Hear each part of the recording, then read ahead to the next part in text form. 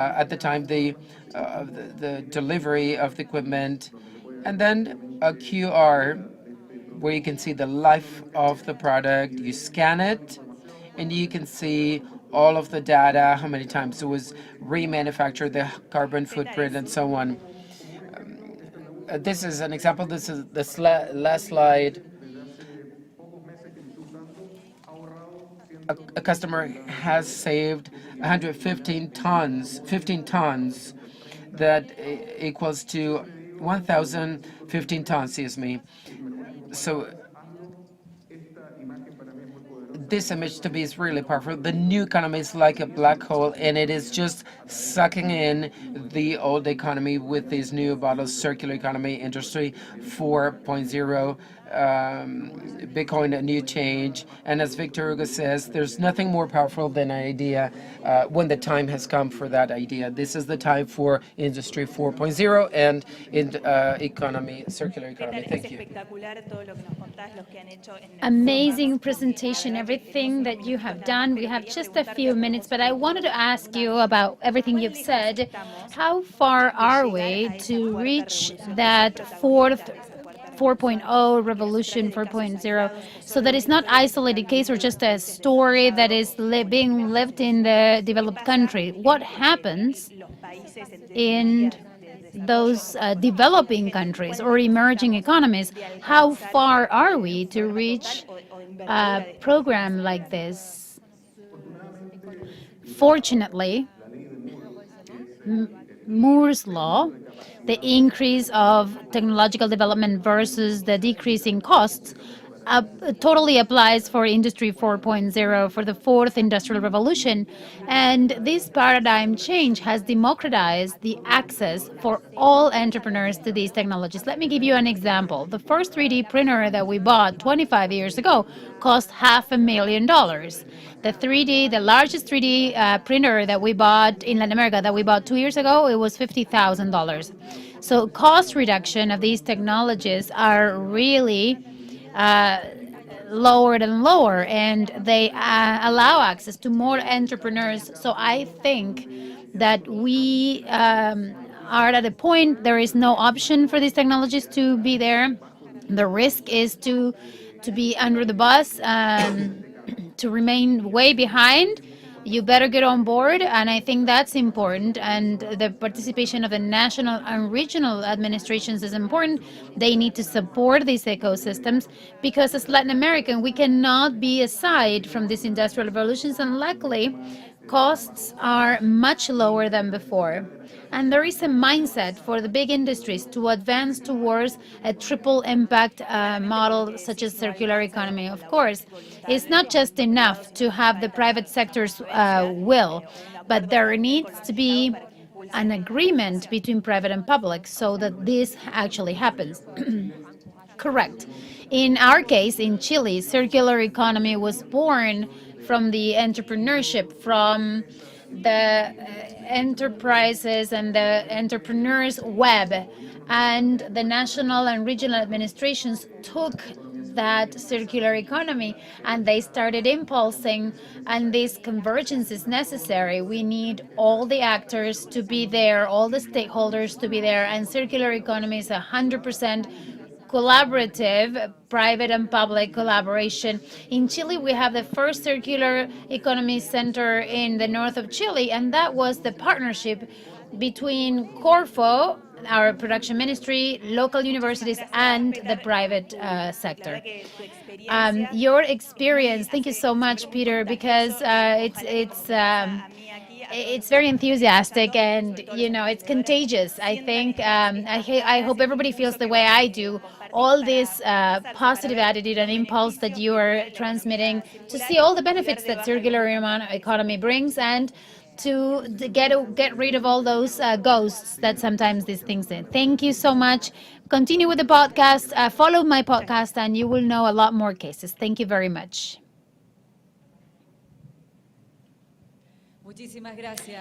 Thank you very much, Maru, but very interesting concepts. I mean, we continue with the speakers now.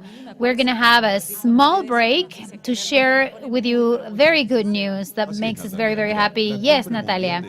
This World Summit on Circular Economy has received the municipal interest declaration, and it's from the council. It says, let's declare this of legislative interest, this World Summit in Circular Economy, organized by BioCordoba, where there are academia and private sector and public sector all collaborating to share experience, innovative experiences in the framework of transition into circular economy and to activate this environmental social economy in Cordoba and the region. This document has 1,914 number on the declaration. Daniel Pacerini signs it, and the legislative power of the province of Cordoba adheres to this first World Summit on Circular Economy organized by Bio Cordoba, with the signature of the Vice Governor of the province of Cordoba, Manuel Calvo, and the councilors Nadia Fernandez and Diego Hack. Excellent news. Thank you, Natalia. And now we'll share with you Nicola Cantarola's speech. He is a consultant in eco-design, entrepreneurship, and circular economy. He's an NUMA expert in green economy. Let's roll the tape. I'm sorry, there is a mistake. Sorry, there is a change. We are working live, so we had anticipated that. Sorry, we anticipated. So, Maru, are you ready to continue? Yes, of course. I'm ready. We have the next panel. I'm going to introduce them. Horacio Martinez, Tetra Pak, Argentina. Sustainability Manager for the South Cone, Alex Perry, Patagonia General Manager for Latin America, Mariale Alvarez, Coca-Cola Company, Director of Public Affairs, Communications and Sustainability for Argentina and Uruguay, and Charlie Caramañan, he is from Enel, Sustainability and Innovation Manager in Argentina. Thanks, everybody, for participating in this World Summit on Circular Economy. Let's start with you, Horacio, who wants to share the words from the CEO of his company, Tetra Pak, and let's get to see this experience. Let's get to know them. Plays a critical role in feeding the world, helping keep food safe, nutritious, and available for people everywhere. At the same time, the world needs packaging that respects nature and protects the planet we all call home. Our carton packages have always used mostly plant-based materials, so that's nothing new. And they already have a lower carbon footprint compared to the alternatives. But now, our ambition is to create a carbon-neutral carton using materials with a reduced impact on nature. We believe that by starting with responsibly sourced, renewable, or recycled materials, neutralizing our carbon emissions during production and distribution, continuing to innovate on food protection and traceability, increasing recyclability, and maximizing plant-based content, we can create the ultimate sustainable package that still secures food safety and availability. And we're not on this journey alone, because we will be collaborating with food producers, innovators, and the entire value chain to improve their environmental footprint, mitigate climate change, and protect nature. It is all part of our promise to protect what's good, and it is the future of food packaging. Building on our strong sustainability foundation and the support of partners everywhere, we will get there. We invite you to join us on our journey. Go Nature, Go Carton. Learn more at gonature.tetrapak.com. Bueno, súper interesante. Es como un pantallazo de lo que están haciendo ustedes. Very interesting of what you're doing, Horacio, in Tetra Pak. Please tell us a little bit more about this experience. We were just talking to Peter Ostajic, who said, well, there is no option. This is the future. We have to start looking at this in this way. But you have a lot of experience on circular economy, right? That is correct. Thank you, Maru. Good afternoon, everybody. It's a pleasure. Thank you for the invitation, and thank you for this summit. It's very important that we all contribute in this habits change that circular economy requires. As you see, Tetra Pak is a Swedish company, so we have very high sustainability standards. Sustainability is one of the strategic pillars. Our logo is protect what's good towards food, people, and the environment and the planet. You'll see that the work we do clearly has a clear goal, circular economy, and the way we implement it in the business. So that's what we're trying to help you with in this panel. We want to pass that on. Circular economy. What we of course we follow Ellen MacArthur Foundation principles. We ask the minimum amount of resources to the planet, and we have to ask them responsibly. So our packaging is very light. 30 grams is just enough for 1 liter of juice or milk or wine, and carry it anywhere in the world with very good performance. So if with only 30 grams, we are able to facilitate access to food in everywhere in the world, and we do circular economy, what we do in eco-design, we try to ask the minimum amount of resources. More than 70% of our containers is cardboard. So FCC, something that we are working with our client certification.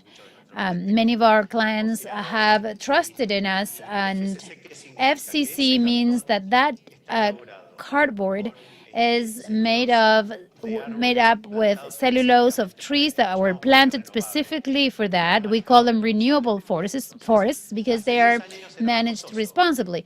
A few years ago, it was more costly. Nowadays, it's a normal practice. We should all ask for a certification in everything that we consume, whatever it is, FCC, that promotes responsible consumption. Horacio, so in that, sorry, I'm asking you about this, sorry to interrupt, but do you think that there is a more demanding consumer for companies in that sense, that sometimes stop consuming certain products if they are not certified or if they don't comply with the regulations or good environmentally friendly rules?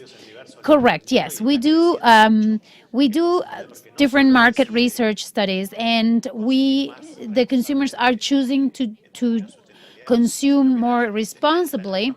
And in some cases, they're willing to even pay more for that. That's not the case. What we are trying to look for in circular economy is for it to be the same price or maybe cheaper. You'll see now that we are promoting Bonsucro. More than 70% of the container is cardboard, and we are now working with polyurethane that comes from sugarcane instead of coming from oil, which also reduces the carbon footprint. So our culture has a lot of implementation in co-design. It doesn't require refrigeration, which of course means a lot in terms of technology. And we have just implemented zero emissions for 2030 in our operations.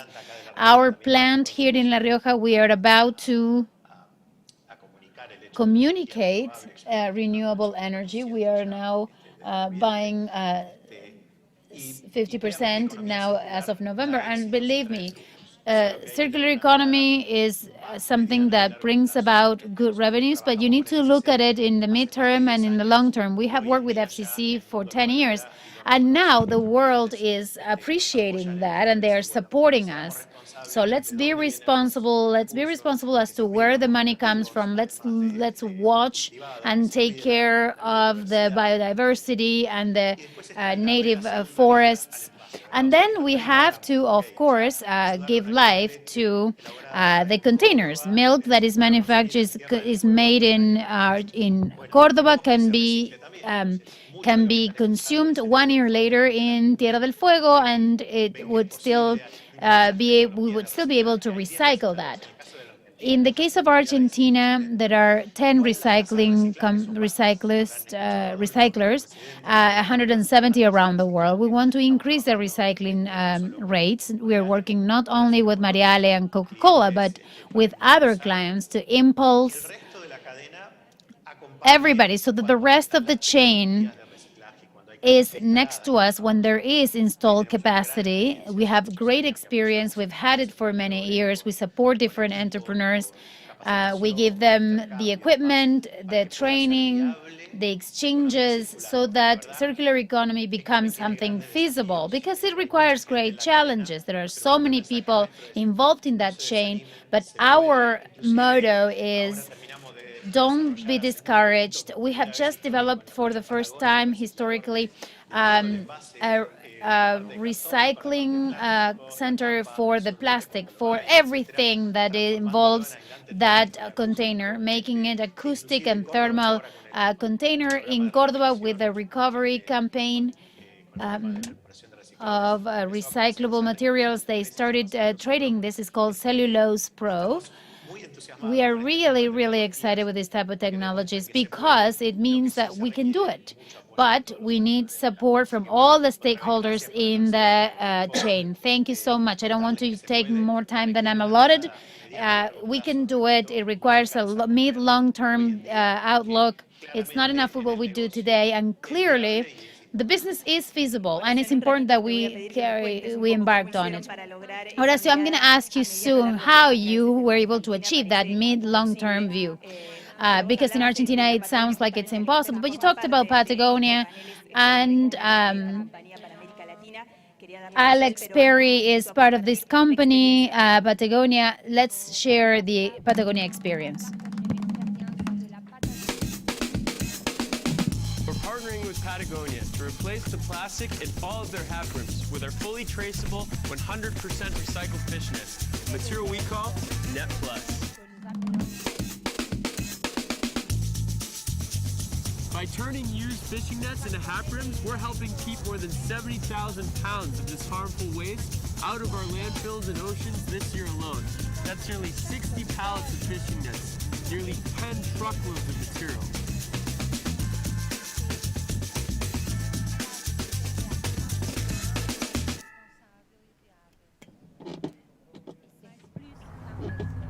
No longer can we assume the Earth's resources are limitless. We wrote this in our first catalog in 1972. Nearly 50 years later, it's only gotten worse. Today, the clothing industry contributes up to 10% of the pollution driving the climate crisis. For as long as we've been in business, we've seen quality as an environmental issue. That's why we build clothes to endure, so you don't need to buy new as often. We make gear with recycled materials. We grow food and fiber the way nature intended. We promote safe and fair labor conditions for workers. There are some things you can do too. When you want something new, ask yourself, do I really need it? Look for one product you can use in multiple ways. Repair what you wear out and pass things down. Demand recycled. Demand fair trade. Demand organic. Buy less. Demand more.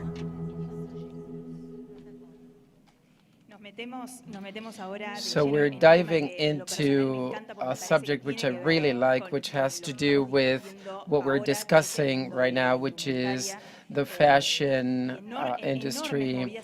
And even in Argentina, wearing less and wearing better. In a way, thinking twice before buying. Alex Perry's part of this panel. It is a challenge, Alex, right? To turn into a product, into a sustainable product, and the price in countries such as Argentina. Thank you for the invitation. That's right, Maru. Being part of this important discussion, right from day one, circular economy has been part of our DNA, and as we point out in the video, the quality is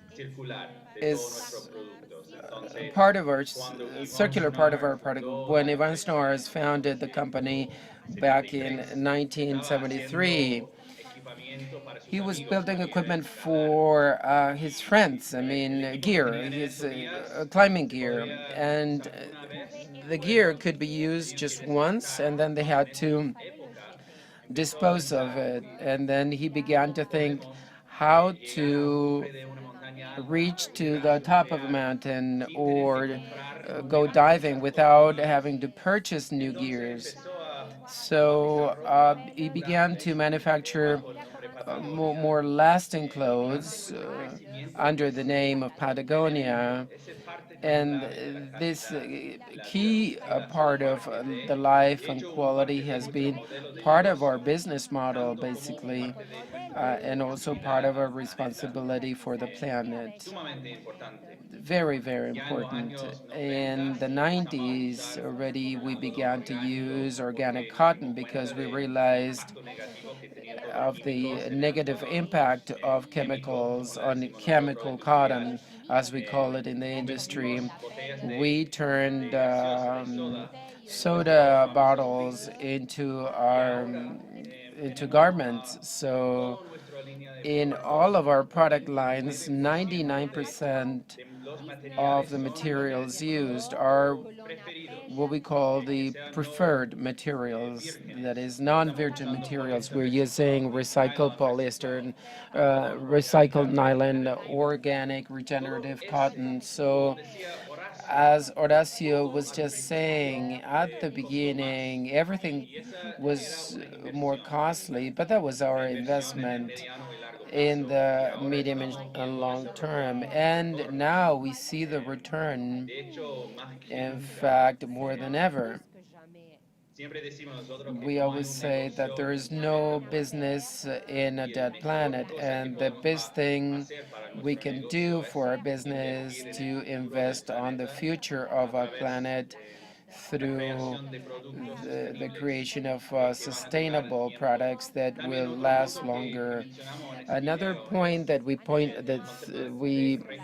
was discussed in the video was the concept of repair. We know that the fashion industry is one of the great polluters of the world. Just wearing a single garment for 9 months will see the reduction of, I mean, wearing the garment for 9 months more, we're reducing almost 60% in terms of carbon footprint. So what we're doing now is to train to come up with new business models focused on repair. We have an initiative called World Wear. If you haven't heard, you can Google it.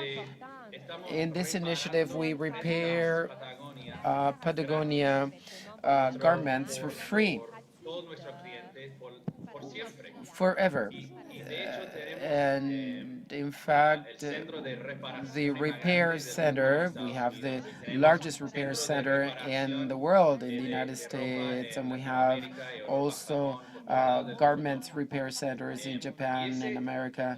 And what we have seen, what we came to understand, is that there is an investment, yes, an investment in the planet, in sustainability, but we've been able to have a business, community database, more loyalty, customer loyalty. This is a key aspect, and that these kind of circular businesses is really powerful. It's a better type of business, and this is the concept that I want to spread around the world, and we have the proof. We have proof of that. We are always in this planet. We all agree that we can't do this by ourselves. We need to do this together. So I invite you all to start thinking this way. And the first thing we can do, is to have to look within and understand the impact that each of us have on the planet as individuals or as companies, and to begin to understand that impact. And after that, to think about the reduction plan, how to reduce that impact.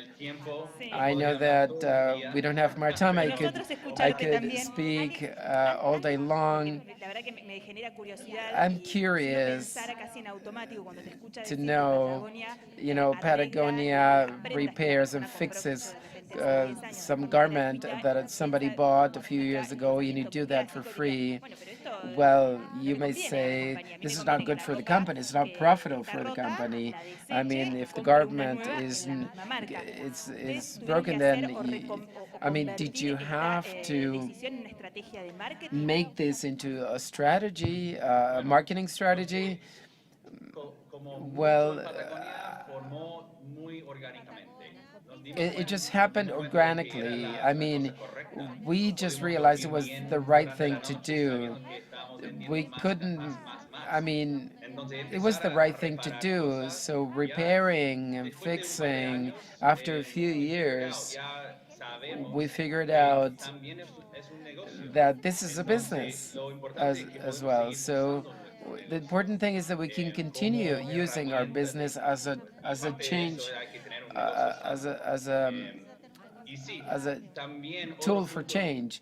Another key aspect is that we know that an individual that has good experience with a brand or a company, they become loyal. If they buy one of our jackets, they'll be able to wear them for a long time, and then we'll repair them. But when they need a new pair of pants, or they they will come to Patagonia to buy what they need, what they really need to do what they want to do, some of our activities. So this has worked very well, not only in our industry, but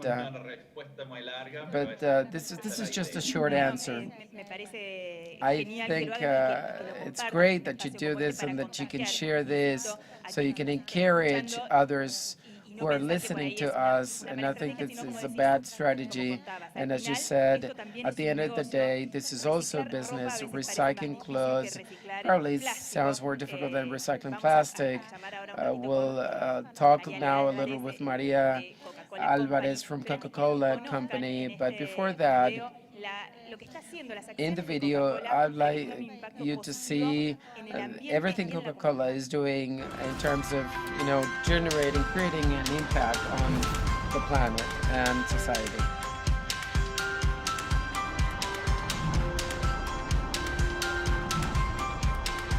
Coca-Cola has 11 plants, 72 distribution centers, 12,000 direct employees, over 80 drinks, 50% less sugar, in a world without waste. 2030 goals to collect and recycle 100% of the packaging that we place into the market, and to have packaging with recycled materials. Did you know that 35% of our sales were returnable packaging? We have a single bottle, a single design, like Sprite Clear. We launched a transparent bottle with a green route, covered and recycled 306 tons of plastic.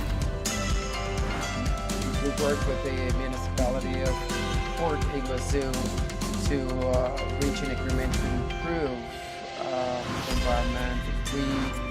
We strengthen our commitment to drive and develop inclusive recycling models. We unite with the rest of the industry to develop recollection models. Coca-Cola Argentina.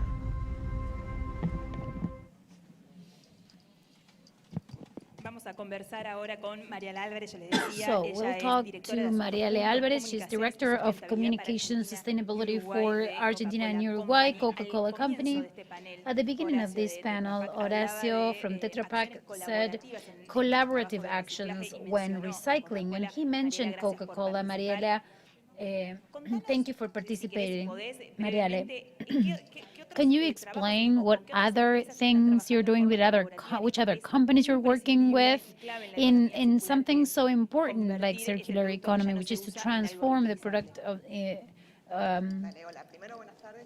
recycling.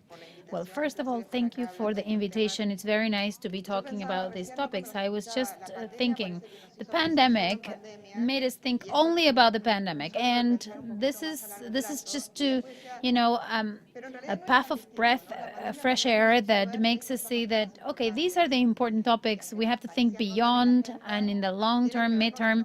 Maybe they were not in the agenda, but it has to do with what happens to us every day. And when I heard Horacio, I'm going to repeat many things that he said, but that's great. I mean, that means that we are really working together. We are aligned.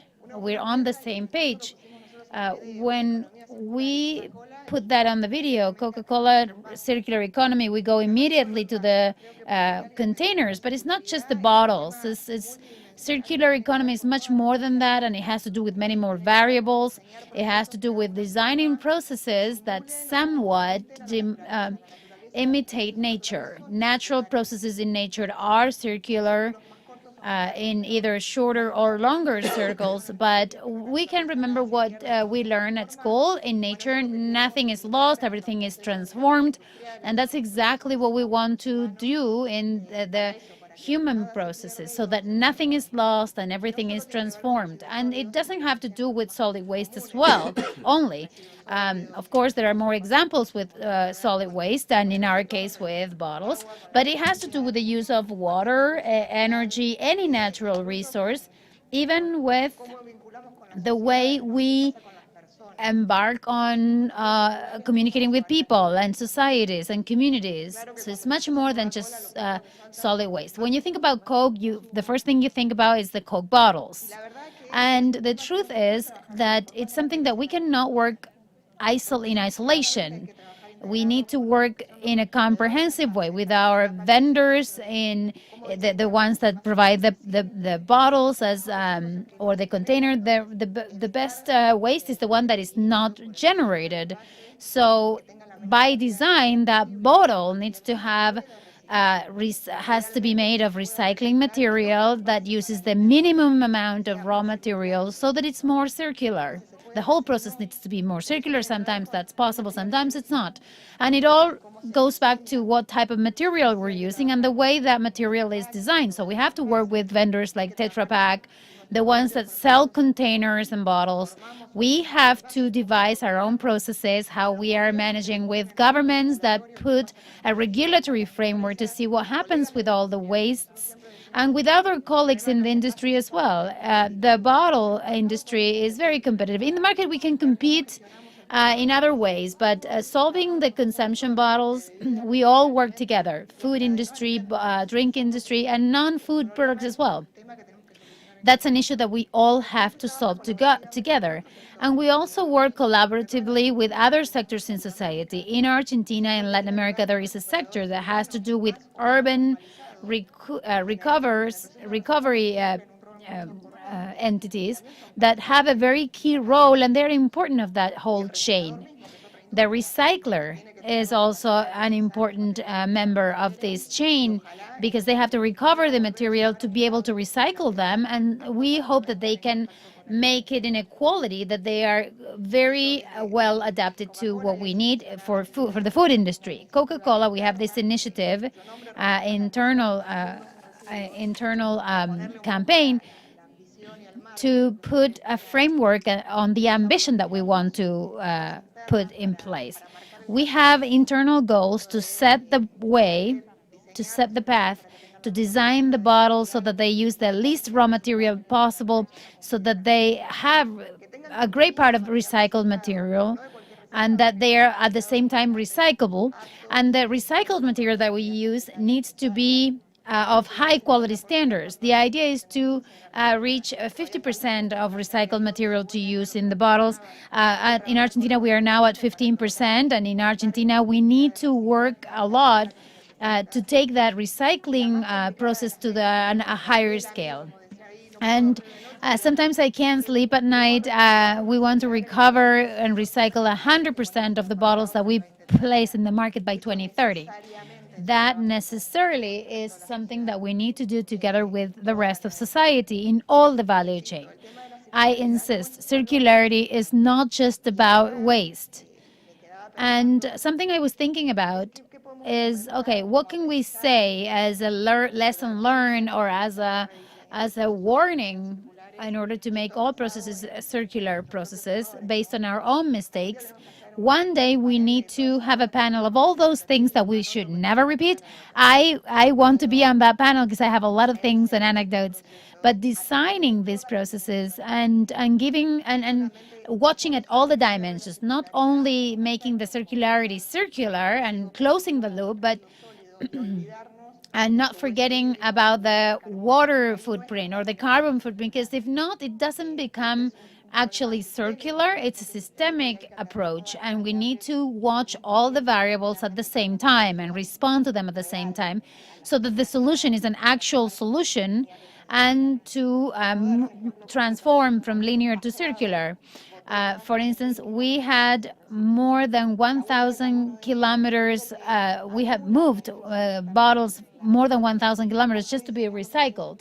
So we have to design the processes and we have to observe all the variables, not forgetting about the economy, because sometimes we make that loop to close on the environmental side, but not on the economic side, and that's not sustainable in time.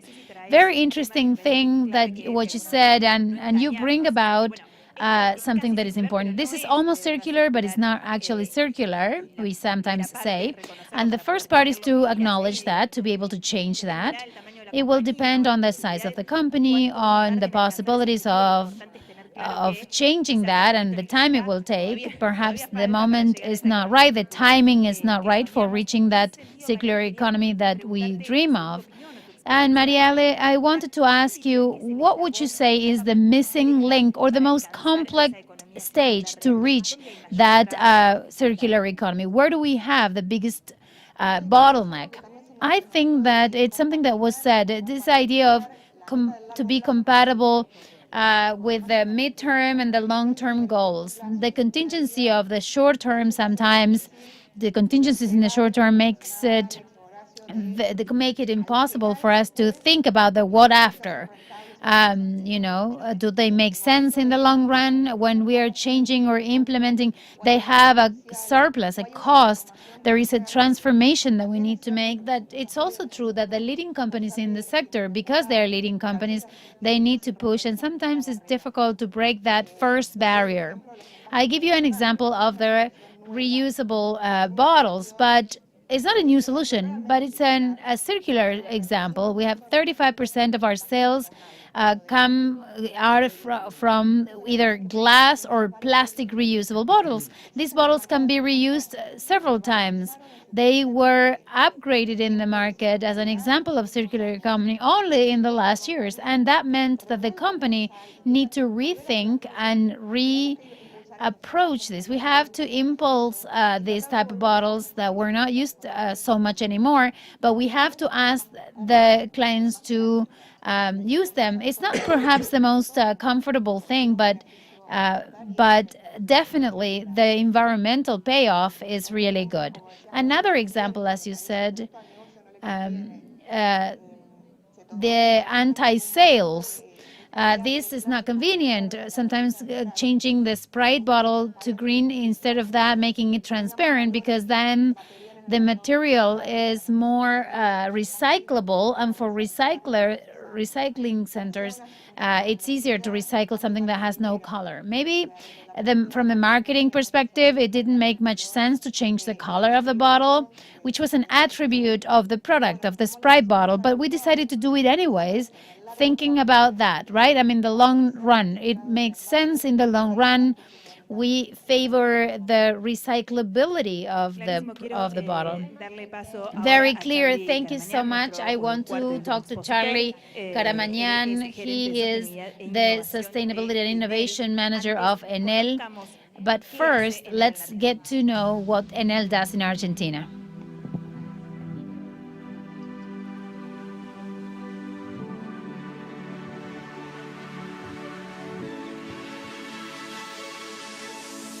Cada momento de la vida está atravesada por Every energía. moment of life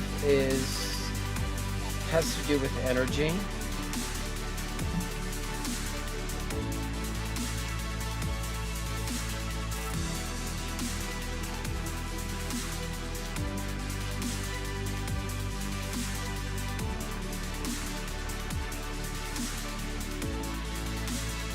Porque la energía está Because presente energy en todo. is present Y al in mismo everything, tiempo, and at the todo same lo que time, hacemos pone en everything juego we nuestra do energía. plays energy at stake.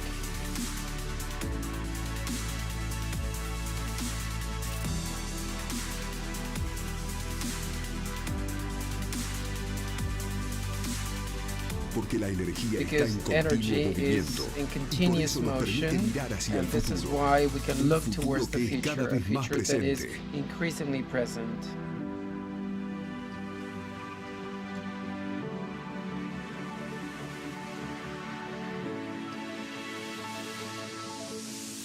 Y seremos los protagonistas And we'll de be todos los desafíos The que se key vienen. players in all of the future challenges.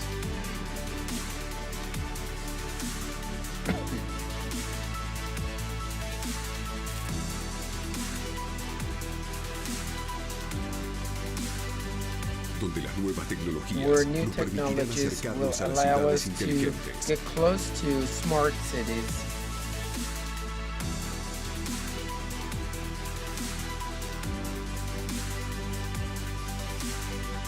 Cada momento de la vida está Every atravesado por moment of energía. life Esa has to misma do with energía que energy, nos the same motiva para energy seguir that creciendo. encourages us to continue growing. How do we do it?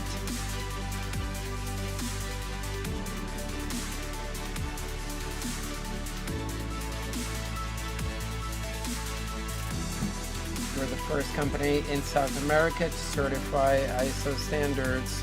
We were recognized with a high composition. We support energy transition in our country Porque detrás de cada because historia que se behind vive, each history, estamos nosotros. we're actually behind each of the histories.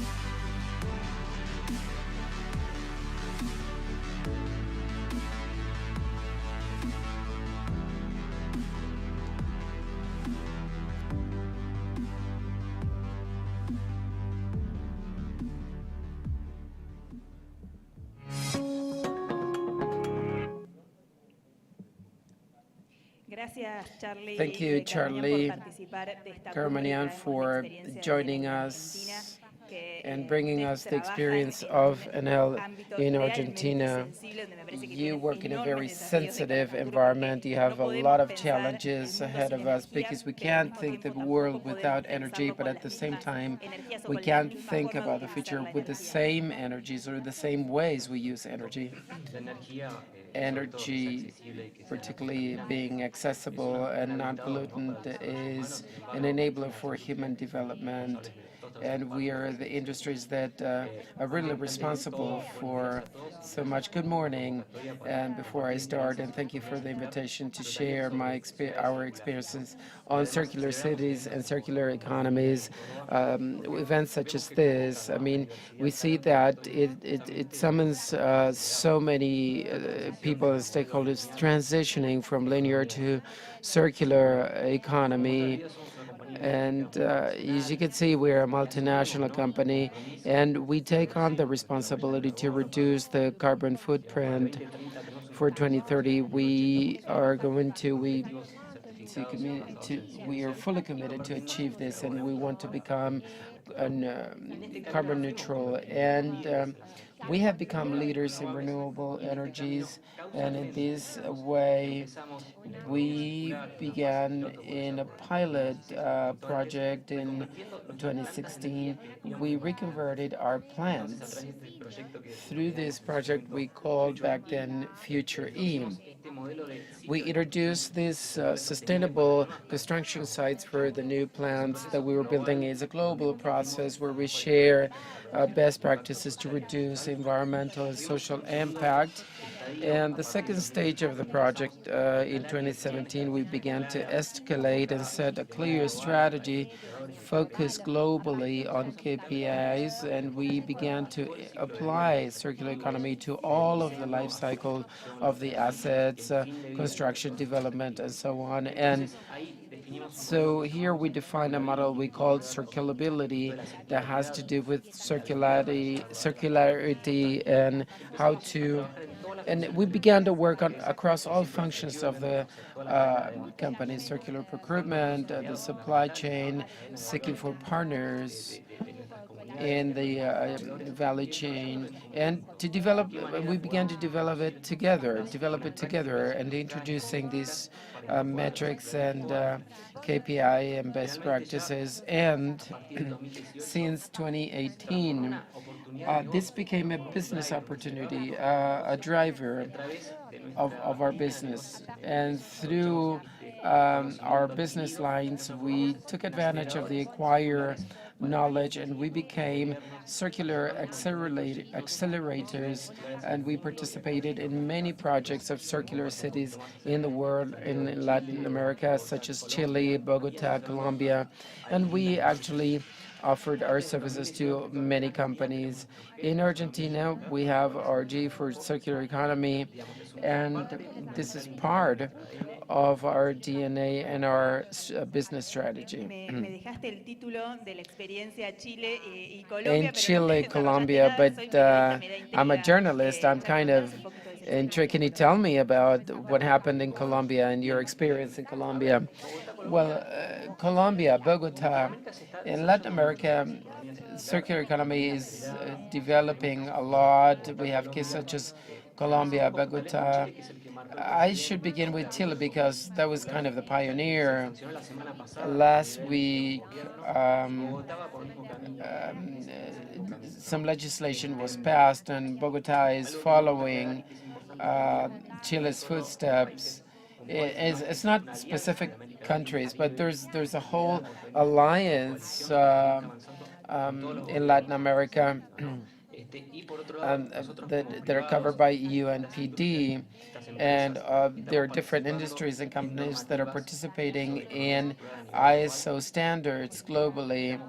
And we expect basically what I can say about Bogota, Colombia is, it's a very, very interesting project that involves an area, I think it's called the Triangle of, it's kind of a weird name. Well, I remember it's a triangle in the middle of the historical headquarters where the Andes Universities is located, and they are building sort of a center to be able to use all of these technologies. We electrify buses. In the next few years, they're going to have 400 electric buses. We're working on 4 transportation centers, designing electric buses stations. But this is a city that is growing organically and is taking advantage of these opportunities. We have historical centers or quarters that are including circular activities. As regards energy consumption, electricity consumption, particularly in Argentina, governments have been fostering appropriate consumption and punishing inadequate consumption. Do you believe that society, we are aware as a society regarding the importance of decreasing energy consumption? We are not aware. This is the truth. And this has to do with the standards and regulations in countries having strong regulations or differentiated tariffs. Then consumers become more aware of their consumption. But in these thermal units, or for example, El Chocón power generation plants, there are peak consumptions, or when we need to have higher generation infrastructure. And so in a way, by implementing technologies and empowering companies and the grids, will actually foster more, smarter consumption.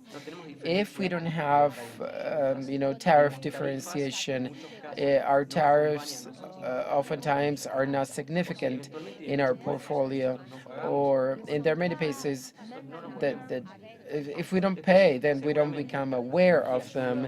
Technology also helps a lot. Smart meters, technologies that help us know real-time consumption, so we can predictively or proactively know, so we know exactly when we are consuming more than usual. Then we can moderate consumption and generate that habit, because at the end of the month, when we get the bill, finally everything that has to do with education, understand what kind of appliances we can use or that are available. There are many technologies such as LED lighting, induction stoves.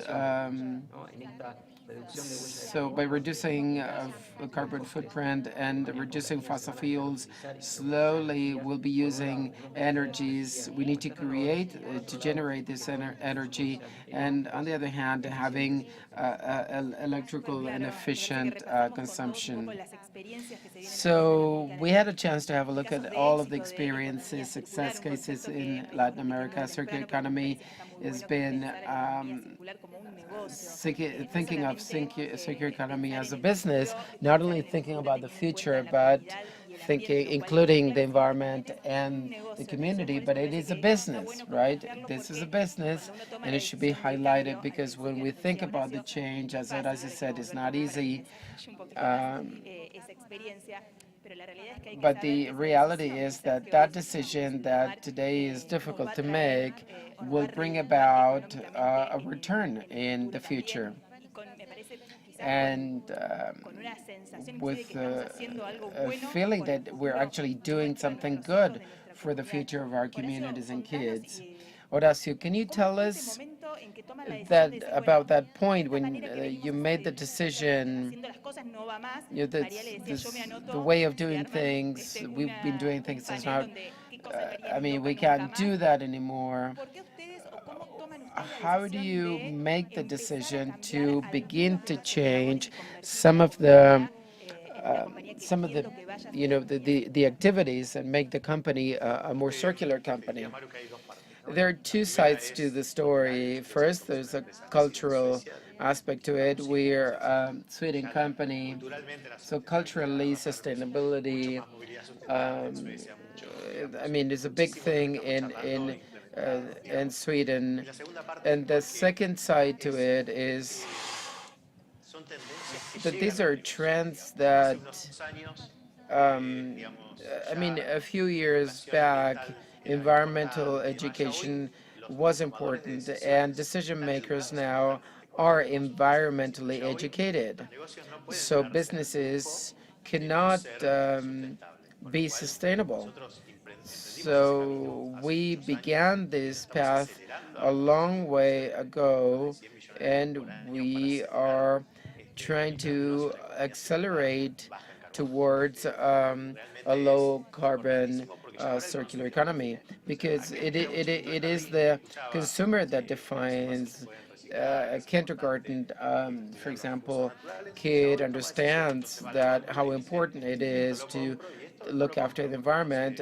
Today goes to the supermarket and he makes decisions based on what he learned. Mariale from Coca-Cola and Perry Alex Perry, from Patagonia on conciencia ya no en la the comunidad, sino en awareness los not gobiernos de from the América community, Latina. by ¿Ustedes the dirían, governments from Latin con su America? opinión, en su Would you say, experiencia, based que on your hay una toma de experience, that conciencia there por is, parte de I los mean, gobiernos decision latinoamericanos making en la on necesidad by de Latin American reconvertirnos governments? I hacia una mean, is economía there a circular y que las need to inversiones y las compañías shift que invierten y towards a producen circular en nuestros economy? países I mean, tengan este concepto y en ese I'm sentido hay particularly exigencias sobre having estos cambios companies puntuales en los investing últimos años? in these territories. Have you seen changes in the Arrancamos last por few Mariale, si years? quieren. Bueno, a ver, déjame pensar un poquito la Let me respuesta. think about the Compliquete, answer. compliquete. Obviamente, no, viste que hay que buscar los ejemplos después. Obviamente hay mucha más conciencia There's y hay a whole lot movimiento more positivo que awareness. se quiere hacia There's a contemplar positive temas movement towards considering these regulaciones. Lo que por ahí nos issues. está faltando, y es un tema de What we're horizonte, sobre todo en lacking Argentina, es la política is pública sostenible. public, sustainable Las public iniciativas, policies, las because we could representaciones have de países legislations, tienen que hacer un trabajo but then we constante need y to consistente en políticas be coherentes, consistent y ahí nos incluye in a terms of todos, a los policies, and gobiernos we y are all al involved in sector this, not privado y a only la the sociedad. public sector, Mi but also the opinión y private un sectors poco and personal society es as a que en whole. Argentina But y en personally Latinoamérica nos speaking, in Latin faltan America and políticas Argentina, públicas we need public sostenidas en el policies tiempo, en el that tiempo. sustain, Vamos y venimos, that are hemos sustained a cambiado, long time. I hacemos mean, grandes planes, we pero que no change. I duran mean, 2 we have años. these huge plans, but then Creo que nos está faltando un we poquito de need eso. that. Y otra We tendencia need que tenemos es continuity. aspirar a copiar And then the other thing is we want to regulaciones copy que no regulations and models of necesariamente developed se adaptan countries a that nuestra do not realidad. necessarily Creo que adapt tenemos to our que reality. diseñar So we nuestro need to propio design marco our regulatorio own que sea coherente regulatory con nuestra framework that is realidad consistent with our y reality, adaptable a nuestra realidad. and that Por ejemplo, cuando it somos can be sociedades adapted to our reality, and that the commitment with metas the o society to compromisos be en able temas to de clima, sustain en these temas de commitments suelo, en and temas these de goals in cambio terms of climático, soil no importa el so tipo político regardless del of the gobierno, political mantenerlo como política party, pública but durante to el tiempo sustain suficiente that a para que long muestre time resultados. so as Creo que to nos falta un poco achieve de the eso. right results. I think this is what Alex. we're lacking. Alex? Sí, de todas maneras, sí es una tendencia que estamos viendo This is a alrededor trend del mundo, we no see solamente around the en globe, Latinoamérica, not only in del Latin lado de America, Chile, con la in creación del Chile with ministro the de Ambiente hace with una the década, Ministry of hemos visto Environment. un We've avance seen enorme great arriba de la progress in conciencia terms de of sostenibilidad, del cuidado del sustainability, medio awareness, ambiente. and Y de hecho el trabajo que están environmental haciendo para protection, and what fomentar they're una doing ley de to filantropía ambiental pass es an un gran environmental logro para poder philanthropist legislation. This is dejar a great los achievement ciudadanos de to Chile um, donar show plata que sea citizens or efectuado o empresa a temas ambientales actually sumamente citizens can importante donate y money la creación de parques for nacionales que environmental estamos issues, viendo and the en Chile es creation of histórico. Y por um, el lado de Argentina estamos national viendo una parks in misma Argentina. tendencia, We see the creación de same parques trend, nacionales, creation of etcétera. national Y hace parks and 2 so on. semanas vale And la 2 weeks pena mencionar ago, que el gobierno local the de local Tierra del government Fuego of votaron Tierra de del manera Fuego unánime voted rechazar la idea de the introducir rejection of salmonicultura producing en la zona de Tierra del salmon Fuego porque in sabían, the tenían Tierra un del Fuego vistazo region, because hacia el they futuro de had que this querían una vision of the industria future. They que didn't want an iba a industry matar a that un would kill ecosistema y por an lo tanto ecosystem matar a su and economía. therefore kill their Lo que dijo Horacio, economy. What la Horacio sostenibilidad says, viene a los sustainability negocios, pero comes to también the businesses, vendrá y but viene a la it regulación. also it will Como come empresa lo to vemos nosotros como regulation. We see this as a una company, cosa estratégica y as a competitiva. strategic Estar mucho más that adelante y is to be avanzado que la really at the regulación de forefront hoy en día. ¿A and qué me refiero? more Portados advanced de Estados regulations Unidos, in the algunos United países de States and some Europa ya countries hay in un Europe. impuesto And there el is uso de even a carbono, tax on ¿cierto? the use of Entonces, carbon. mientras So reducir su as huella de carbono, reducing vas a carbon tener footprint, una you'll ventaja have muy competitiva a cuando very el competitive gobierno en tu advantage país when your implementa esa government misma implements regulación. this same Entonces, regulation. estamos pensando de esta So manera, this is estamos the way pensando we're en un thinking. futuro We're thinking de in no the solamente que future, es importante not para el only planeta, pero también para important el for the negocio. planet, but also for the business. Lo que vimos nosotros What y tenemos la we, experiencia. our Y eso es lo que quiero experience, and pasar. this is what I'd like to Cualquier convey, decisión is que that hemos any tomado decision we que made fue bueno por that el was planeta good ha for the sido planet bueno has por nuestro been good negocio. for our business as well. And clearly, this trend will will continue. Probably a smaller entrepreneur that is, running a small company that wants to actually become more competitive and probably invest more in the business and probably they want to move towards circular economy. What would you say is the first fear they will have, so we could probably help them overcome these barriers or fears? I don't know, probably wait and see for yourself that the result is positive. And so you know that, I mean, what we're saying is actually true. Well, the first thing that anyone can do is to understand the impact of the current business and try to reduce that impact. We are in the future, so the next generation is already demanding and choosing companies, more sustainable companies, and this will be there for the next 50 years. And I am in contact with entrepreneurs and companies that say, well, it would be great to have a company such as Patagonia that has the money to invest and make these decisions. But then back to the beginning, this was a group of friends, I mean, putting gear together for their adventures. And they had that vision, that foresight to do things right. And I believe that we all agree that not only the next generation, but also the next government, society, there is a trend that involves the entire planet, particularly now with the United Nations and the reports that they publish with climate change. This is encouraged, I mean, this is caused by humankind. So governments will be pushed to actually go this direction. So it's not very complicated to connect ideas and concepts and say, well, I have to, make decisions. It's not, it's not to be done in a single step. I mean, we are reducing the carbon footprint. We've been in the business for over 50 years. So we're implementing and integrating materials, preferred materials, being able to achieve 90% after 50 years. So, I mean, we have to take one step at a time, but always in the same direction or correct direction, and the returns will begin to appear quickly. So to have a clear idea, to be consistent, and not to be anxious, in other words, Marielle said a few minutes ago that when we think about developing countries, we take as an example what's happening in first world countries, and eventually we don't have the same needs. Charlie, what would you say are the urgencies that we have in Latin America to start making those first steps that Alex said that we had to do on the way to circular economy?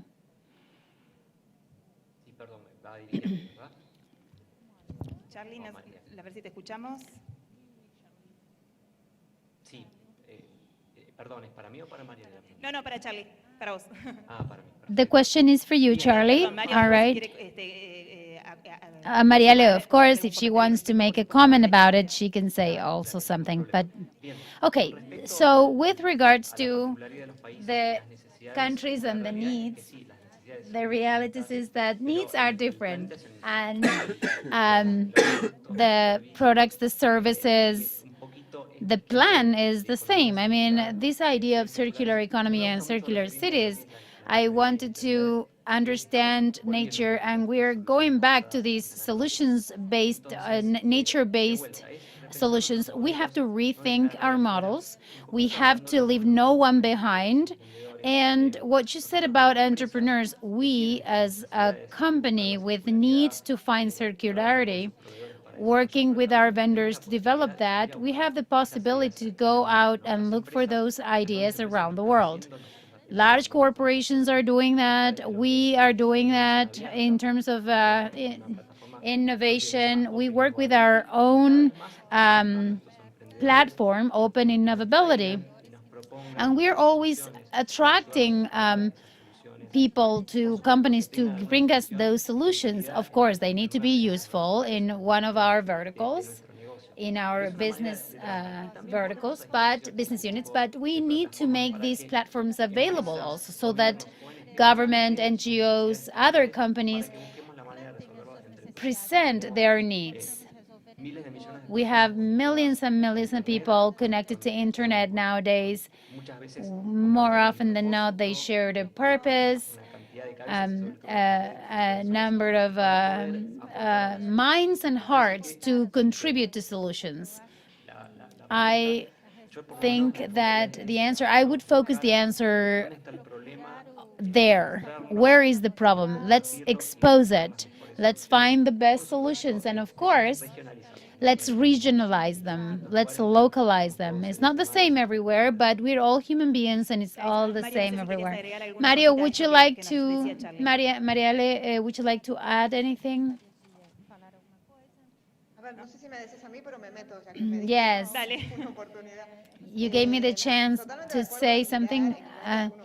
The planet is only one, and problems are common problems for the planet. And the pandemic, how fragile we are, how connected we are when we want to and when we don't want to. And there is no other place to go. I mean, we have to do the best of this planet so that we have good quality of life to all the people in it.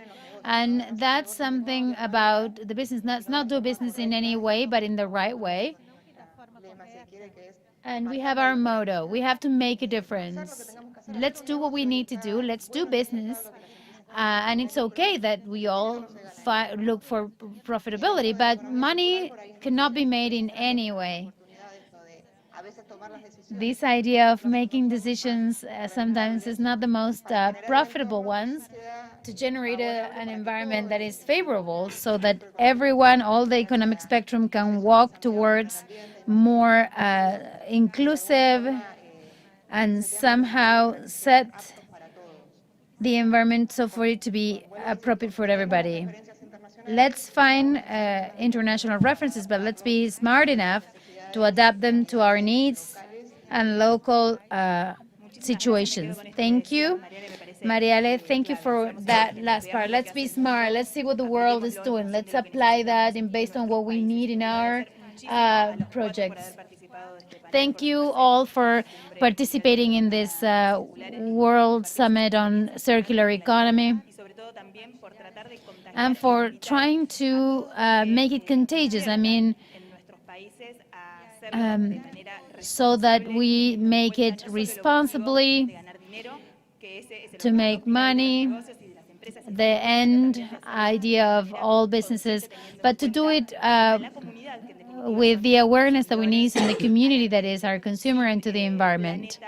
Without planet, there is no community, there is no business, there is no future. So let's bet on this circular economy. Thanks to the four of you.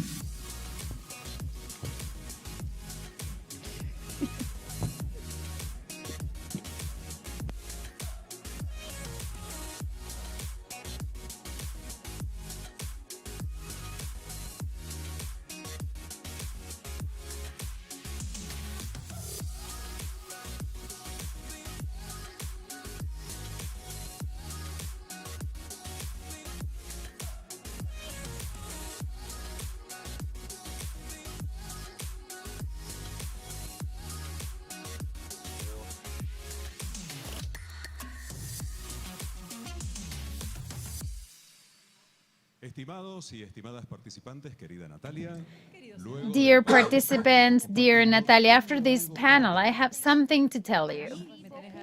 To me, you have something to tell me? Yes, to me and to you and to everybody. Okay, I'm all ears. First, these actions are very important. The policies are very important that promote electric mobility and that helps reduce greenhouse gas emissions that produce global warming. Let's see. Let's understand something. Global warming,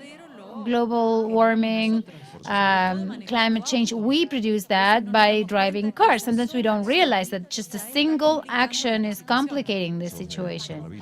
Do you use the bike? I tried, and I have to continue trying, but I think that this summit is going to give us a surprise. Let us all tell you that our country has signed serious commitments in terms of SDGs, Sustainable Development Goals, and among other things, we have defined actions to move forward in that direction. Worldwide, transportation is responsible for 20% of these emissions. The mutation towards electric mobility is an unavoidable mutation.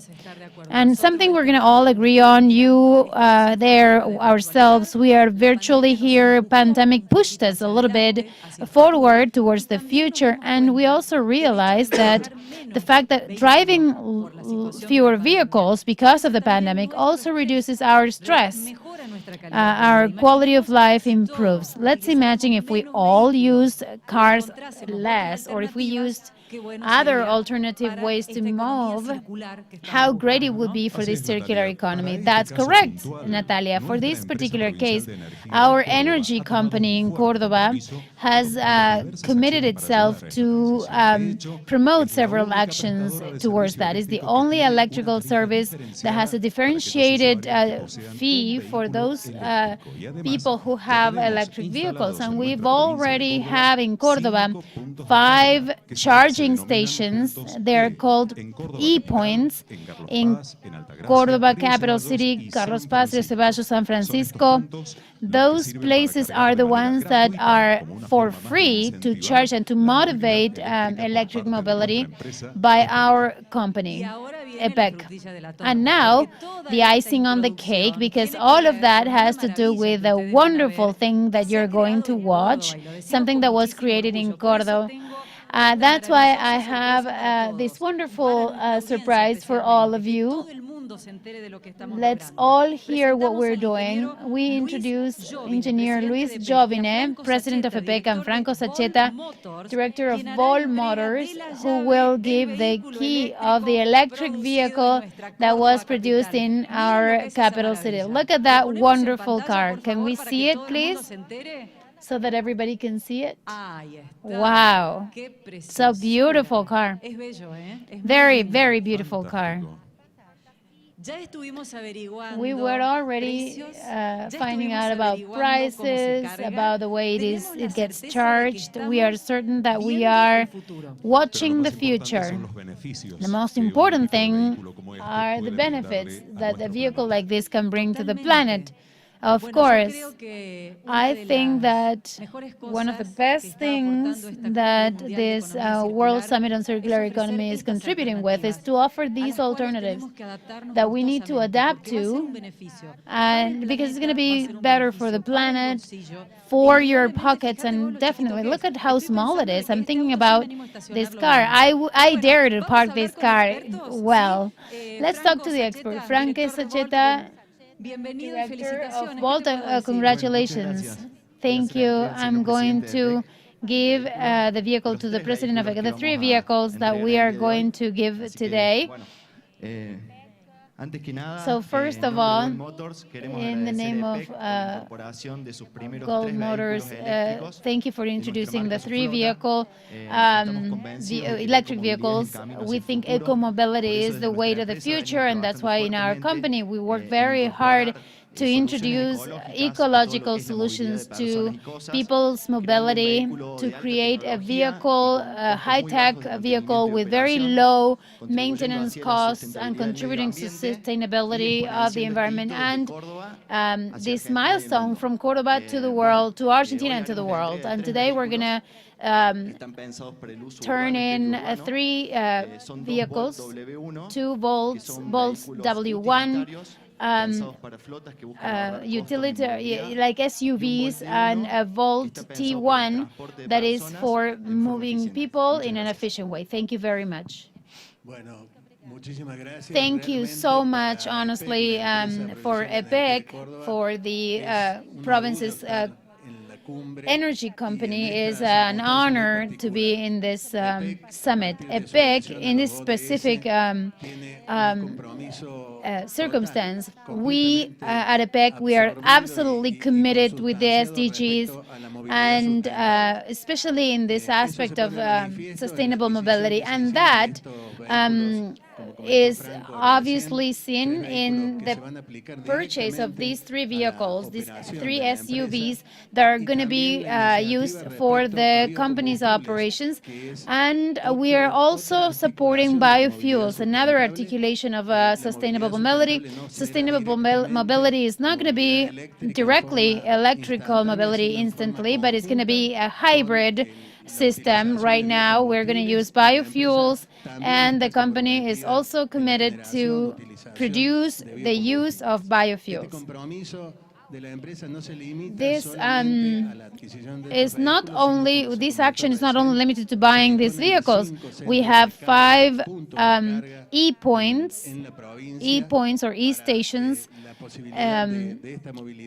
to make it possible to charge these vehicles and to have a differentiated fee in the electric bill for users of electric cars. So from the company, thank you, Franco. I'm very proud. We're very proud to be here and to start this sustainable mobility stage. And very soon we will have biofuels for the EPEC fleet in agreement with the society, with the partnership of the province of Córdoba.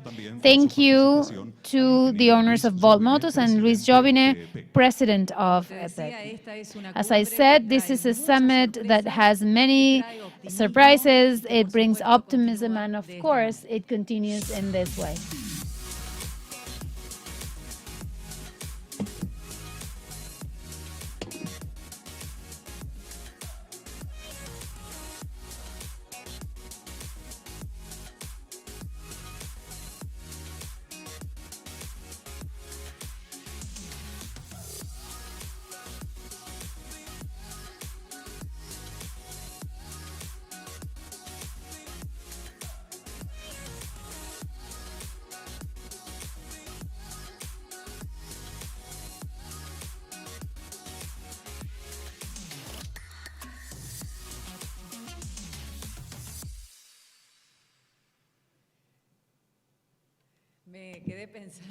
I am still thinking about 2 things. That car, could we test drive that car during a break that we have during the summit?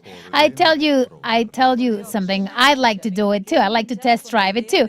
I love the idea of using these cars and how much change they can bring about. This would be a huge proposal, I mean, to fully understand what circular economy is. And the other thing I'm thinking about is in something you said during the morning. You said something. I'm going to present now. Now this is the moment to present this video. We're going to share Nicolas Serantola's speech.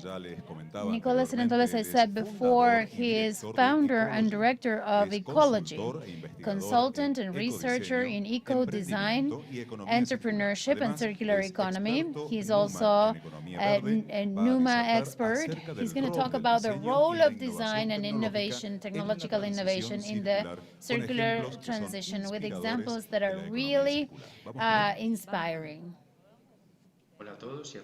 Hi, everybody. It's a pleasure for me to be here in this World Summit on Circular Economy in Cordoba, even though it's virtual.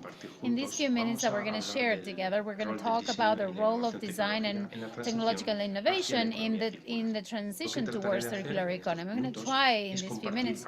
I'm going to try to share lessons learned, reflections from Europe.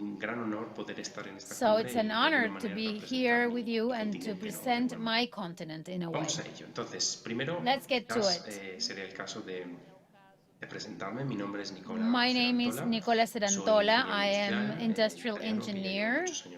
I've been in Spain for many years, but I'm Italian. And through my consultant agency, Ecologing, I work in consulting and training and dissemination exploration, as I like to call it. And I have done it as a base camp in Madrid, but I do it internationally, mostly Europe, Latin America, Middle East, North Africa, and Latin America. I am mostly working on dissemination and training, mentoring and methodology to try to put into practice what circular economy is, not only in the theory, and advisory and exploration, where we try to understand the dots and to connect the dots. These are some of my clients, but the important thing is to talk about circular economy. I always like to start these talks with a very provocative slide. The concept of circular economy has become into a unicorn search, a box full of unicorns of opportunities. In fact, it's more like this. It's a storm and sailing in a storm, because we are starting to see that the storm is almost here. We are in this boat, we're in this society, and we are seeing the way we're going to face these storms and how we're going to survive, most of all. Because that's what this is about. I mean, to have in mind what happens in our surroundings, but also to say, okay, what is going to happen to us if we continue in this path? In this sense, one of the elements that we have seen in the Congress, in the summit, is the bio-inspiration. It's not that somebody invented it, it's something that nature itself gives us instructions, teaches us the way we should do things. So this bio-inspiration leads us to circularization, to make every piece of garbage to make it a product and be used for other things. Biomimetic teaches us how to cross those borders, how to go beyond, and how we need to go into this transition towards the future and towards the present as well, because the pandemic has taught us that we have to change a lot of things, and these type of disciplines like biomimetic, we have to change many things. We have to learn and imitate and copy what is happening. It happens not only in terms of material and technologies, like we'll see later, but from a perspective that is more organizational. How can we organize our cities, our companies, our institutions, so that they look a lot more like a forest than like anything else that doesn't work?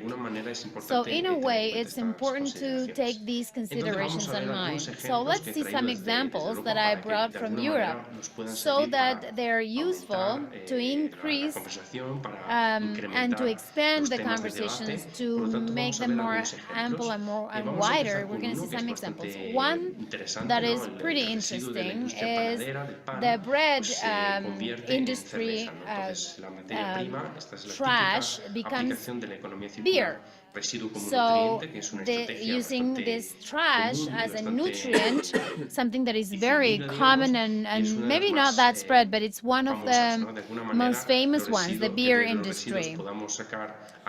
And so that we can take some elements from the other industry. That's a very interesting point. In this case, out of breadcrumbs or bread residues, we can make beer. This example is from Catalonia, Barcelona, there is another.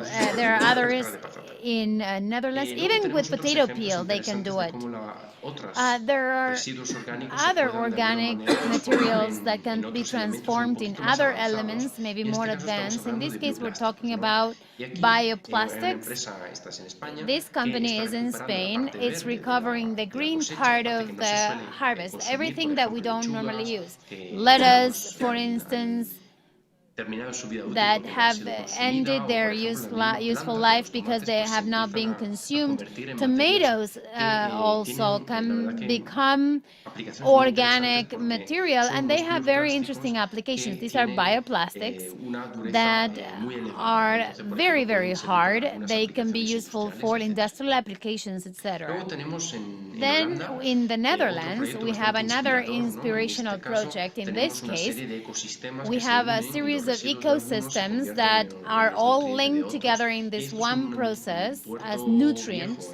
This is an old harbor in the north of Amsterdam that has been transformed and reconditioned to adapt to these ecosystems. As we said before, nature teaches us what we should do so that things work better and in a more sustainable way. So here we see that what comes out of each one of these elements, it's a co-working space, a housing, a coffee shop, is transformed through technological solutions in food for a greenhouse.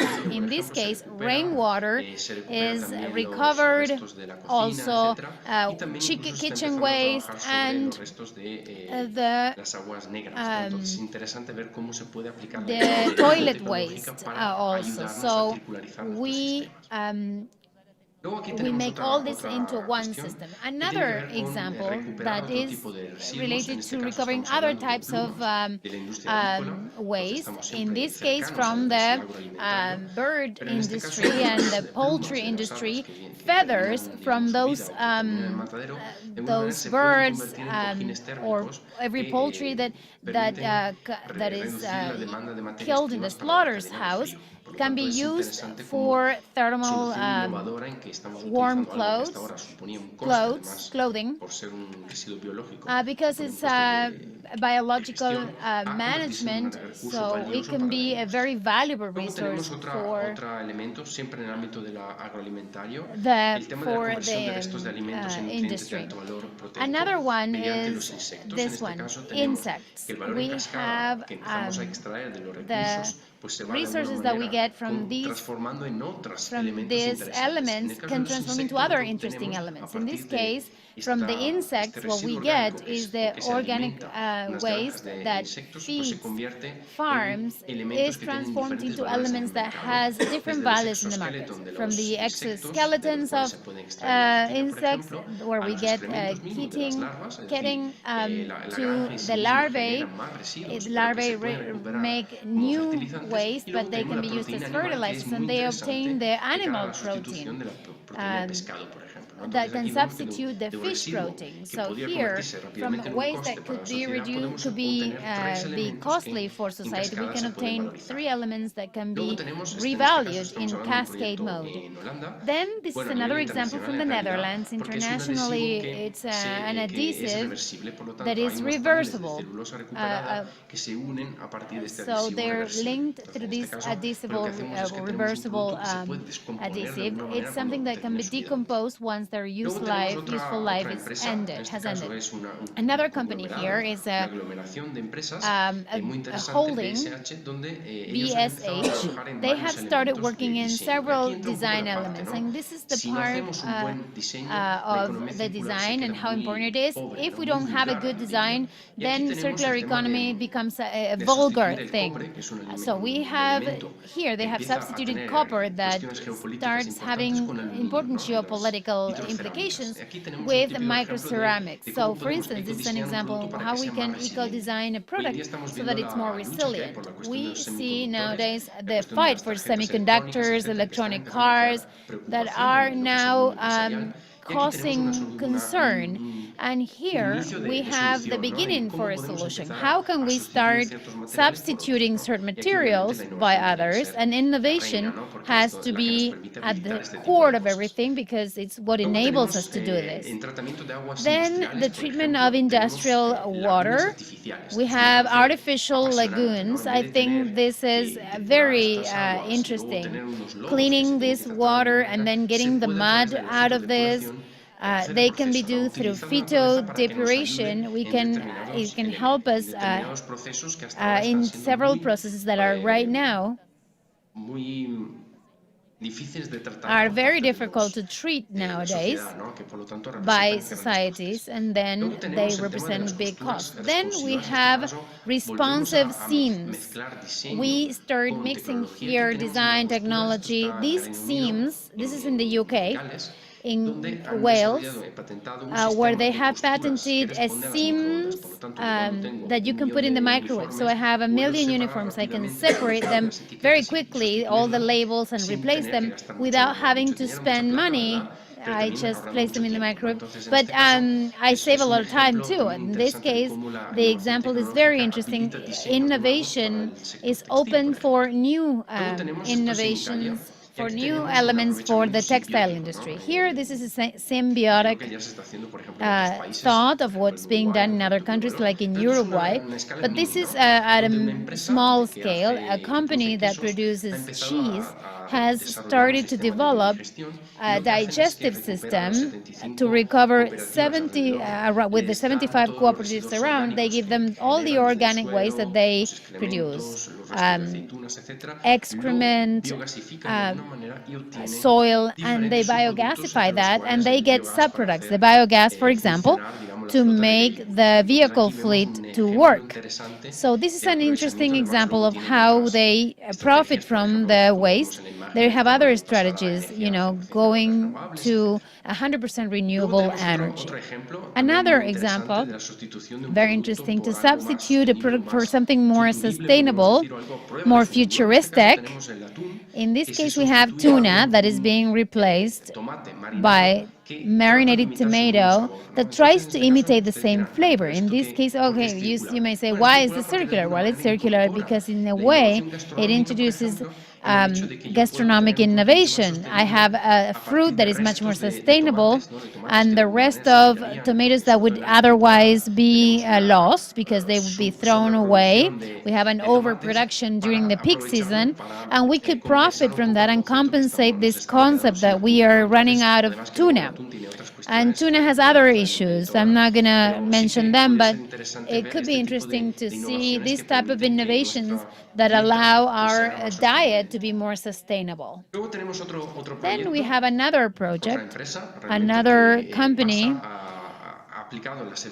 that applies sanitization. We're talking about headsets to listen to music on, and they adopted a Spotify model, music on demand. And in this case, the headsets are on demand as well. I pay for the use I'm going to give them.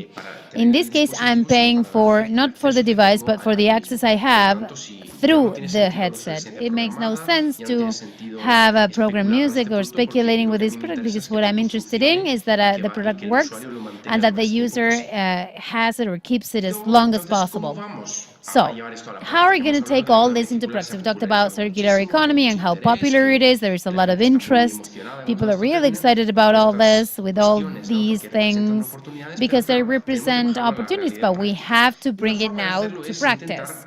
Bring it down to earth. One thing is to understand these 5 things. First, understand and rethink the linear system is key to have better solutions than the current solutions. The circular solutions need to be better than linear solutions to generate actual value for the market, not a fictitious exponential value that we buy things that we don't actually need. To have economic feasibility, that means if it's not financially viable, then we shouldn't do it, and a prototype so that we can learn. And then these are the elements to go deep dive into this design, circular design, so that we can create situations that somehow it wouldn't be possible. In this case, I launch a statement, an enunciation, to go down and not to have only social responsibility, entrepreneurial social responsibility, we have to be more radical. We have to go deep down where the root of the problem is. So what we could do is to try to understand how we can face the challenge, the linear challenge, from an entrepreneurship point of view. In this case, I want to highlight that the business model in a company is very important, and that's where we can take that leap of faith. Let's not change raw material and processes only.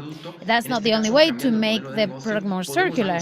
By changing the business model, we can jump even farther. So what is the key tool? Well, the canvas.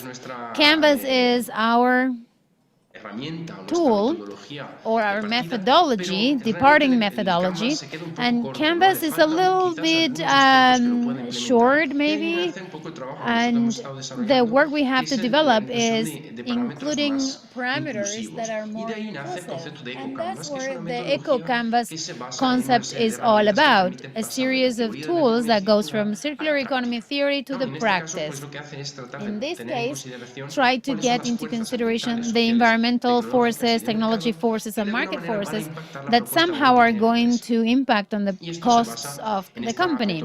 And this methodology that we see on spirals, I'm not going to bore you with this because it's pretty bad, but the idea of sharing this and the possibility of trying to transfer this innovation that are being done from new business model to a methodology that can be sustained and give support to the creative process and the prototype process.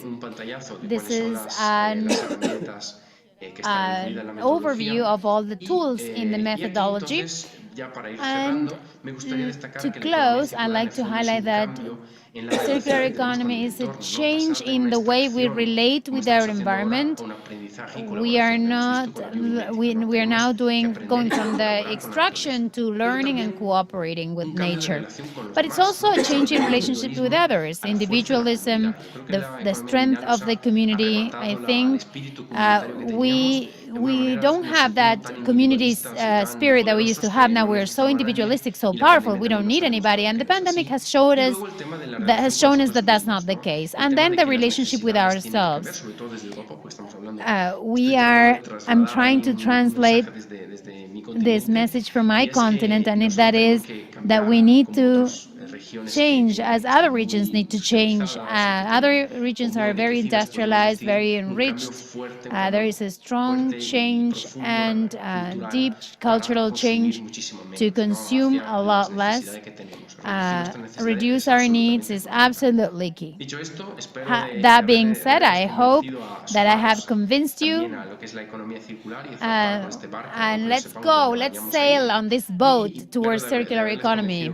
I hope I have convinced you of this in these few minutes together. And I leave you this phrase that it says that we don't discover new lands until we are willing to lose sight of the coast for a long period of time. And that's the value that you need in order to have this transformation. So thank you very much for your attention, and have a great summit.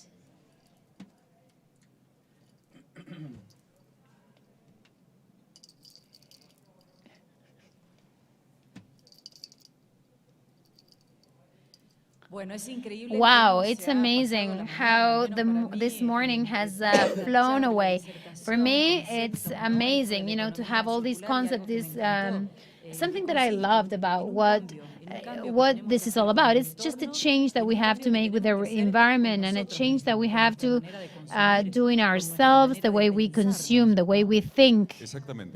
That's right. So what do you think about proposing to all the participants to take a break, to rest, recycle our mood, and to go with the best energy, to come back with the best energy for the last part of the second day of the World Summit on Circular Economy. For the next panel, we're going to have one of the most expected topics, circular economy and gender.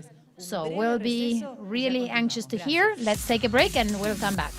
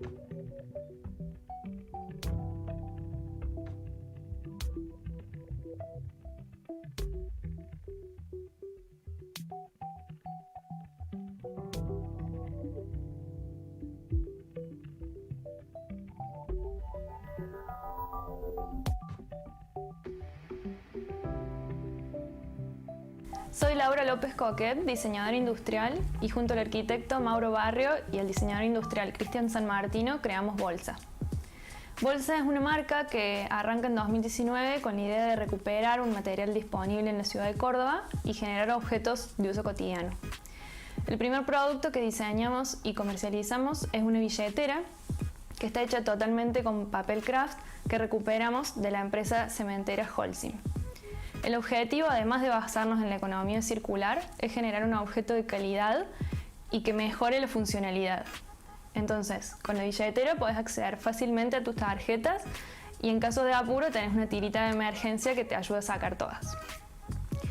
Durante algunos meses del 2020, a raíz de la pandemia del COVID-19, la construcción quedó completamente paralizada y quedaron en desuso un montón de bolsas fechadas que por cuestiones de gestión no podían reincorporarse a la producción de la cementera. Estas bolsas están realizadas totalmente con papel craft que surge de bosques certificados y tiene la característica de ser impermeable, resistente, con excelente acabado y calidad de impresión. Cuando detectamos esta oportunidad, planteamos generar un objeto que tuviese un ciclo prácticamente cerrado. De los árboles se llevan las bolsas, esas bolsas que no son utilizadas para su función esperada son la materia prima para nuestras billeteras.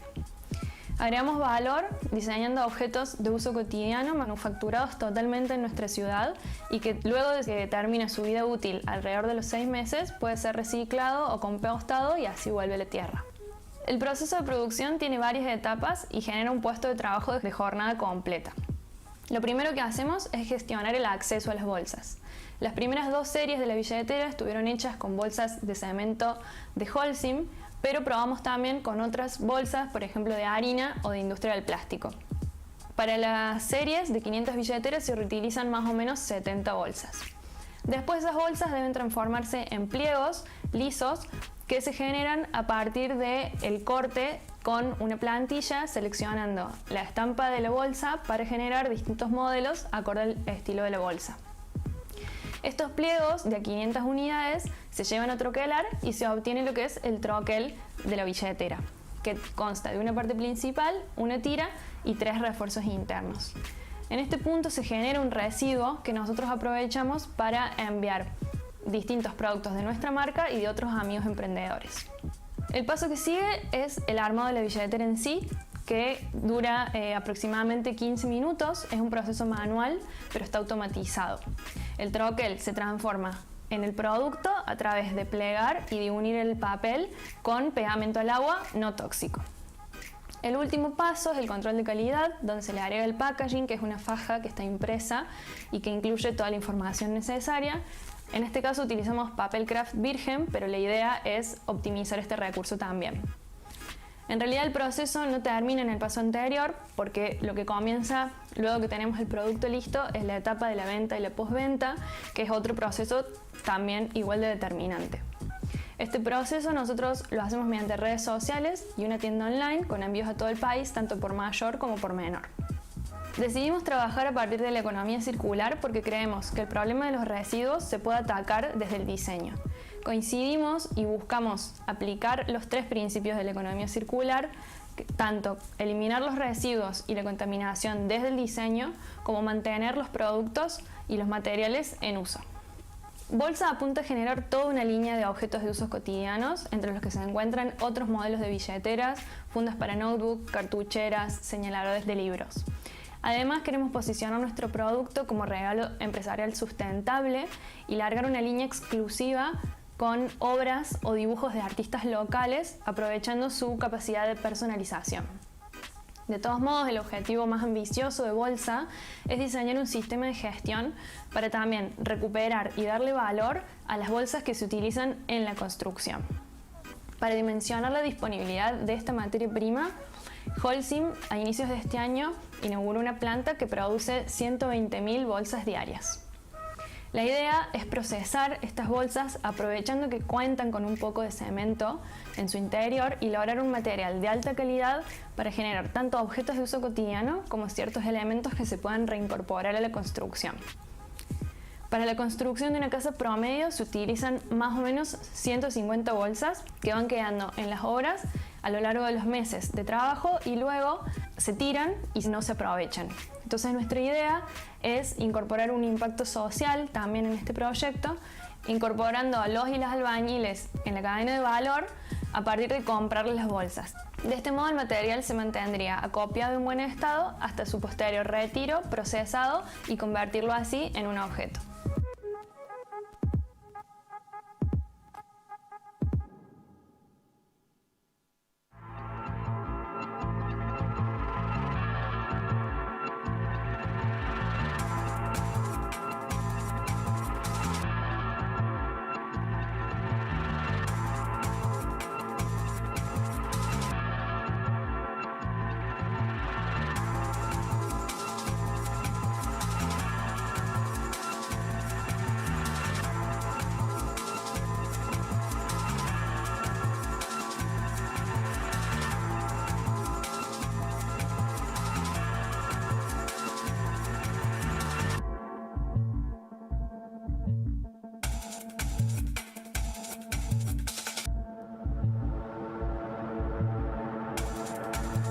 Principalmente el eje de arquea de la economía circular, utilizando un desecho, que es el aceite vegetal usado, lo utilizamos como una materia prima para hacer un nuevo producto, que en este caso es el biodiesel, que lo utilizamos como combustible para motor. Una vez que llega el aceite usado, que es nuestra materia prima, lo ponemos en unos tanques calentadores para sacar la humedad y el resto de comida que tiene. Una vez que nos utilizamos el aceite, lo mezclamos con un alcohol y un catalizador, y pasa el proceso de transesterificación en el que las grasas del aceite se unen con el alcohol.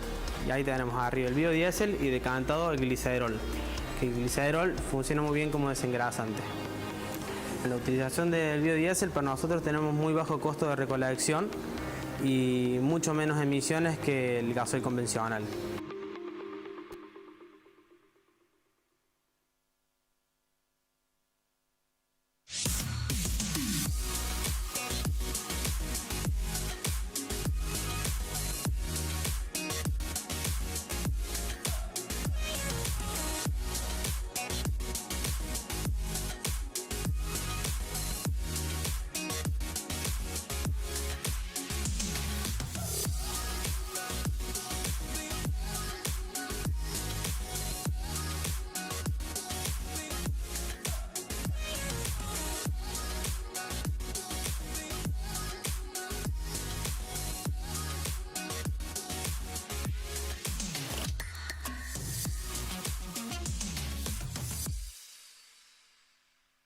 Nuestra marca se llama Felipo Baby. Hacemos accesorios de bebé partiendo de textiles reciclados. Somos 3 socias, quien les habla Silvana, Vero y Maru. Básicamente lo que hacemos es recorrer fábricas, talleres, modistas y todo el remanente de la producción, es decir, lo que para ellos es un desecho, para nosotros es materia prima. Hacemos una selección minuciosa de los retazos y de este desperdicio y con eso partimos para desarrollar nuestros productos. Tenemos una amplia gama de productos porque cada producto depende del tamaño de retazo que conseguimos. Todo, absolutamente todo, parte de retazos textiles y a su vez nos proponemos a tener desperdicio cero. ¿Qué quiere decir eso? Que todo lo que a nosotros nos queda de remanente también lo donamos. También tenemos otros dos propósitos más allá del ecológico, que es un propósito social y un propósito económico. En lo social lo que hacemos es buscar talleres, quienes van a confeccionar nuestros productos, que sean sostén de hogar. Mujeres que necesiten una salida laboral y contratamos esa mano de obra. Y por otro lado tenemos una finalidad económica. Nosotros tenemos un producto que es sumamente económico y que eso va a permitir de que la gente tenga mucho más acceso, que haya una alta rotación para que el impacto ambiental sea aún mayor. Dentro de nuestra línea de productos hacemos todo lo que son accesorios de bebés, que vamos desde baberos, que son todos los tipos de baberos, las bandanas, que son como unos pañuelitos que se usan ahora, baberos para recién nacidos, baberos para bebés un poco más grandecitos que ya empiezan a comer. Como así también hacemos portachupetes, que demandan retacitos mucho más pequeños. Hacemos vinchas, turbantes, gorritos de todo tipo. Y de acuerdo al tipo de retazo va a ser el tipo de producto. Por ahí recibimos retazos que son un poco más grandes y nos permiten hacer mantas o hacer ediciones limitadas de bolsitas para dormir. Todo va variando y vamos agregando productos nuevos a medida que nos vamos inspirando con los retazos que recibimos. Además de los accesorios de bebés, productos de la pandemia que estamos viviendo, vimos la oportunidad de desarrollar tapabocas bajo el mismo concepto, obviamente teniendo en cuenta todas las consideraciones y las necesidades que tiene que tener un barbijo. Entonces es un producto 100% reciclado, tiene 3 capas de tela y a su vez en el centro tiene fiselina que viene de otro tipo de industria y de otro tipo de desperdicio. Maru y yo teníamos una marca de ropa para chicos y del corte surgían millones de retazos y pedazos que nunca nos animamos a tirar para no generar ese desecho. Luego, por las circunstancias de la economía, nos vimos obligadas a cerrar y dijimos, bueno, ¿qué hacemos con estos retazos? Les demos una segunda vida. Sean conscientes del daño que generan tirando esos retazos y que busquen, así como estamos nosotras, hay un montón de personas y emprendimientos más que le pueden dar una segunda vida a esos retazos y ayudar al medio ambiente. Creo que entre todos los cordobeses, ya sean empresas grandes o pequeños emprendedores como nosotros, podemos aportar nuestro granito de arena para lograr un mundo mejor. Nosotros todos nuestros desperdicios los donamos a pequeñas productoras de villitas o que necesitan esos productos más pequeños y creemos que empresas más grandes pueden también donar sus retazos para que entre todos aportemos nuestro granito de arena para un mundo mejor.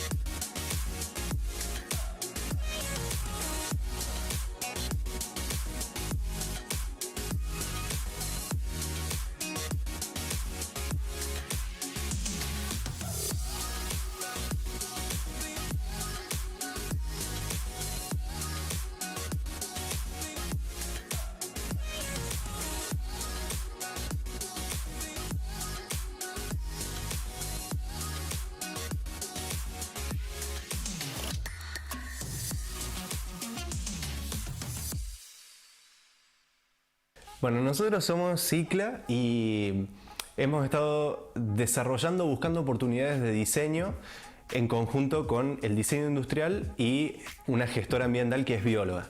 El equipo este se conformó a partir de la interacción y sinergia de distintos profesionales o estudiantes, como es mi caso y el de mi compañero. Yo soy Rodrigo Castaño, estudiante de diseño industrial de 4º año. En la misma condición académica está Javier Abraham y María Álvarez de Miguel como bióloga y gestora ambiental. Entre los tres, en sinergia con esto y creyendo también en el desarrollo de la innovación abierta en un colectivo que también podemos llegar a consultar a futuros usuarios, a ingenieros industriales, a colegas del mismo rubro, estamos desarrollando este producto. Dentro de esas oportunidades encontramos un valor en todo lo que es el cultivo y empezamos a trabajar en cuanto a la investigación, que eso nos llevó aproximadamente 1 año. Y el día de hoy, después de algunas maquetas, de algunas verificaciones y de entregarnos también un poco a la innovación abierta, de conversar con otros biólogos, con otros gestores ambientales, con otros diseñadores, con colegas del rubro también y con ingenieros agrónomos, llegamos a un concepto de cultivo que se basa en la permacultura, como cultura permanente, como una visión más holística de la utilización de recursos de una manera circular. Cicla, como innovación, en realidad no está innovando en absolutamente nada, concretamente porque nos estamos basando en cosas que realmente ya existen, en cosas que nunca deberían haber dejado de existir y de saberes tal vez muy viejos que de a poco se fueron diluyendo y hoy queremos traerlos de nuevo al saber cultural. La permacultura, en la bajada hacia el producto que nosotros hacemos, es concebir en el cultivo un sistema que no sea cerrado como el de una maceta, sino un sistema abierto. Dígase de otra forma, un ecosistema, en el cual nosotros podemos tener una zona de cultivo y al mismo tiempo, en sinergia, involucrar el mundo del compost con el lombricompuesto y toda la interacción de líquidos, de lixiviado, de agua, de riego, de crecimiento de plantas, de descomposición y llegar al compost, se pueda reutilizar y volver a integrar en el sistema sin ninguna pérdida, que sea un sistema que se autonutra y que se construya a sí mismo. Nosotros trabajamos la economía circular desde varios aspectos. Por un lado, la misma permacultura, de hecho, es económicamente circular porque utiliza recursos que vuelve a revalidarlos en un mismo sistema y los vuelve a reutilizar. Y por el otro lado, desde el lado productivo, hay dos posibilidades. Uno de los procesos sería la fabricación de este producto a través de rotomoldeo. En los dos casos, de hecho, es rotomoldeo, pero por un lado estaríamos trabajando con empresas que trabajan rotomoldeo a través de plásticos, de polietileno de alta densidad, de ABS, por ejemplo, y ellos tienen la capacidad de procesar plásticos de grandes generadores de desechos, por ejemplo, de autopartes. En base a esos desechos que podemos reutilizar, concretaríamos este producto. El segundo camino es trabajar en una escala ya inferior, también de rotomoldeo, pero el cuerpo principal serían resinas que podrían ser cargadas con otras partículas inertes que sean sobrantes de la industria. Por un lado, nosotros contemplamos el hecho de reciclar y de reutilizar materiales, y en esto de la economía circular también está la idea de que, llegado el caso de que cierto desperdicio no puede reintegrarse en el sistema, hay que pensar y ser conscientes de cuál va a ser la deposición final. En ese caso, esos productos que son de deposición final serían nuestras cargas para hacer este rotomoldeo. En la etapa de diseño que nos encontramos, como mencionaba, que es el diseño conceptual, estamos ya migrando hacia una etapa de diseño detallado y desarrollo, por lo cual nos encontramos activamente frente a diversas mentorías, consultas, realizando focus group a futuros usuarios y finalmente, bueno, en la concreción de este producto, buscar financiación para poder largar los primeros prototipos al mercado y realmente generar este vínculo que estamos proponiendo.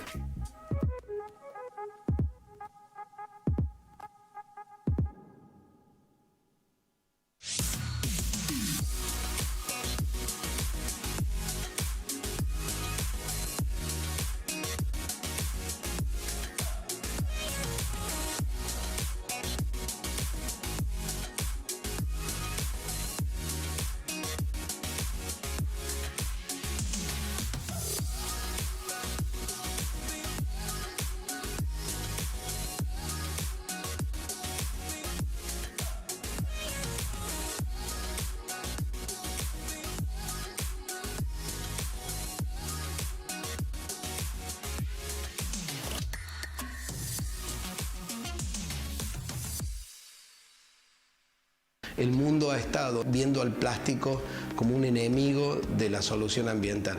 Yo lo veo justamente lo contrario, digamos, el plástico tiene tantas posibilidades, lo que tenemos es que volver a entender cómo usarlo para que el impacto ambiental sea cada vez menor. Así que con eso nace CIPA, que es la nueva marca con la que vamos a trabajar para la industria en lo que sean necesidades en plástico, pero nosotros agregándole una mirada de las posibilidades que tiene el plástico para ser parte de la solución del desafío ambiental. Por ejemplo, en este momento estamos trabajando con economía circular en un producto que reemplazaría el vaso de polipapel. Una persona que toma un vaso de agua va a estrenar un producto, va a ser un vaso nuevo, pero no va a ser nuevo el plástico. Luego lo disponen, nosotros lo retiramos, lo reprocesamos y volvemos a darle un vaso nuevo para que vuelvan a trabajar.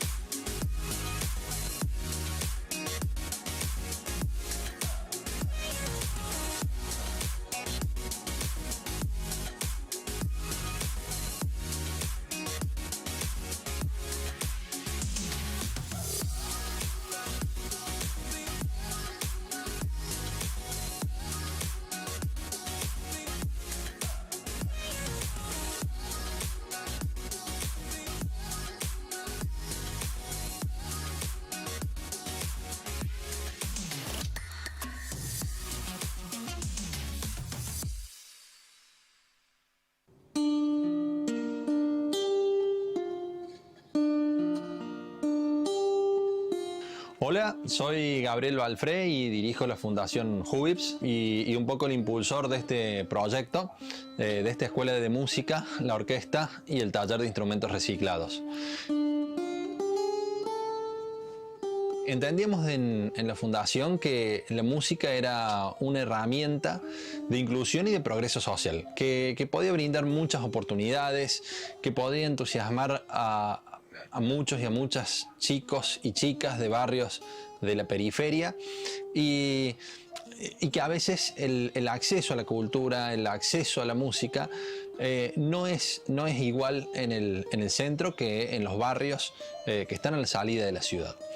Y empezamos a estudiar distintos proyectos y encontramos uno que nos fascinó, que fue la Orquesta de Instrumentos Reciclados de Cateura, de Paraguay, que es un proyecto y una experiencia social increíble creada por Fabio Chávez Morán, que era un técnico ambiental que fue a desarrollar un proyecto relacionado con el reciclaje a la comunidad de Cateura, que es donde se encuentra el vertedero de Asunción, y empezó a enseñar música y luego ante la gran demanda y la falta de instrumentos decidió proponer a la comunidad comenzar a fabricar instrumentos a partir de la basura y en ello nos inspiramos.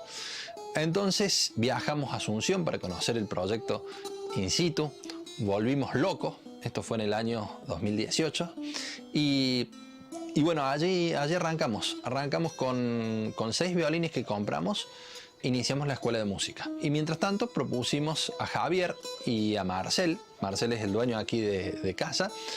En 2018 cuando nos visitó Cateura ya estaba listo el primer violín reciclado y estos fueron los comienzos. Mi nombre es Marcel Gómez, soy participante del taller que está ubicado en Barrio Renacimiento, donde actualmente vivo. Mi tarea dentro del taller consiste en construcción de instrumentos reciclados y capacitar a algunos alumnos nuevos que van ingresando. Los instrumentos, en principio, reciclamos la mayor parte posible, ya sea instrumentos rotos, instrumentos convencionales que ya no se pueden usar por un músico. A nosotros nos sirve bastante porque ayuda mucho a la construcción, facilita mucho. Pero la otra alternativa que tenemos ya es reciclando maderas de tarima, maderas de cama, maderas de cualquier tipo. Nos ayuda en la construcción también. Nosotros no somos profesionales, no somos luthier de profesión. Sí apuntamos a una profesión de lutería, ya que despertamos una pasión por la lutería, en mi caso. Puedo decir que no conocía nada de música. Mis profesiones de la vida fueron un montón de cosas, ya que no tuve estudio, así que me llevó a aprender de todo para poder sobrevivir y vivir el día a día. En mi mente estaba que era fácil y que era posible, que era alcanzable, porque veía que era hecho con basura, con cosas comunes que uno ve tiradas, que están al alcance de todo. Pero después, con el tiempo, nos dimos cuenta que no, que había que trabajar mucho, tuvimos que capacitarnos, nos capacitamos con un luthier de acá de Córdoba, también tuvimos capacitación con el luthier de Paraguay, y logramos sacar un violín, el primero, que no tenía forma ni cumplía con las reglas de instrumento, ya que nosotros no teníamos conocimiento, pero logramos sacar uno. Y eso los potenció a que hay que estudiar, hay que capacitarse, ponerle garra a todo lo que uno hace.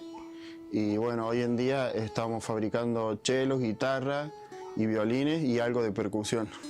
La Escuela de Música tiene ya alrededor de 60 niños, niñas y adolescentes tocando. La orquesta está conformada. Inicialmente los insumos se buscaban en los basurales. Los chicos y las chicas del taller decían vamos al shopping y bueno, se recorrían por allí por 2018 los basurales de la ciudad de Córdoba. Y bueno, y últimamente estamos recolectando insumos de los centros verdes, donde van la basura, entre comillas, que la gente por suerte empieza a separar. Y la orquesta va avanzando. Hay 4 nodos aquí en Renacimiento, en Nuevo Progreso, en Nuestro Hogar 3 y en la sede de la Fundación en Alberdi. Tenemos el taller principal, que es este, y tenemos también un pequeño taller en la sede de Jubips de Alberdi. Y así es un proyecto que va creciendo, y hemos visto lo útil que es cada material. Todo lo que por ahí la gente tira puede transformarse. La verdad que no es necesario que esté enterrándose y contaminando el medio ambiente, contaminando la tierra, sino que a veces la segunda oportunidad de este material, que en las manos de los artesanos que tenemos aquí se convierten en instrumentos musicales, le da otra vida. Y esos instrumentos después producen música en las manos de niños y niñas de la orquesta, que van aprendiendo y van progresando. Y después también hemos tenido la oportunidad de participar con Milagros y con Luciano de la gira europea de la Orquesta de Instrumentos Reciclados de Cateura. La importancia es el proceso, ¿no? El proceso de crecimiento, de maduración, de construcción de proyectos de vida, que se da tanto en la fase individual de cada uno como en el crecimiento colectivo que se va viendo en los y las participantes de la Escuela de Música.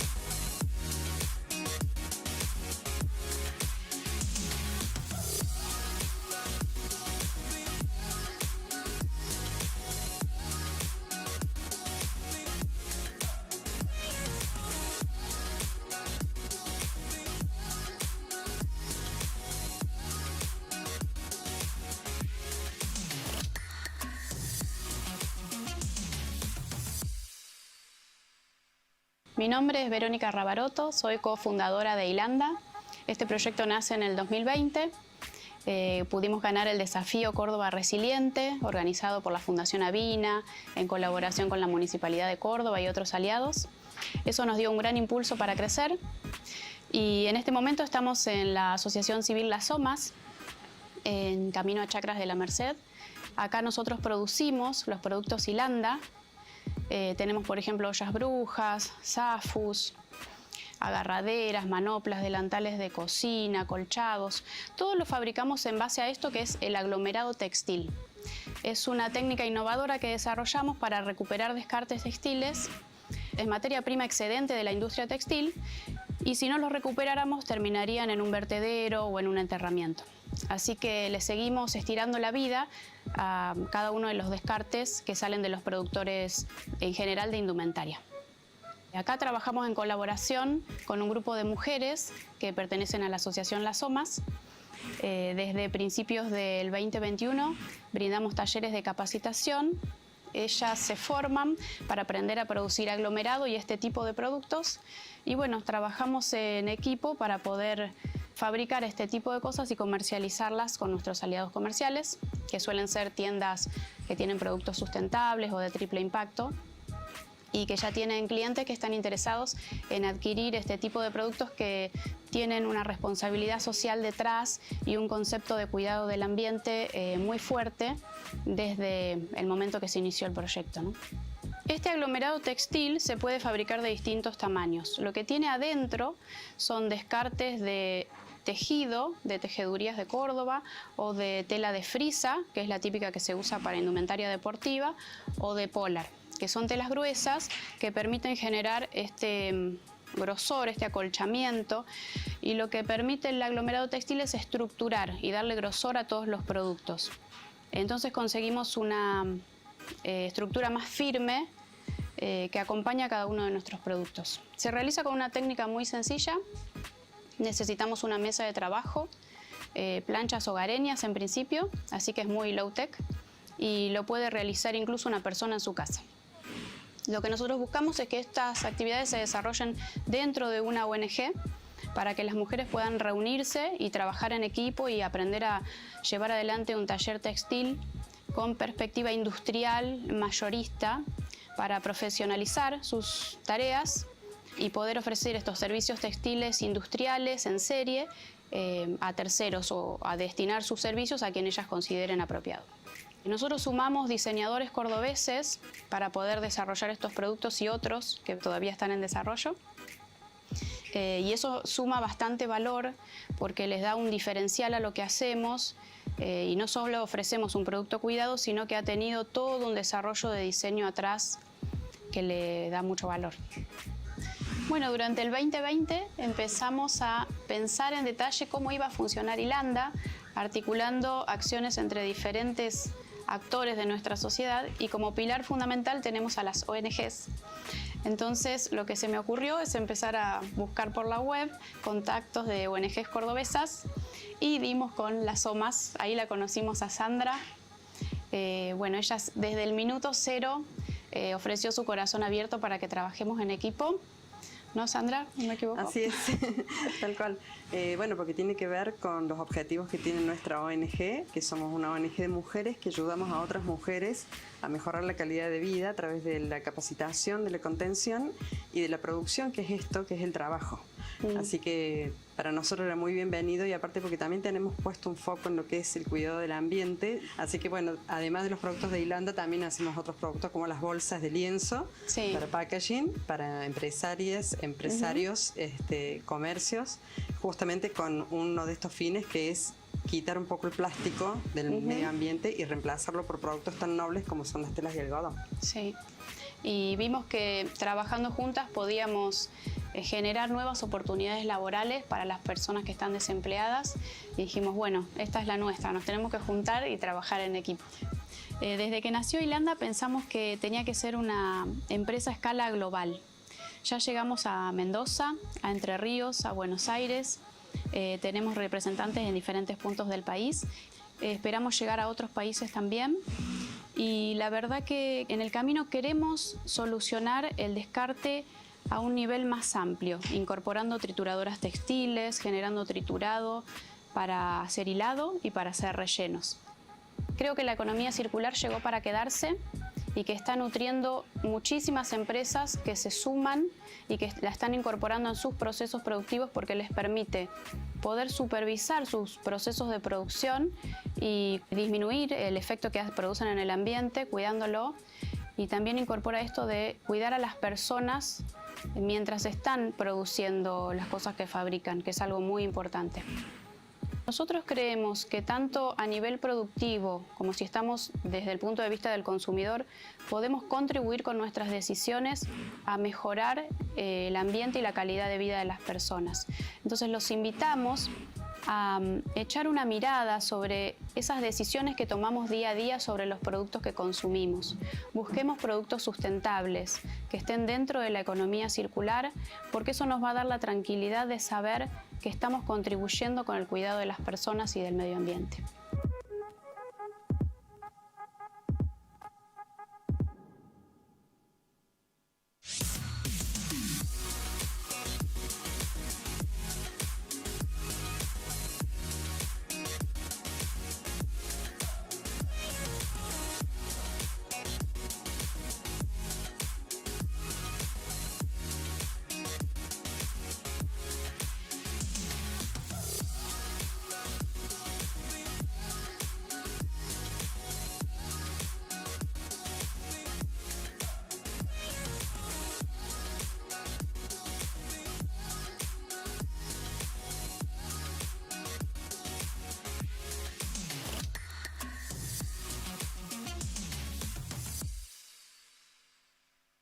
Hola, me llamo Jerónimo y pertenezco a Azotea, un estudio de arquitectura y paisaje de la ciudad de Córdoba. Hoy en Azotea podemos decir que tenemos una línea de trabajo en la cual buscamos posicionarnos como asesores técnicos para trabajadores de la economía popular, buscar consolidar cooperativas de carpinteros, jardineros, albañiles, herreros y demás actores que ingresan con fuerza al sector de la construcción. Al pararnos como un equipo técnico capaz de solucionar por ahí esas carencias que puede llegar a tener una cooperativa de trabajadores, que tiene que ver más con un rol técnico, diseño, proyecto, elaboración de legajos, buscamos que esas cooperativas puedan acceder a licitaciones de orden público, digamos, de obra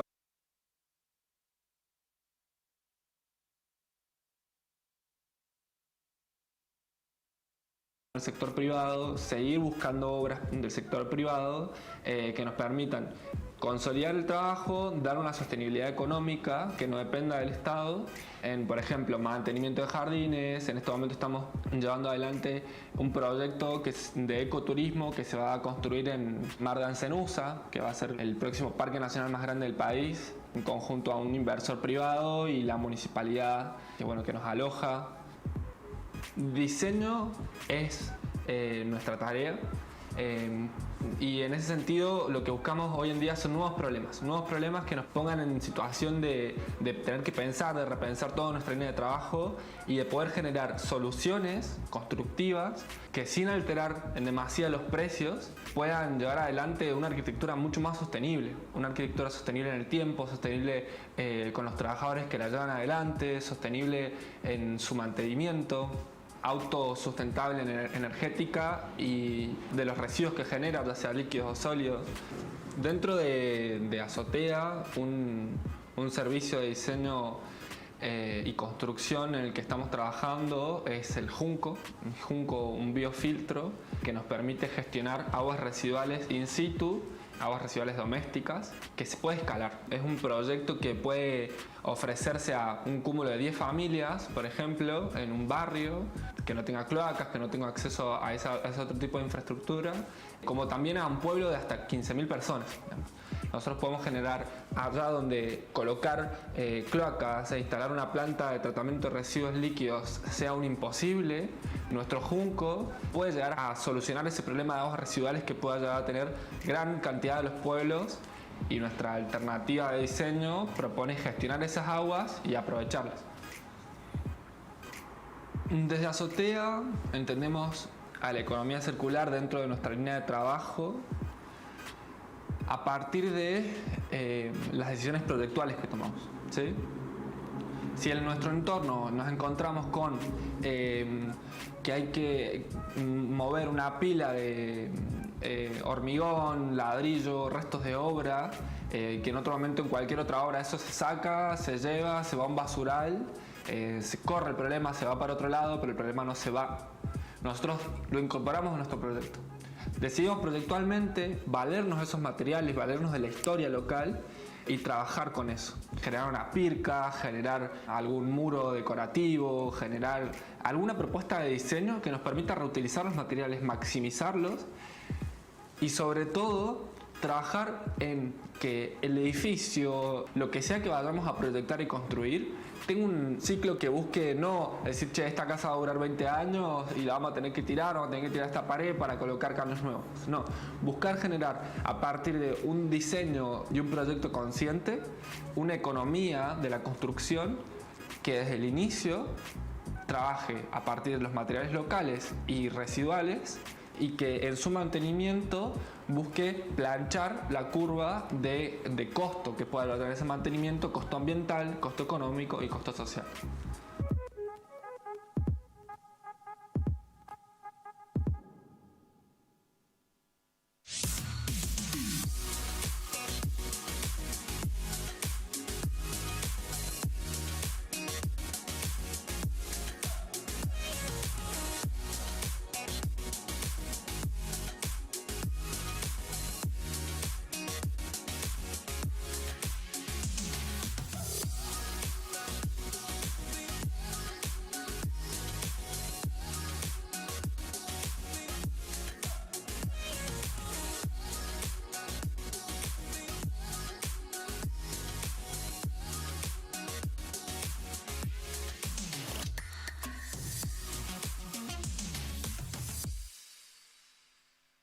El beneficio del reciclado de plástico en el medio ambiente es muy importante, ya que permite que los residuos que se generan cotidianamente provenientes del plástico no vayan a enterramiento. Ecoleaf surge a partir de un proyecto open source llamado Precious Plastic. A partir de esto empezamos a meternos en el mundo de los plásticos, reciclando más que todo tapitas, que es el polietileno de alta densidad, polietileno de baja densidad y polipropileno. El aporte que hace Ecoleaf a la economía circular es ofrecer un servicio de fabricación de productos de plástico reciclado a empresas o emprendimientos que quieran sumar un valor ambiental a su organización. Ecoleaf es un proyecto de triple impacto que no solamente busca un rédito económico, sino también uno social y ambiental principalmente.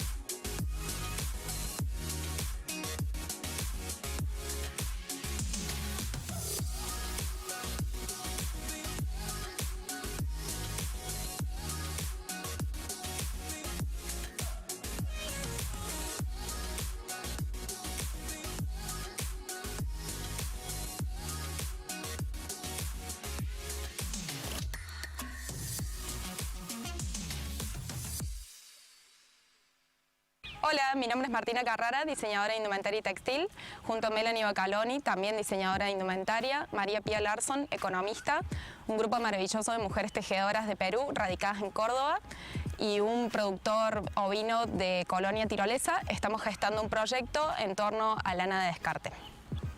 Nuestro proyecto se llama Hilas, somos una organización de triple impacto, aportamos a la circularidad del sector ovino local de Córdoba. Lo que hacemos es aprovechar materia prima que es lana de descarte, que no es apta para la industria textil, principalmente porque Córdoba se dedica más que nada a la industria carnicera y el tipo de lana que se produce no es apta o no es valiosa para todo lo que es indumentaria y textil, pero sí tiene otros usos y otras formas de aprovecharlo. Entonces, según datos del SENASA, aproximadamente Córdoba cuenta con 350.000 cabezas de ganado, lo cual da unos 2 kilos de lana al año, lo que hace que, en definitiva, en Córdoba anualmente se produzcan alrededor de 700.000 kilos de lana y que a través del ProLana y el Ministerio de Agricultura local se acopia y se intenta acondicionarla para exportación. Lo que sucede es que alrededor de 50 o 70 toneladas es solo lo que se logra exportar y el resto se desecha. Nuestro proyecto reconoce el valor que hay detrás de esa lana de descarte y actualmente estamos trabajando en 3 unidades de negocios. La primera es aislantes acústicos y térmicos para la industria y la construcción. La segunda son productos textiles y productos para el hogar. Los productos que desarrollemos desde Hilas son una excusa. Lo que de fondo estamos buscando es regenerar los suelos de Córdoba y capturar carbono. Si bien la mayor cantidad de lana proviene del sistema de pastoreo PRB, de este productor que nombramos anteriormente, situado en Colonia Tirolesa, estamos ávidas y nuestra ilusión es poder recibir toda la lana de descarte de la provincia de Córdoba o considerada de descarte de la provincia de Córdoba. Con esta lana lo que hacemos es, la mandamos en este momento a procesar, quiere decir a lavar, a cardar y a peinar en la provincia de Buenos Aires. Ese es el establecimiento más cercano a Córdoba que hoy en día tenemos para procesar. Estamos recibiendo nuestro primer lote de lana, si bien hicimos las primeras pruebas de lavado y procesamiento de forma artesanal, actualmente ILAS funciona en el Centro Comunitario Las Aldeas, a donde desarrollamos nuestra unidad textil y de producción. Entendemos que regeneración y economía circular van de la mano. La realidad es que lo que estábamos buscando es involucrarnos en un proyecto de regeneración y entendemos a la circularidad como una forma de pensar y una herramienta que habilita la transformación de las personas, de los suelos y que invita a las personas que están involucradas a pensar desde la creatividad. Lo maravilloso es que la lana es una fibra circular, es 100% renovable, es natural y es biodegradable. Por su nobleza de las fibras naturales, es la que más ha sido reciclada y reutilizada del mundo en la industria textil. Uno de nuestros mayores desafíos es el financiamiento. La realidad es que estamos involucradas en un proyecto que es de capital intensivo y que va a crecer en la medida en que formalicemos alianzas. Lo segundo que se me ocurre es que hoy toda la industria está totalmente centralizada y necesitamos descentralizarla para poder procesarla de forma local. Es decir, hoy toda la lana, los establecimientos para procesarla, para cardarla, para peinarla, se encuentran bastante lejos de la provincia de Córdoba. A través de innovación necesitamos flexibilizar, desarrollar tecnologías intermedias que nos permitan que todos estos procesos puedan ser hechos más cerca de los lugares a donde se esquila y bajar radicalmente los costos de logística y procesamiento. Finalmente, que se empiecen a apoyar, a promocionar y a incentivar proyectos como el nuestro que buscan materializar productos que están íntimamente ligados a la innovación y que necesitan nutrirse de la industria del conocimiento y también de la ancestralidad de los conocimientos para hacer proyectos como este económicamente viable y escalable.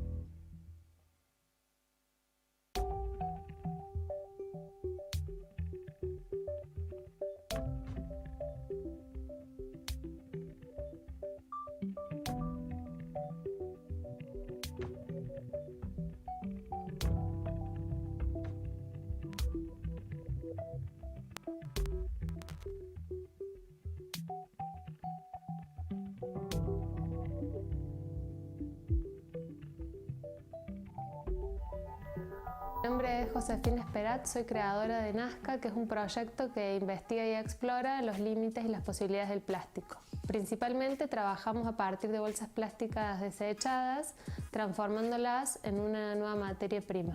Nazca básicamente lo que hace es recuperar las bolsas plásticas desechadas, las recolectamos, las separamos por color y por calidad. Y una vez que ya tenemos esta separación hecha, lo que hacemos es empezar a generar capas de estas mismas bolsas, fusionándolas con presión y calor, generando diferentes estampas o distintas combinaciones de texturas para armar cada producto, dándole así un valor agregado a nuestros productos, ya que cada uno tiene una estampa única. Entendemos nuestro proyecto como un proyecto de economía circular, ya que volvemos al mercado o al uso o al círculo del mismo producto, a las bolsas, transformándolas en un nuevo producto. Para cerrar el círculo, creemos que sería óptimo que nuestro proyecto pueda terminar de desarrollar qué pasa una vez que termina la vida útil de nuestros bolsos o de nuestras billeteras o de nuestros productos, para volver a reinsertarlas en el mercado. Hemos hecho algunas pruebas, pero todavía estamos investigando. Básicamente nos acercan bolsas principalmente por la escala del proyecto, amigos o conocidos. Hemos ido a algunos centros verdes a comprar plástico recolectado, pero por la escala del proyecto en general tenemos como bastante plástico ya en el taller. Y lo que hacemos es separarlo por color, lo tenemos bien clasificado, lo limpiamos, tiene que estar bien seco. Y vamos generando distintas capas. Estas capas, de acuerdo a la cantidad de plástico que tengamos acumulado, va a ser después la dureza del mismo material. Entonces, de acuerdo al tipo de producto que hagamos, por ejemplo, esta silla tiene muchísimo más plástico que puede tener por ahí una billetera. La cantidad de capas, por la resistencia que necesita, es diferente. Esta combinación la pensamos a través de ya un conocimiento dado, digamos, del plástico que ya tenemos, de cómo funden, de los distintos colores, combinando de acuerdo a lo que vamos a generar, al producto que vamos a lograr. Entonces, a través de presión y calor, estos se funden y se genera como un nuevo material. Esa lámina o ese nuevo material después va a ser sometido a corte por moldería, que la moldería también fue como un proceso de investigación bastante largo para tratar de desechar lo menos posible. Por eso hay tantos pliegues en nuestros productos, para evitar las costuras, y a su vez reciclamos más plástico. Y después que pasa por moldería, como cualquier producto textil, va a la confección. Son en general cosidos, hay algunos con broches y así se termina de confeccionar nuestro producto.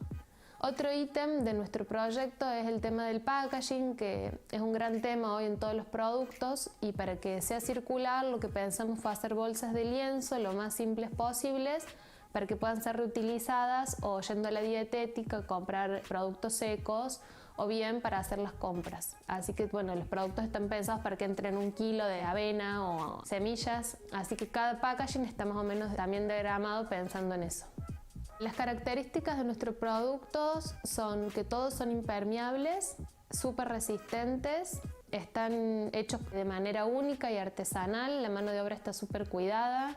En el proceso de producción estoy yo y otra costurera de acá del barrio que se llama Mónica. Tienen estampas únicas, son resistentes, impermeables, livianos y sustentables, por supuesto. Bueno, uno de los desafíos que por ahí nos encontramos es, en primer lugar, que la gente se empiece a animar a explorar un poco sobre nuevos materiales, que se anime a probarlos, a tenerlos, a elegirlos también, que mucha gente se entere de que estos proyectos están circulando, que hay alternativas acá en Córdoba. apoyar lo local me parece que siempre es un buen camino, no solamente para los emprendedores y a nivel económico, sino a nivel ecológico principalmente. Así que un poco la idea es, mientras el proyecto más crezca, menos bolsas va a haber desechadas o en el ambiente, así que creo que ese es un poco el desafío. Y está bueno que si tienen algún proyecto donde crean que nos podemos fusionar o donde podemos hacer un poco de cooperación entre los proyectos, los invitamos a que entren a www.nazcaobjetos.com. Ahí nos pueden encontrar. También estamos en Instagram como @nazcaobjetos. Están nuestros teléfonos, correos electrónicos, demás, así que estamos a su disposición. Gracias.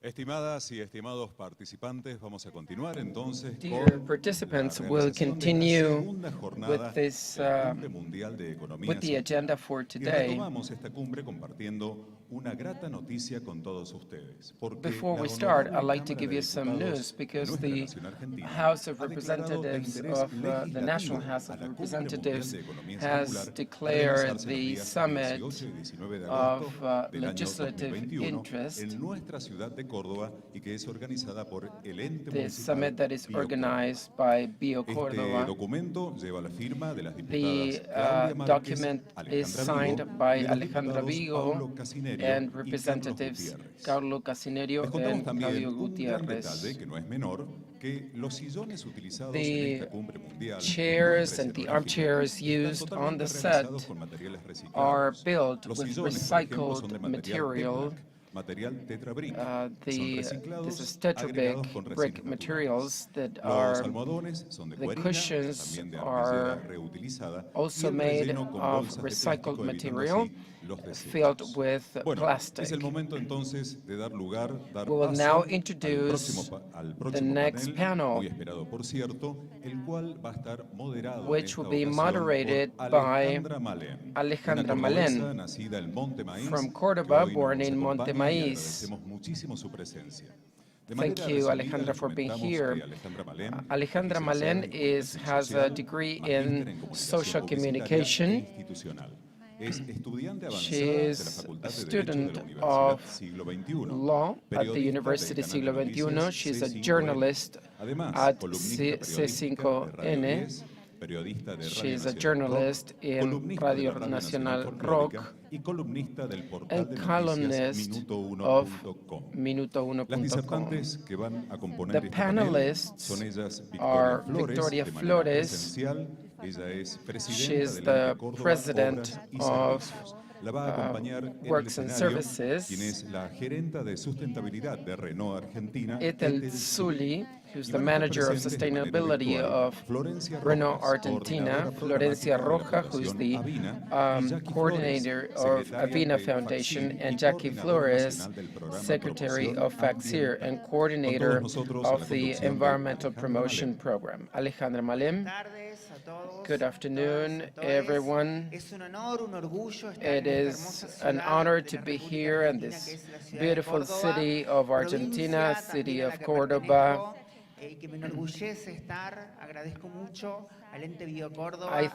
I'd like to thank the mayor of the city, Bio Córdoba. We have 350,000 people watching us. This panel will address the role of circular economy and feminism. Women, which are the roles involved in this new stage that we're going through. If we've learned something about the pandemics, is to really consider certain issues, the environmental agenda, oftentimes, so many times politically used and very little implemented. It is high time, and we feel very proud to start this discussion that doesn't have to end here. It have to continue with state policies, legislations, state and companies that are responsible, and social organizations that work towards this, for the agenda. It is an honor to be with Victoria. Good afternoon, Victoria, and welcome. Tell us, how do you feel about, being invited to the summit? Well, first of all, good afternoon, everyone. Being part of the World Summit on Circular Economy organized by the city of Córdoba is really wonderful. Being part of our organization in charge of all of the transfer centers and recycling centers, being here is really wonderful. And if we can connect sustainability, environment, and gender, these are pending issues in as you just said, having this issue on the agenda in Argentina, we're going through a political campaign that really I never heard so far about the Paris Protocol and Paris Agreement and gender. Vicky, you just brought a video, and we're going to share it with you. Do you know what COIS is? Welcome to Córdoba Works and Services. This is the organization that is responsible for having a cleaner city every day. With a high degree of commitment and efficiency, from this organization we perform a lot of the services that we see in the city. In addition, this organization is responsible for one part of the process of circular economy. The green centers and waste transfer centers are responsible for receiving dry waste that people from Córdoba generate every day. These centers select and stock the waste so that they can be sold to companies that use these waste as their inputs. This is how our organization works to promote teamwork, the values, respect for the environment and the circular economy processes.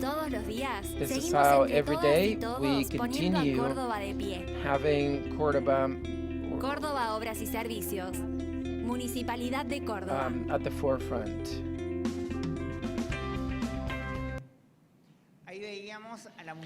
So we just saw the municipality of Córdoba focusing on circular economy.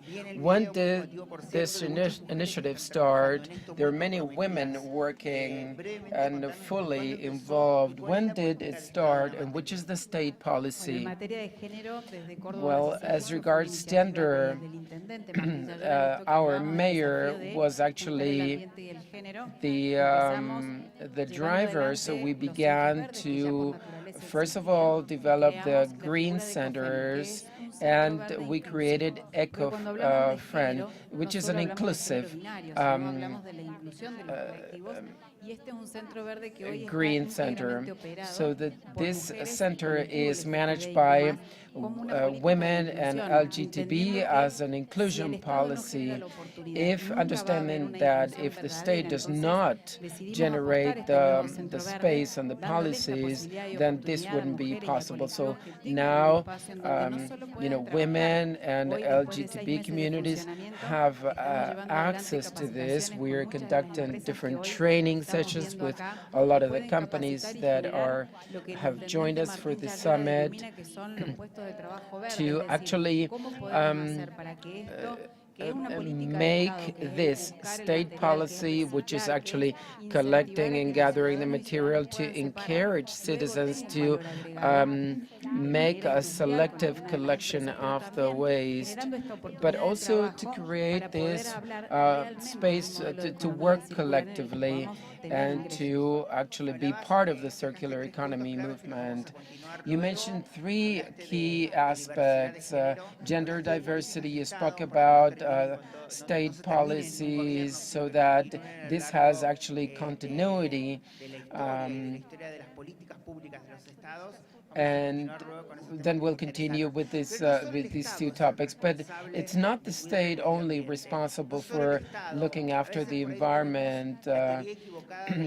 Sometimes we're wrong in the sense of thinking that it's always the state. It may be true that the state has to take the initiative, but without social organizations and without companies, this wouldn't be possible. And important companies, for example, Renault and other important companies. We will now give the floor to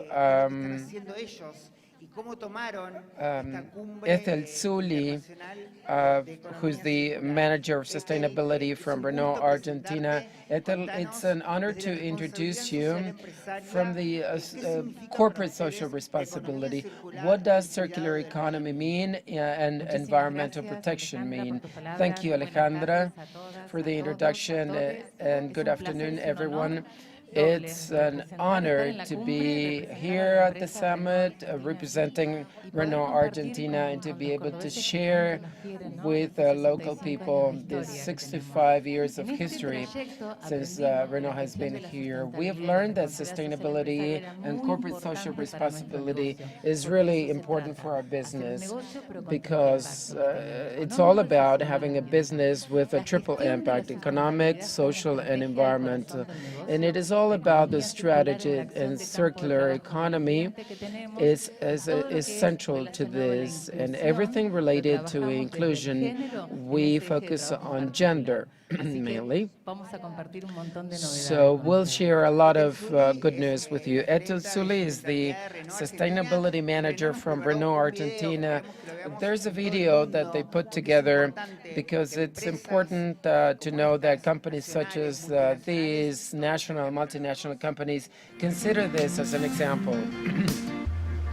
En Renault fabricamos At autos Renault, y we cuidamos make de quienes los cars diseñan y producen. and we look after the designers and the drivers and Nuestros also pilares son el medio the ambiente, planet la seguridad y la where people inclusión. drive Repensamos around. nuestro We negocio para rethink ser our una business compañía in order verde, to become a comprometiéndonos green con la company reducción de nuestra huella de getting carbono involved y la with the optimización de los carbon recursos. footprint reduction Repensamos and the nuestra industria, optimization of incorporando la resources. We tecnología al rethink our servicio de la industry seguridad and de nuestros incorporate vehículos, technology así como to también increase trabajamos safety por in our cuidar la vehicles, salud y and we look seguridad after de the todos health and nuestros safety colaboradores. of all of our Repensamos nuestra employees. organización Rethought of our apoyando la transformación del organization, negocio. supporting Promoviendo la igualdad de business oportunidades transformation, en un promoting entorno de diversidad e equality of inclusión y opportunity desarrollando in las competencias necesarias para los trabajos del space for futuro. inclusion. y desde nuestra And fundación from our Articulamos con foundations, organizaciones de la we sociedad work civil together en with programas que civil promuevan la organizations, inclusión a civil través de la society empleabilidad. organizations to support inclusion.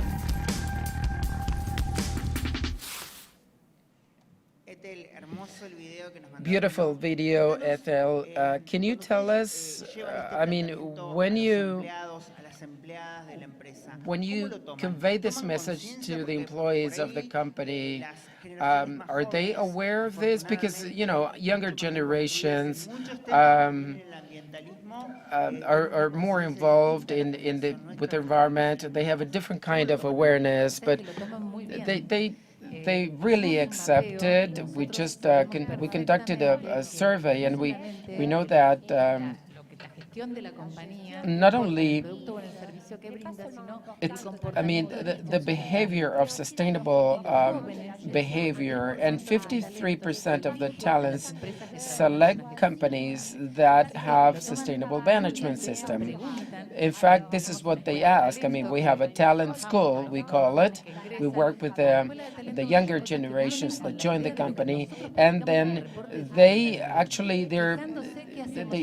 really know what we do for the environment, how we're working with the diversity, with the genders, how we're working inside and outside. They're concerned about not only what we do in terms of production, but also how we interact with the citizens, citizenship. This is a clear example of how the interconnection between companies and governments is important. These kind of policies that have to be state policies, as we said before, it is impossible because we are fighting for our present, but especially our future, our environmental future, particularly in these times. Now, if you allow me, I would like to introduce two other panelists. Let me introduce first Florencia Rojas, who is the coordinator of Avina Foundation. Florencia, it's an honor to have you here from Cordoba City. Tell us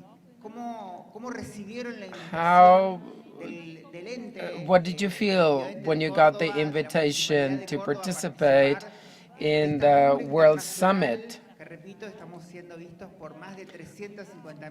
We have with over 300,000 people viewing this online. Good afternoon, everyone. It is an honor to be part of this. I mean, to actually for this invitation. I was thinking of a talk, among us, but then you said how many people are actually watching us. And so to see how important this event is and to share our messages from the organizations we come from. Well, Avina Foundation is a Latin American foundation that promotes sustainability based on collaborative efforts. There are like two aspects that we work on, or two programs we work on. We work on with cross-sectionality of gender.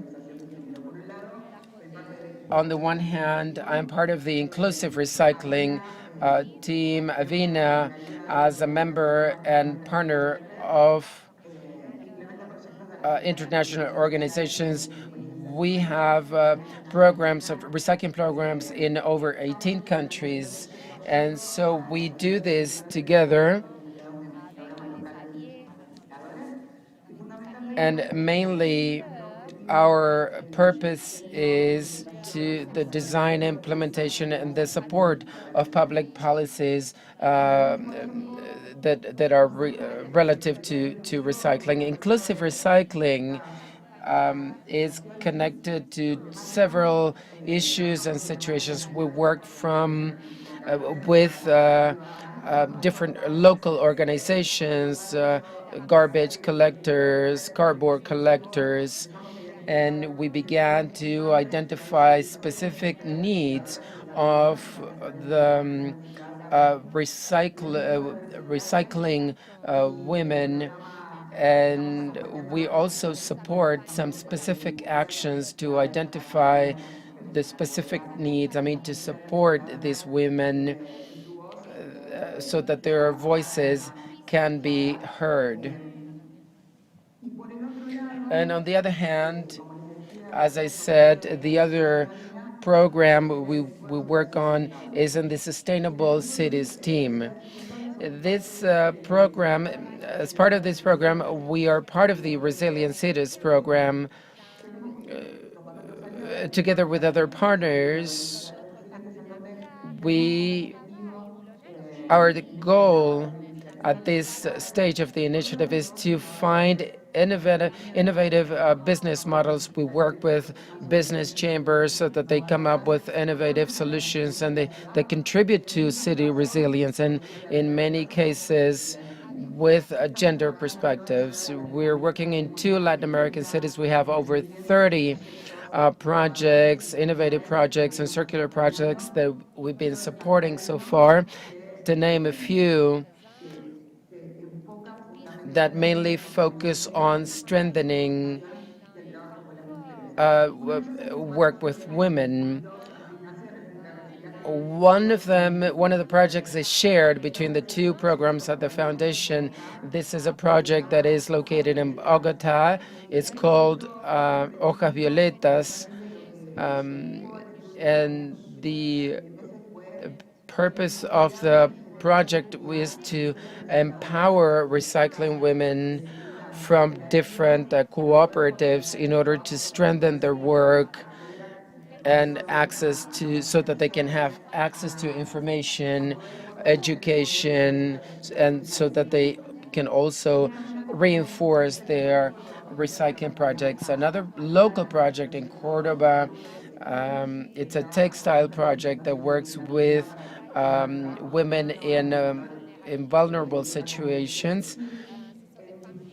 And in Uruguay, Montevideo, there are two ongoing projects that are quite challenging. There are two female entrepreneurs in the construction business that is mainly a male business, and they are bringing circular solutions, glass recovery, waste recovery, construction waste recovery, and always, the purpose is so that they can empower themselves and share that together with Corrab from the municipality of Cordoba. We're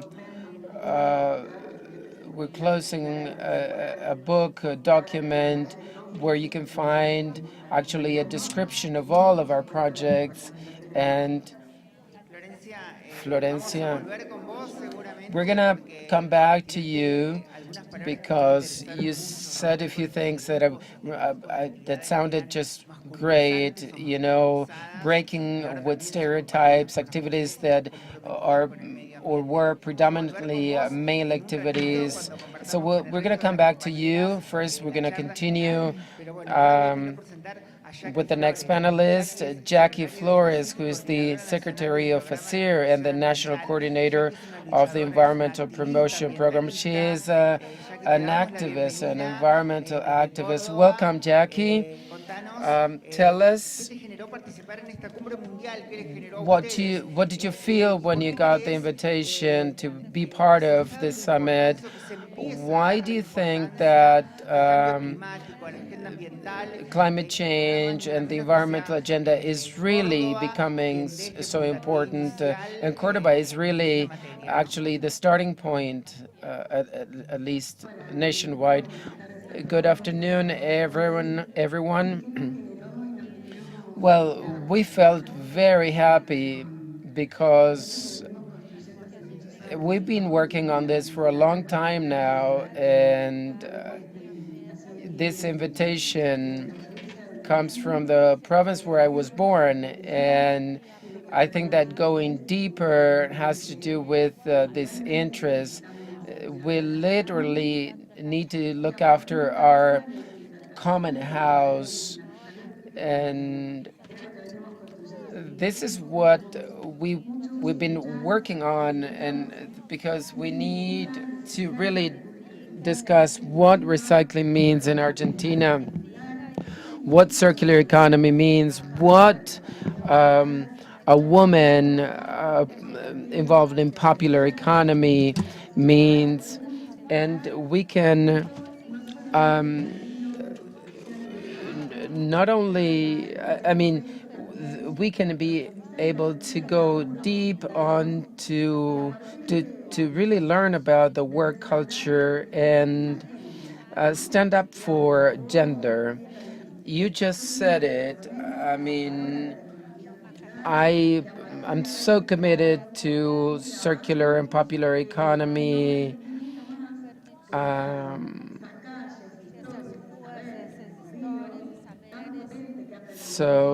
And I've been.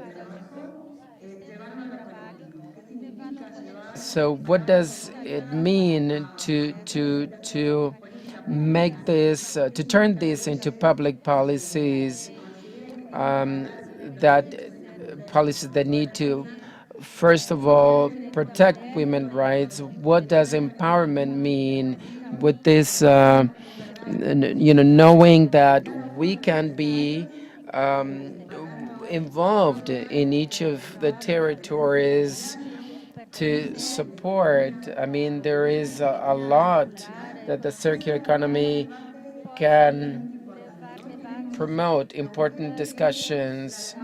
We can see how important it is to look after our environment, which I call the urban environmental agenda. This summit is hosted in Cordoba City, and it has to do with that. That is to see how we're looking after the ecosystem, but we need to be included in terms of how we reuse materials and how we can transform and reuse and materials so as to give ourselves a better quality of life. So I'm so happy to learn that these things are happening, especially having women, having a panel in a summit like this, and we can voice our opinions. I really enjoyed one of the videos that you showed when you said cooperativism. How do we use it? From my perspective, from the gender perspective, I belong to the cardboard collection industry, and I believe that we have a lot to say and that it's important to create these forums, because then we have a possibility to listen to ourselves. We all want the same thing from different places. Welcome to the summit. I look forward I hope that the message we are conveying actually makes a difference.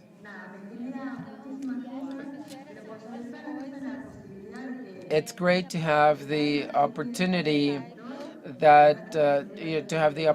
to come from my area, my sector, to be part of this, to be participating in an event like this. While I listened to you, you spoke about cooperativism, work, you spoke about appreciation, you spoke about the work and what means waste turned into resources. We'll come back to you so you can tell us about the experience of those women that have the right to work and the duty to look after the environment. It's great to have you here.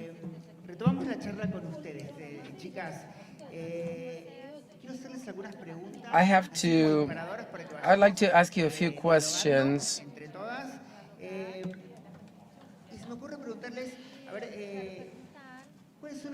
Which are the challenges that we have to learn about circular economy, always from the gender perspective? A more inclusive gender that encompasses everyone. From the state perspective, well, it's great to be with these women.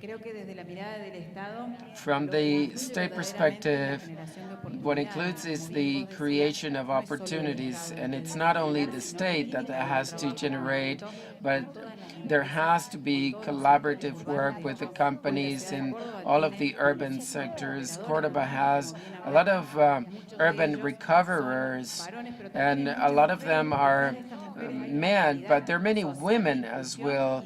And there is this, there's a lot about inclusion that is being done. If the state does not create this opportunity to segregate material, to educate their population so that this quality of materials becomes better, in order to apply,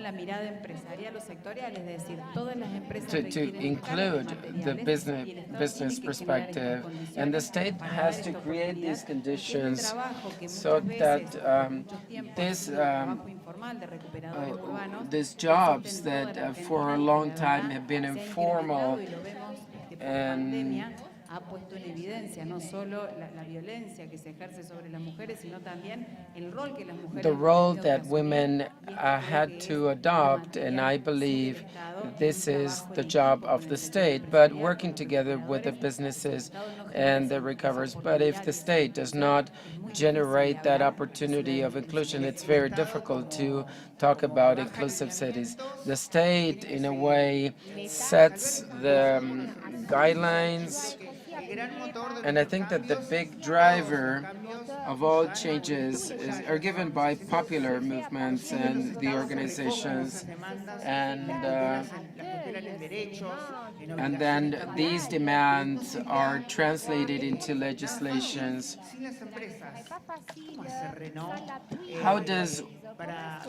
What does Renault do to transform these waste into resources? Challenges, and I will listen to the panelists, on the importance of the ecosystem, because all of the stakeholders have to be present. So we need to map in the region which are the social organizations that have been working on an issue that isn't a resource, and once they are mapped, to be able to interact them and develop partnerships, and the state plays a key role. A lot of the things that we're doing in Argentina, we're doing them in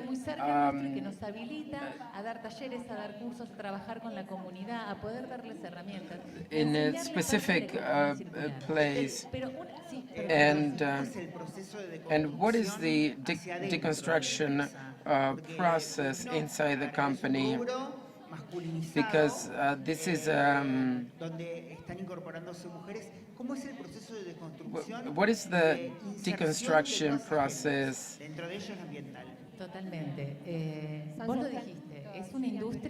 This is an industry that was predominantly male.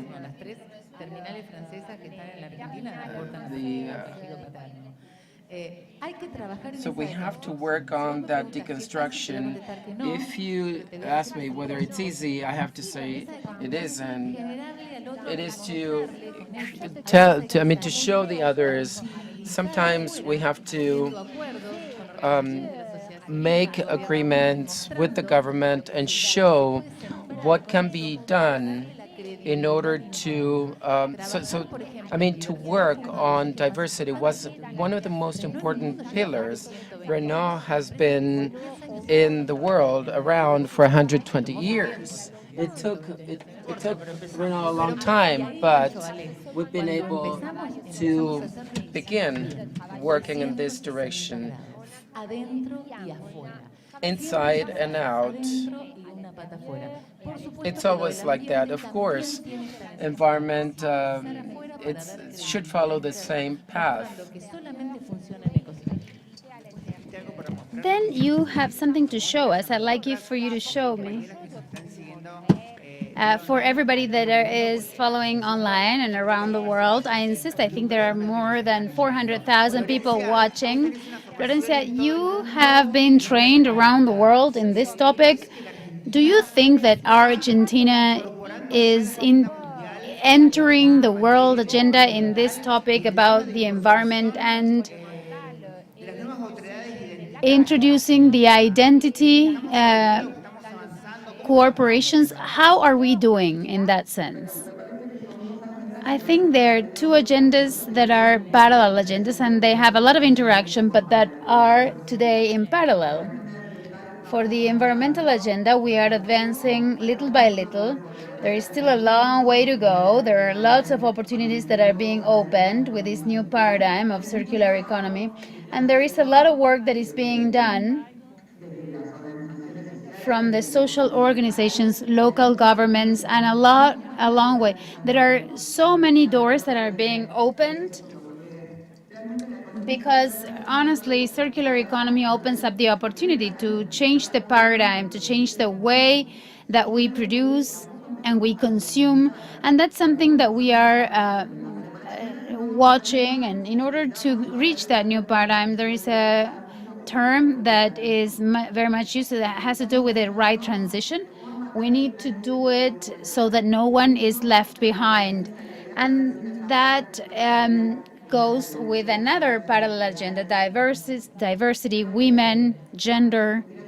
I think Argentina is a very good place in terms of women rights and gender rights. Nowadays, that transition, circular transition, to open up with to new regulations and public policies, but most of all for public policies that are pro-gender. I love this conversation. They told me that we have to be here 1 hour, but I'm letting you know that we're going to go on for a little bit more time. Jackie, tell me about what your idea is, because I have already experienced it myself, and sorry for self-referencing myself. I think women, diversity, the dissident collective groups. Is it difficult for us to impose our agenda, our topics, even with an agenda reimposed by society? Do you think the role of society and dissidents is taking into consideration, or is it taking into consideration? How do you see the situation in Argentina and around the world?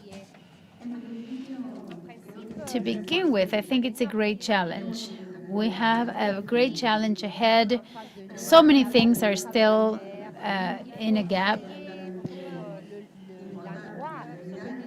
The reality is that right now we can make it visible, at least from the circular economy standpoint. It's a term that I have to be honest. It's a topic that I discussed a lot because it left us out, not only women and gender, but also the men. I come from the popular economy, and right now, the reality of popular economy, men and women haven't been able to create our own jobs, and that they are the reality today, and that everybody can replicate that. It has to do with that larger, massive collective group from the gender perspective. The truth is that we have been able to not only be recognized, the political space, places where we can discuss, for instance, labor rights, the work that our sector is doing, go deeper, public policies, for instance, be part of the proposals, not only the demands, this capacity of not complaining, but staying here with this collective that a group that has a capacity to propose, that we can develop, but right now, my sector right now is proposing in Argentina to discuss a law with social inclusion, and literally, if it hadn't been for women, with this sensitivity that we have, that we put it in place to play, and because we like to embrace all the aspects that not only have to go after a goal, but we have to walk next to it, and that's the opportunity that we have to propose. The container law with social inclusion includes also gender, because it's been us, women, who have fought for it and demanded. We asked to be heard, just because we have understood a long time ago that literally women, when they decide to go into these collective groups, were very powerful, not only because I say so, but because it's the way that I have had to walk on and to play a role that has to do with identity, with the fact that it's impossible for others to interpret the cardboard picking women, the reality of cardboard picking women. The challenge is huge, but nowadays we have the challenge to vote a law, to impulse a bill, but that has everything that the cardboard picking world ideas. That's good that you're talking about that from your personal standpoint. No one can talk about a reality that is not theirs. Now, going back to Ethel, this is like ping pong. What difficulties are you facing when it comes to let's go back 10 years ago, 7 years ago, when you brought innovative ideas into the company? What difficulties did you face in the company, and not only inside the company? Sometimes articulation is not only with the company, but entrepreneurial chambers or entrepreneurial difficulties. I love that question. Thank you, Ale. So I'm going to summarize it very quickly, but we'll go back in time 10 years ago when we talked about waste. What did we talk about? So the first thing we have to do is to have a change in paradigms, where waste, it was only waste, and now waste could be the source, the raw material for the girl's job, or for waste to be reused and become something else. So that was the first challenge. So there is a difficulty, yes, that's for sure. And when you work in a corporate international organization, the difficulty is always going to be there. Sometimes we have to be good to present the cases. When we started talking about waste, we said, what do we do with the hazardous waste? 100% of the hazardous waste, as such, are co-processed or recycled. 90% of the common ones, they're also recycled. In fact, we work with all the green centers, and we're very proud to be able to give that waste to them. So what comes out from our production, it continues for them, and we have to teach our employees to work with that. We need to work hand in hand and articulate in an articulate way with the educational park and the people from Innovar, the government, the universities, the alliances, the organizations that have already been working.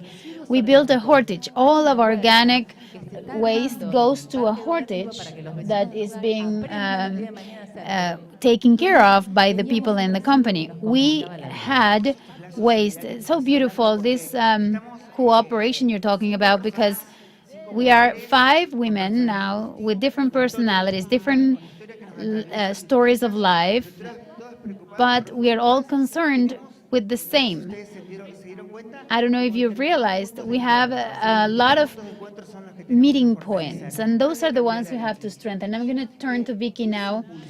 What made you, from the organization, the government of Córdoba, what made you carry out the recycling policies and to give importance to the environmental policies, to promote the educational system as well? I think we haven't talked about it yet, but as we promote other educational policies, we also promote the environmental policy.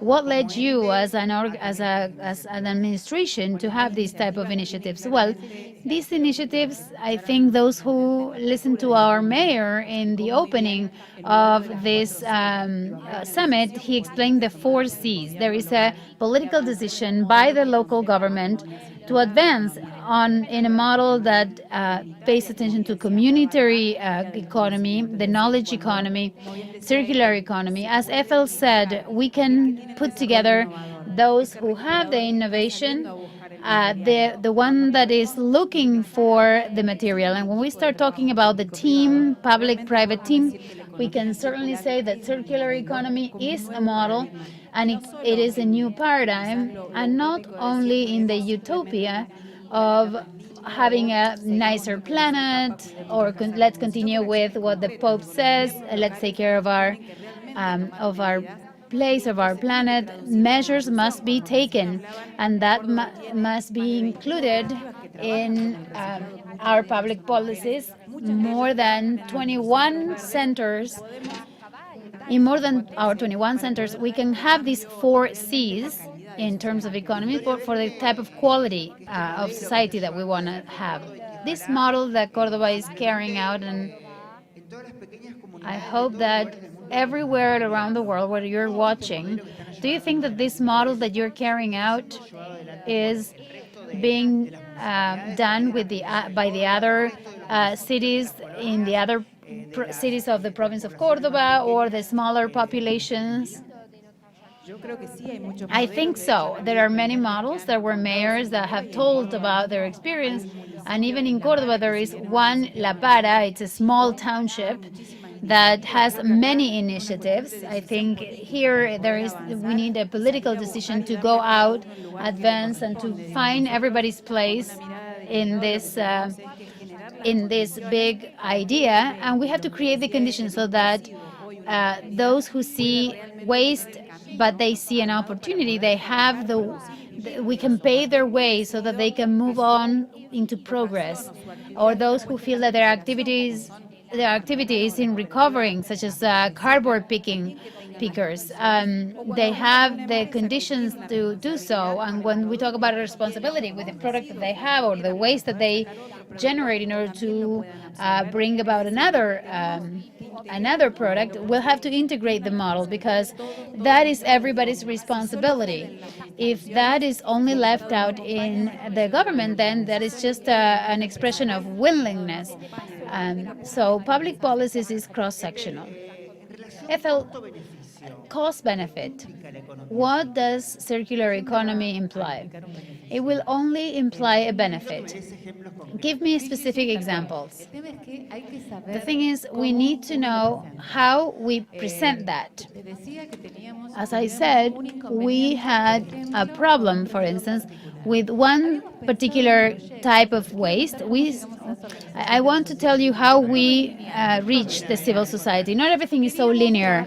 We wanted to work with civil societies, civil associations, to work in projects that empower women in vulnerable areas with a genuine, unique, single project to develop in one place. That's how we created the project, Renault Entrepreneurial Women. You have to do it in the right way. When you present this pilot project first year, it was a success. Second year, 280 organizations, civil organizations from 20 provinces around the country were there in the award, Women Entrepreneurial Women. That's how we were able to meet SONAS.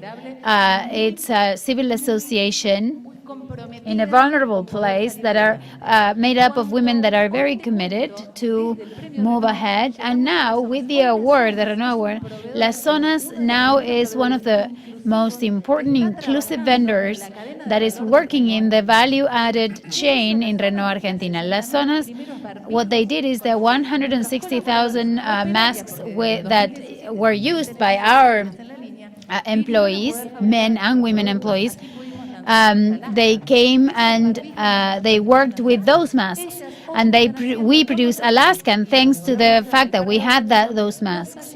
And now they have workshops in the neighborhood. I'm sure they're watching me.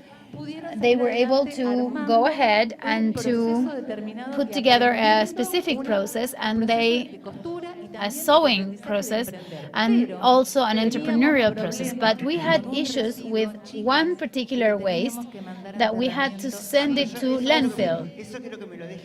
Okay, leave that to the end, like the cherry on top. I love the fact that you told me that. I still haven't seen it, but I love it. So we're going to reveal the last part of the project at the end. Flor, what environmental, social, and economic benefits bring about are brought about by discussing and putting this circular economy into practice? I love this question because that's the focus of our programs, looking for the triple positive impact from the implementation of projects and circular projects. I don't want to be so technical, but as it modifies the way we produce and we consume. We stop consuming non-renewable resources from virgin natural resources that are now recovered, recycled, remanufactured. There are so many R's that are open now in circular economy span. We talked about recycling before only, and now we talk about other intermediate processes where we can see a second life to products, not only to the manufactured projects, but also to return to the land those products of natural ordering for compost, for fertile, to create these products, these organic products.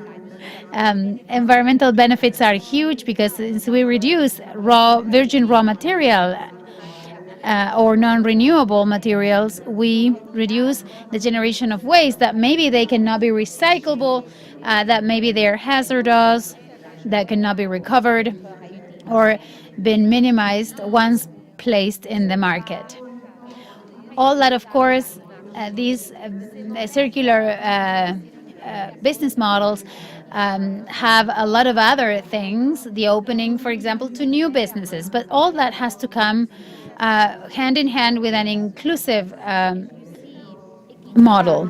These models and this impact that circular economy has, we should focus that on, in the sense, as I said before, that the fairest transition, so that genuine jobs are created for all of those who want to walk and embark on this new paradigm, increase social inclusion, to cross-sectionally impact the needs of women, and to get social and economic benefits for people. Florencia, thank you very much. Beautiful words. Now I'm going to moderate, a politically incorrect moderator. I want Twitter type answers. Jackie, I'm going to be politically incorrect, and I'm going to ask you something that we don't usually ask about. We are broadcasting for all around the world, and we have a politician here. What would be the recommendation, the demand that we have from the cardboard picking women or the cardboard picking people? I want you to talk to Victoria and to all the leaders who are around the world. So, since there is someone there who is a public officer and who maybe has the chance to help us and to ensure rights, that means that we need all the group of cardboard picking women. We need policies that include us. There has to be a space where we are listened, we're heard. We cannot discuss public policies if we don't belong in those spaces. It's not the same to go in a horse-drawn wagon in the city than it's in a small town. It's not the same to work in a green center. So we have to be aware of everything that's missing, and the recycling centers with social inclusion must be a reality. But they have to be willing to listen to this sector, and if there is something that we are aware of, is exactly that. To take public policies without the recognition for that means, the truth is that environmental promotion, a program that I was able to create a long time ago and that changed many women's lives, we were able to revalue what we have learned in our horse-drawn wagons, is the communication to the neighbors. So that's not only the role of a public officer, it's about the way we we build things from love, or building things with love means respecting ourselves as citizens, that we literally understand that we are working in the popular economy. We don't need to be offered a job, or we need to be heard, and we need to carry out the promotion plans and to understand what the circular circuit is, popular economy, building a job, and what it means to talk about trash. It's a solid urban waste. Where do they go to? Who do they belong to? Well, that's usually the conversation that sometimes we don't do. So, Victoria, will you take all of these things to? The city of Córdoba nowadays has a program of urban recovery staff. We are now training them, the ones that contribute 160 tons a month to a green center, just only in cellulose and cardboard. And we're working with the Federation of Cardboard Pickers in Córdoba and different neighborhoods in Córdoba. So these paths, these roads that you walk on must be done appropriately with the right bags. So these claims that she's already talking about, and in Córdoba that's been done, and we have public policies, and 160 tons a month are recovered by our urban recoverers that in the past they were an informal economy, and now they're part of our formal economy. Okay, Victoria, so we are engaging Martín Chazaro. He is really committed to the environment. I mean, this summit is happening here, and all of those leaders around the world. Before ending this talk, that is wonderful, I want you to tell me, what did you do in Renault with the waste of the car wheel waste? We were able to donate 90 units that in the past were going to go to the landfill spaces, and that was very easy. We agreed with the Ministry of Education, and the students are learning with those units, but we had a waste, as I said, that it was very hard, and it was I'm going to show it. The waste, it was no more and no less than the cover for the bumpers. So we went to the center and we talked to the girls from there, and we said, what can we do with this? And look at this. Alejandro, look at what we did. It's now a coat. So this is the raw material with which the bumpers in the cars are covered. It's beautiful. Look at this. I think that it's beautiful. I want one for Jackie, one for Florencia. We have to close. We're going to tell the girls from the area to make one coat for each one. Girls from the workshop, this is so beautiful. It's warm, it's for the winter.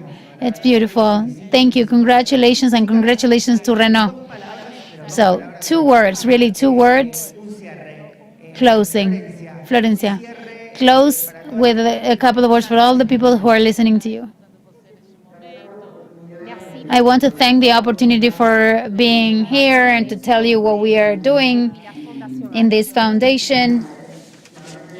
And honestly, this is the change of towards from the linear to the circular. Thank you. Congratulations, Flor, Jackie. A warm hug, a green sorority hug. Daring that women do whatever we need to do to change absolutely everything. Ethel, I just want to say that in car terms, we have to drive this winding road. You have to go to the powered of 4x4 four-wheel drive to sort out this winding road. The road to circular economy is possible. Córdoba, what will Córdoba do to continue in this path? From the point of view of the gender perspective, races have always been very uneven, but having women in decision-making positions and being able to implement those things that are claims now and they turn into public policies later, it's our own commitment. I'm very proud to participate in this summit and that we are all connected in this, that even though it's a new model, economic model, it also requires for us to analyze consumption in terms of citizens. Okay, the four sides of the society: social responsibility from a company, women working in the popular economy, NGOs devoted to the circular economy. Thank you to the city of Cordoba. Thank you, Bio Cordoba. Thank you for this World Summit on Circular Economy. This panel ends, but I invite you to continue building together this green environmental for the wetlands law and everybody to everyone. And thank you to you for being part of this panel.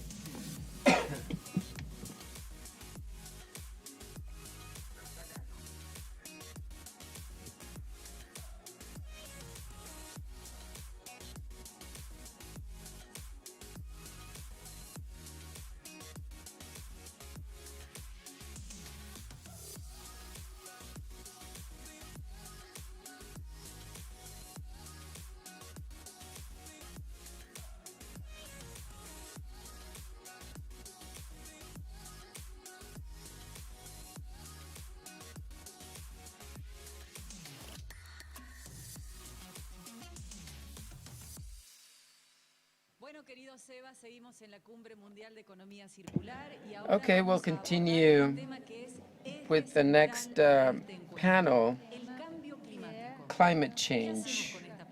What do we do with this issue? Should we just stand in horror, or do we make a change? We have the opportunity to make it, so we'll talk about circular cities. So the panel is called New Policies Towards the Development of Circular and Sustainable Cities Before Climate Change. This panel is moderated by Lucila Grassi. She's a specialist in the development and management of renewable energy projects.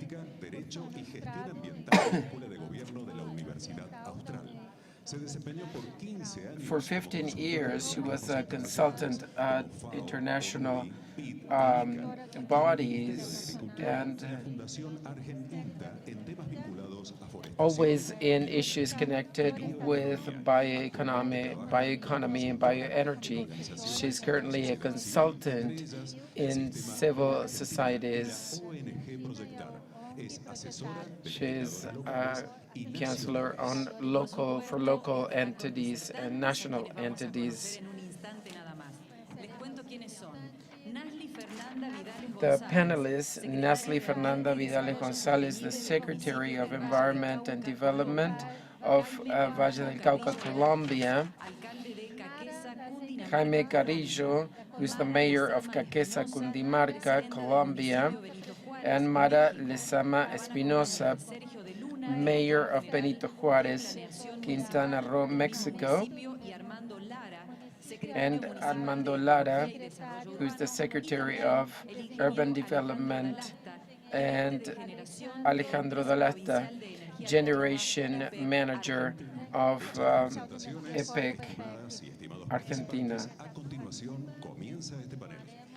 Let's begin with the panel. Lucila, good afternoon. How are you? Thank you very much. So let's begin with this panel.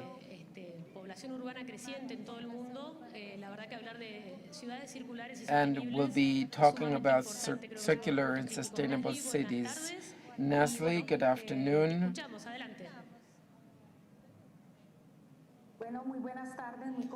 Good afternoon.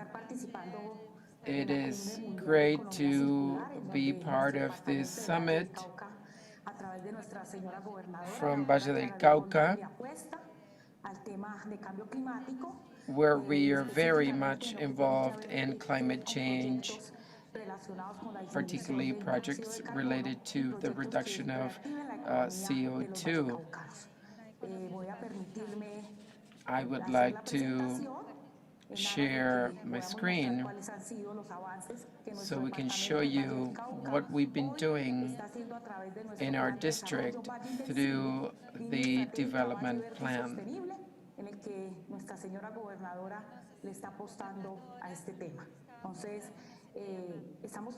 So we're working on a circular economic development through bioeconomy. The plan is supported by the provincial or the state government.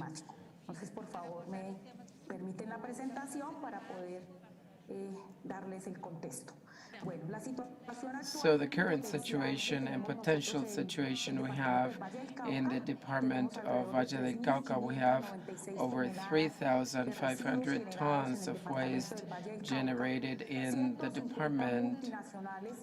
150 multinationals demand this raw material. 30,000 companies are established, and we have 2 large clusters on bioenergy and thousands of tons of waste from sugarcane harvesting.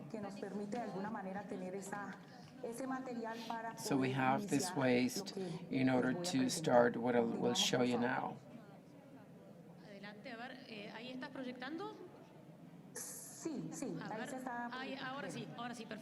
Okay. So which are the challenges we're facing in Colombia and at the Department of Valle del Cauca?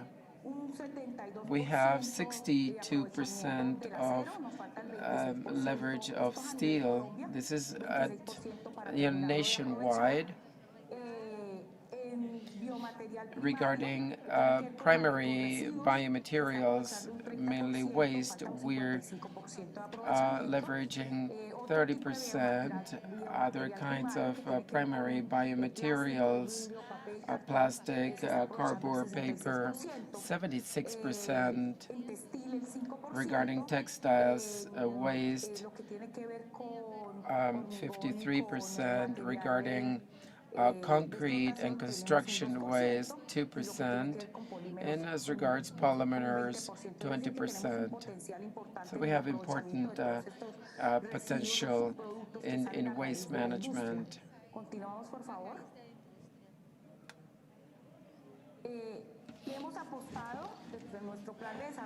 From our development plan, we included bioeconomics, how through the development of goods, environmental goods, we can use biotechnology in order to generate other kinds of alternatives such as fuels, strategies to reduce carbon dioxide, and how the generation of services we can actually leverage ecosystems. This is how we developed different projects at the Department of Valle del Cauca.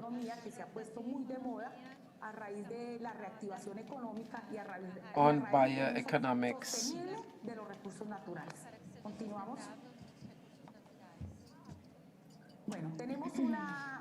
So we have a cluster, a bioenergy cluster, where we have that contribute with $867 million. We have electrical equipment, engineering services, fertilizers and seeds, logistics, represented by 3 companies, an agricultural company, 7 biomass generators, 9 companies, co-generators, represented by 12 companies, in all 80 companies that support the bioenergy cluster via different systems.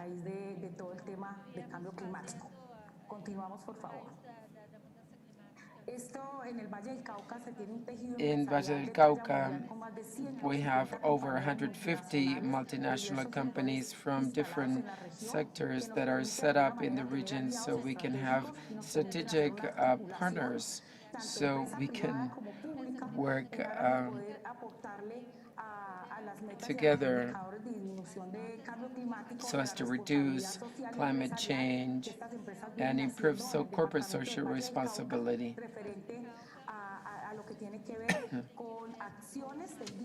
Particularly actions relative to CO2 reduction. These are the ongoing projects, circular economy projects. This is sort of the most prominent project. This is the conversion of waste. This is the production of synthetic oil of the garbage. So we have all of the organic waste generated in the department, and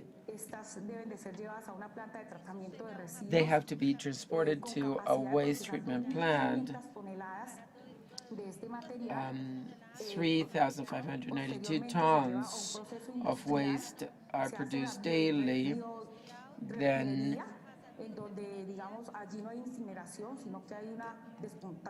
there's a decontamination of the raw material where we capture the carbon and hydrogen in order to produce synthetic hydrocarbon. And finally, we have an end product, which is the renewable fuel, which will be, as a result, it will be reducing carbon dioxide and creating jobs and a positive impact to the environment. So in this way, we are entering the circular economy circle. This project would allow us to contribute to the SDGs. Goal number 3. So once we start with the carbon reduction projects and we can actually leverage these waste, we'll be ensuring health and welfare for the department. We will be contributing to cleaner water because these waste will not be landfilled. As a result, we'll be reducing leaching that would contaminate water and soil. In this way, we'll be contributing to goal number 7. This is the department development plan. We support biodiversity and green businesses. These are 3 main areas that we're working on, always based on the department development plan. So those that are preserving the natural environment, then they are granted with incentives so that these... I have to interrupt you. We have to wrap up. But I have a question. In your previous slide, you talked about the goal number 17. You talked about the public-private connection in Valle del Cauca. Can you tell us briefly how you, what was the strategy? Goal 17 is kind of the heart of the SDGs. Exactly. Having partnerships to achieve these goals we worked hand in hand with private companies and the companies located in Valle del Cauca and companies that have environmental responsibility. We develop different teams, technical teams. Oftentimes these companies generate this waste, and through these partnerships we can support them in their development of their environmental management, and they also help us with a technical economic team so we can implement the projects that we are developing in Valle del Cauca. So we develop private-public partnerships through action plans, and so all of the action plans are connected to objectives, basically reduction of carbon dioxide and the leverage and management of solid waste. So these companies, via teams and task forces, they submit action plans, and from the department we lead the process. And so we have different task forces based on the different topics. You know, the task force on entrepreneurs, entrepreneurial activities, so they ensure entrepreneurial projects.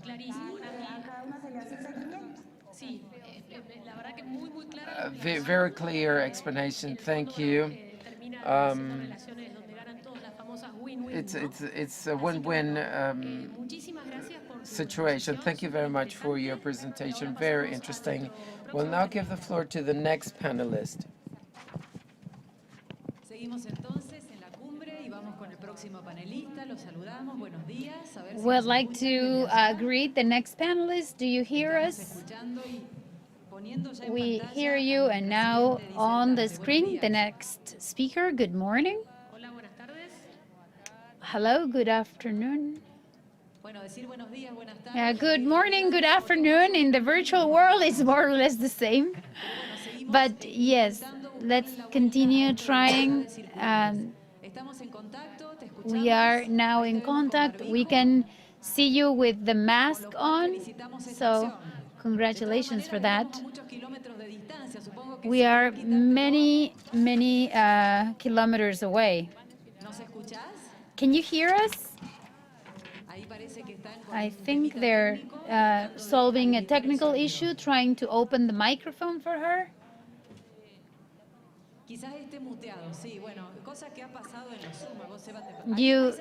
Now we can hear you.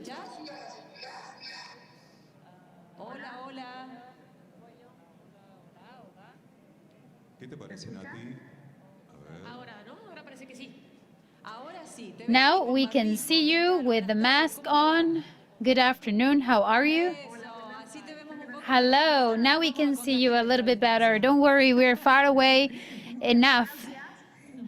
Thank you very much. I'd like to thank you for this invitation to this important forum and for this platform. This pandemic has brought about this new way to contact ourselves, even kilometers and kilometers away, through technology. And we can share these successful stories, these best practices applied to sustainable economy and to circular economy. It's no secret that climate change is a reality and it's going to impact a lot on each one of our cities. So maybe we have a smaller perception, but without a doubt, it's affecting all of us at the same scale. In the Caribbean, but most of all in the Quintana Roo coast, and here in the city of Benito Juárez, we are preparing ourselves to hug our beaches because of what is going on. In the last years, that hug has been bigger and bigger since the crystal waters are disappearing. So I'd like to highlight that the pollution is impacting us a lot in Mexico and in Latin America, and it's affecting also to the millions of visitors that get here to the touristic places, but mostly to the fragile ecosystems of Quintana Roo and the maritime, the sea world. So water pollution is really crazy. We've had we were able to recover and to collect a lot of this algae that was contaminating and polluting our waters. We work with the US, and lots of experts have said that when it comes to this algae, it's a product of the human activities and a consequence of not being careful about the use of contaminating or polluting wastes. And experts in the matter, what we do in this city, that we suffer this algae from appearing. It was without a doubt the transformation of the seaweed. So this seaweed, we had civil societies, the public sector, private sectors, and we all collect seaweed so that they don't affect the ecosystem. So the idea was to give a comprehensive answer to manage this seaweed. So we already extracted all the seaweed from the sea, and now we have to take other measures. We cooperated with Bianco Mexico, a company that specializes in macroalgae or seaweed, and with that, we will be able to recover 80% of the sand that is recovered when we pick up the seaweed. Seaweed gets to the shore. We pick it up. When we pick it up, we erode the beach, and so what happens with that sand that we pick up and we extract when we pick up the seaweed?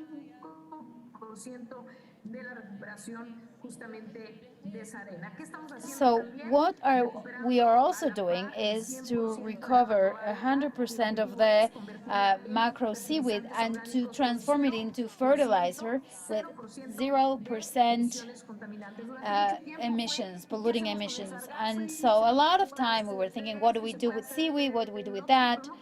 But we had no idea. We didn't have a plan as to what to do with seaweed. So we collected it, and now we are thinking about processing it at a rate of 600 tons per week, and we are going to reuse 75% of the water we use for processing seaweed. Today, in the city of Benito Juárez, in Cancún, we are pioneers to provide comprehensive solution for collection, management, and final destination of seaweed in Cancún. That's the gateway to Quintana Roo, and we are now thinking about this problem in all the Caribbean region. It's a natural phenomenon that exists. It's something that, as you know, nature is very stubborn, and we need to find a solution, a feasible and sustainable solution to that. If we can't, we need to be reactive. I just wanted to ask you a question.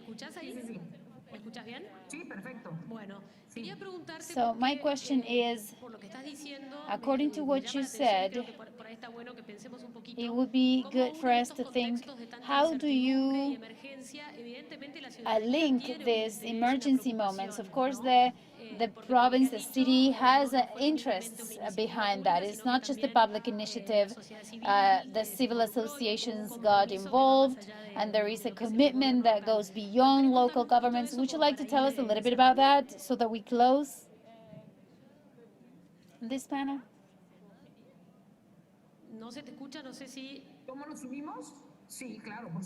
Of course. Let me tell you. We can hear you, but it cuts off a little bit. Yes, we can hear you.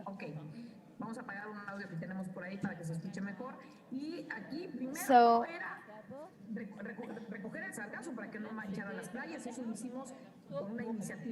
we did that with an initiative from the government. We were very successful. And so once we had all the seaweed, we said, what do we do with it? Now the challenge was at the time, okay, we're going to use all sustainable elements, and the goal here is not to think about seaweed, or I have seaweed on the beach, and now, no, we have to solve the problem from its very root. And I think seaweed was eliminated from most of our beaches. I think it's a natural phenomenon. It's a very serious natural phenomenon. It's not something that we can solve overnight. There are many, many tons of seaweed that we have collected. First, we have to think about how to collect it, and after that, what we're going to do with it.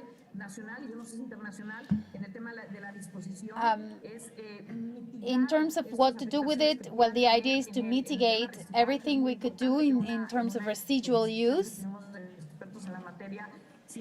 If it's alarming how much seaweed can affect and its path towards it reaches the coast, how much it can affect the coast, and how much we could be affected if you don't make use of it in the appropriate way.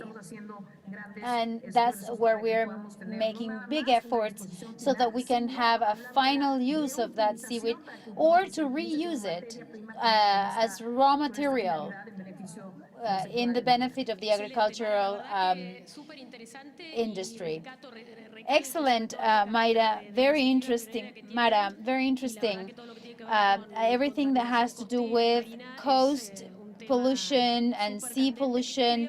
I think it's a very important topic, and I think we still haven't been able to become fully aware.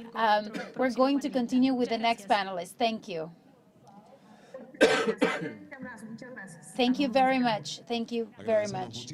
We'd like to thank Mara Lezama Espinosa, President, City President of Benito Juárez, Quintana Roo, Mexico. We have the next speaker. Hello, good afternoon. We'd like to greet you. Can you hear us? Good afternoon, everybody. Thank you for this opportunity. Can you hear me? Yes, Jaime, we can hear you. Thank you. I'm glad to be part of this important panel. Circular economy, we can start whenever you consider appropriate. Go ahead. Thank you again. I'd like to show you what our municipality is doing. Caquesa, Department of Dinamarca. We have a critical problem, not right now, but in the near future, which has to do with the solid waste management, what we're going to do with solid waste.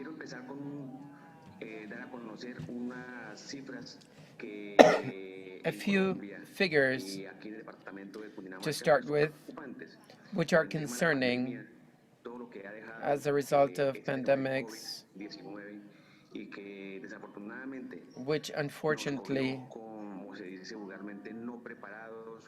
we were not prepared.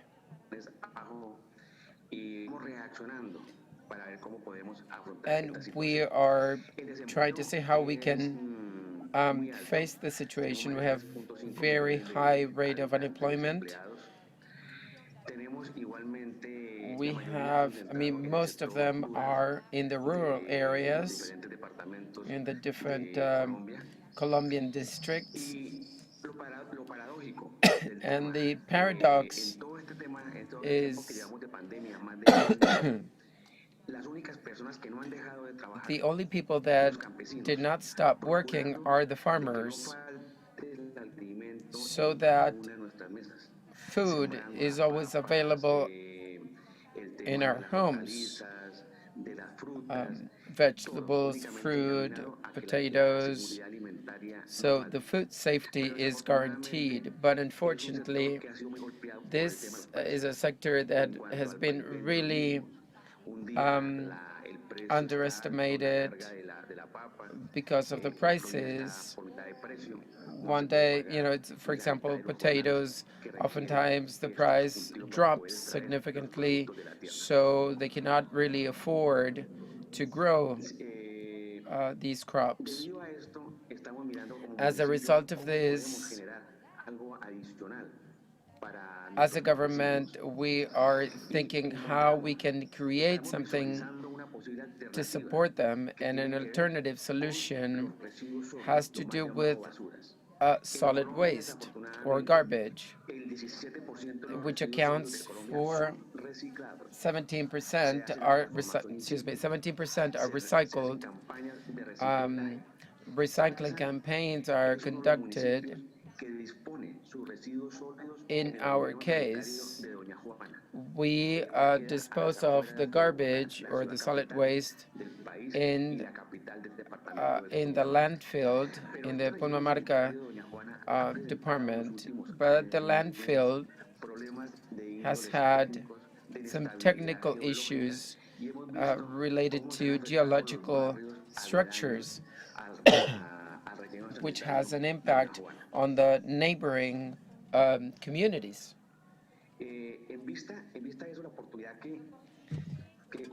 So this is an opportunity.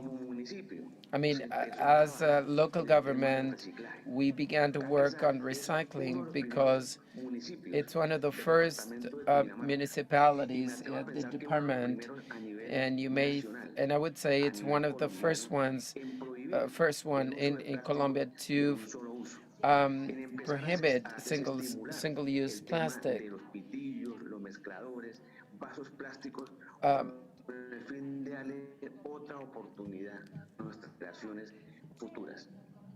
In order to provide a better future for our generations. When we started with this agreement, I mean, not using such a large volume of plastic glasses,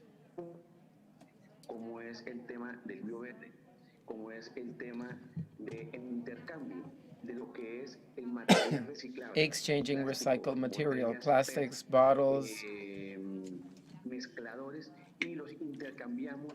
and we exchange them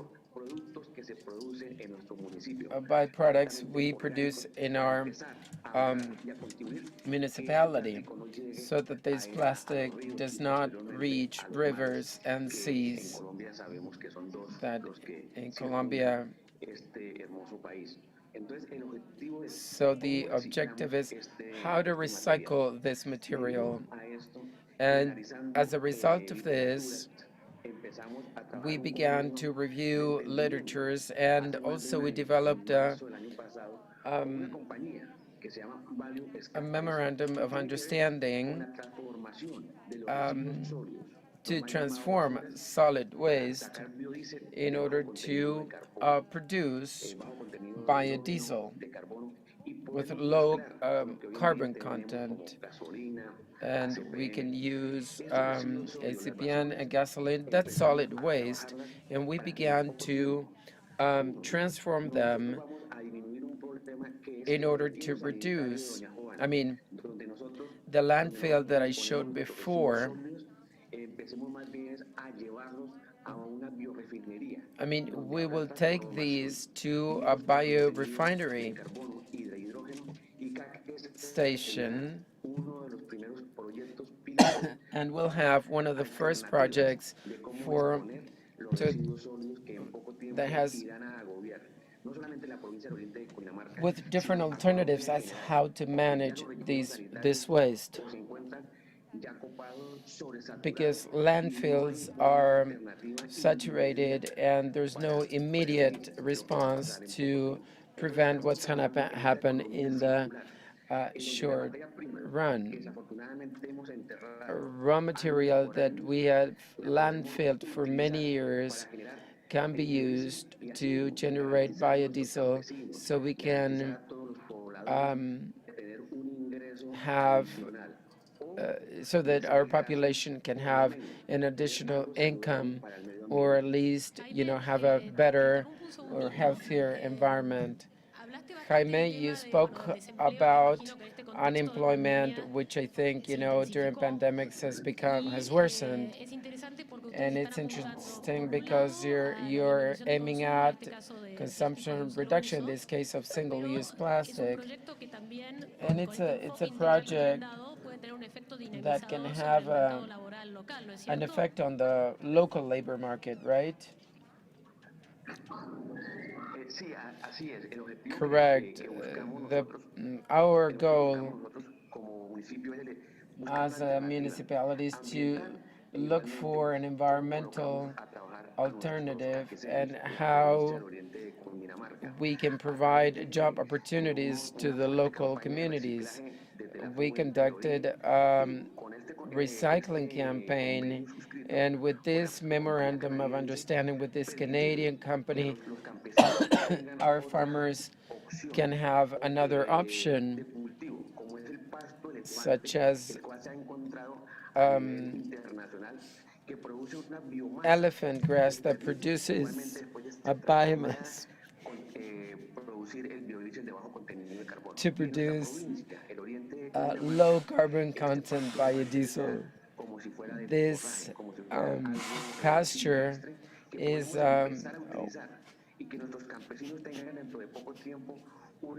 so that our farmers have more stability, and so this could create actually an additional income. So this is a triple impact initiative, right? Because you're generating positive impact environmentally, economically, and socially. Jaime, thank you very much. Unfortunately, we have to continue with the panel. So thank you very much. Thank you very much. Bueno, van pasando los panelistas y venimos bastante bien con el tiempo, difícil de manejar, ¿no? Very difficult to manage. Now we understand, the TV host, that when we say that time is of the essence. Moderators too. Yeah, now that you're like hosting a TV show, the pandemic gave you this new role. So tell us how we continue. Let's present the last panelist. All right. Bueno, muchas gracias. Thank you very much. I'd like to thank the opportunity to participate as a speaker in this World Summit on Circular Economy.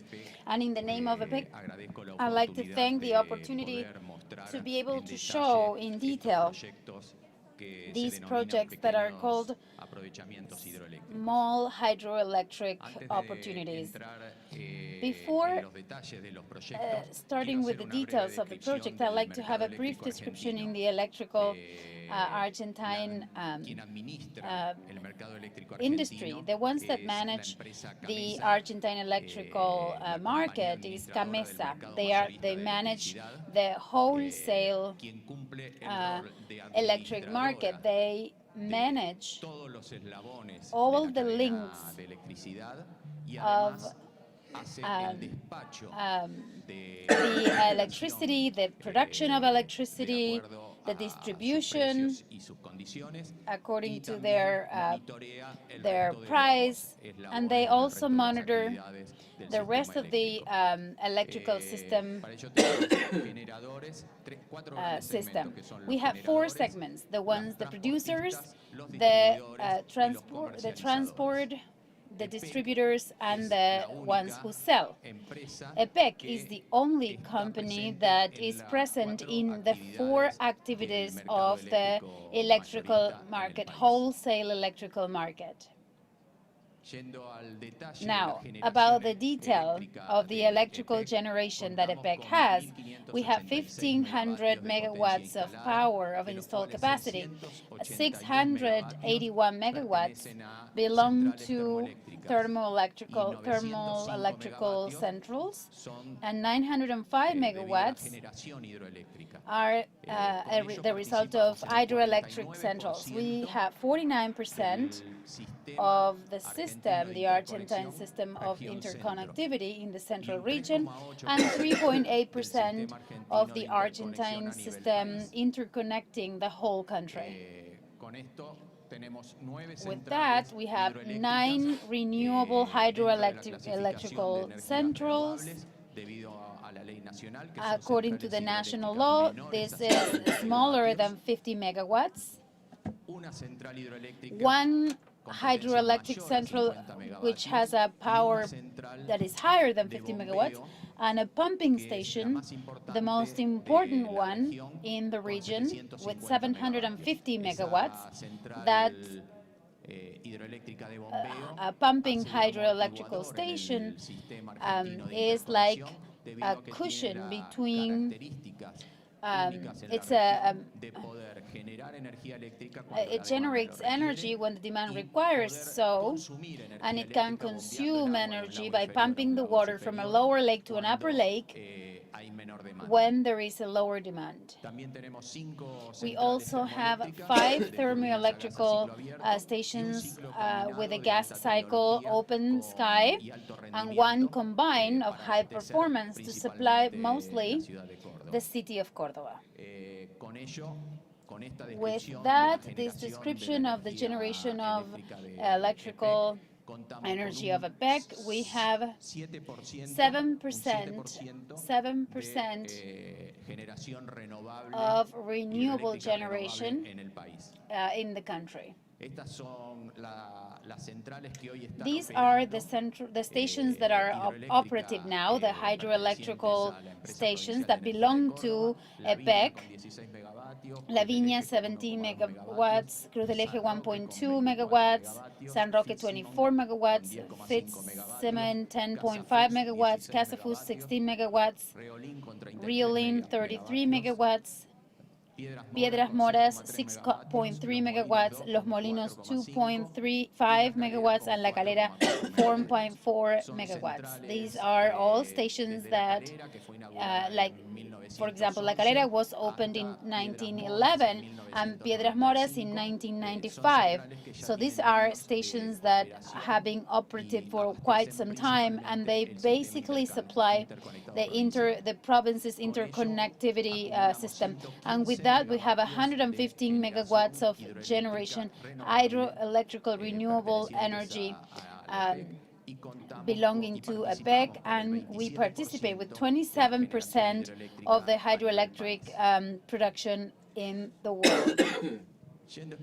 Now, going more specifically to the hydraulic performance, on this slide I'd like to highlight the advantages, the circular advantages in the region. Most of all, it generates energy for all the region, which means the energy that these small hydroelectric opportunities are used in the region. It takes water from a natural resource, it processes it through a turbine, and it returns it to the normal river course without any physical chemical change in the water, which is something very important because we are putting together some equipment that intercepts the normal course of the water, and we return the water in the same conditions. That's why it strengthens the electrical system in the region, in the area. In general, these places where we have natural sources of water, they're in the middle of the distribution centers that distribute energy to the populations. And that way, we are investing in the energy flow by installing these systems, these equipments at the beginning of the network. And that improves the conditions of the local economic development because it gives the best quality of the electrical system in that area, which is key for the economic development. This set of qualities makes it possible for these projects to create circular advantages, highly recommendable circular advantages. The projects that we have already built and that we are still building are those described on this slide: Boca del Río, Cruz del Eje, Pichena, San La Calera. Let's see each one of them in particular. The project, Boca del Río project, has 0.5 megawatts of generation, a production of electrical production of 3.3 megawatts a year, 3,350 megawatts a year, that supplies 2,500 people. It has a contract with Camesa for 20 years. After the RFP, the bidding was renewed, and an investment of $1.3 million. This project is operative and it's selling already. So this is the picture of when this project was opened, and on top you see the way this station works. This equipment actually works. It takes the water through a pipe from the compensating dam in Boca del Río. We move the water, we recourse the water to this electric station, and once the water is used, it goes back to a channel that goes to the irrigation channel. So the water is used to create energy, to produce energy, and with that, it produces that energy and then it returns to the normal flow.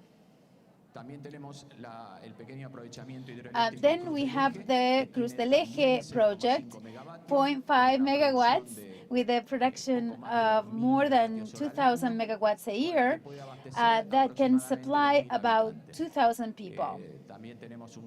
We also have a contract for sales to sell energy with an investment of $1.1 million, and it's already operating and selling that energy. We can see the new turbine, the generator on the right, and on top we can see the machines room.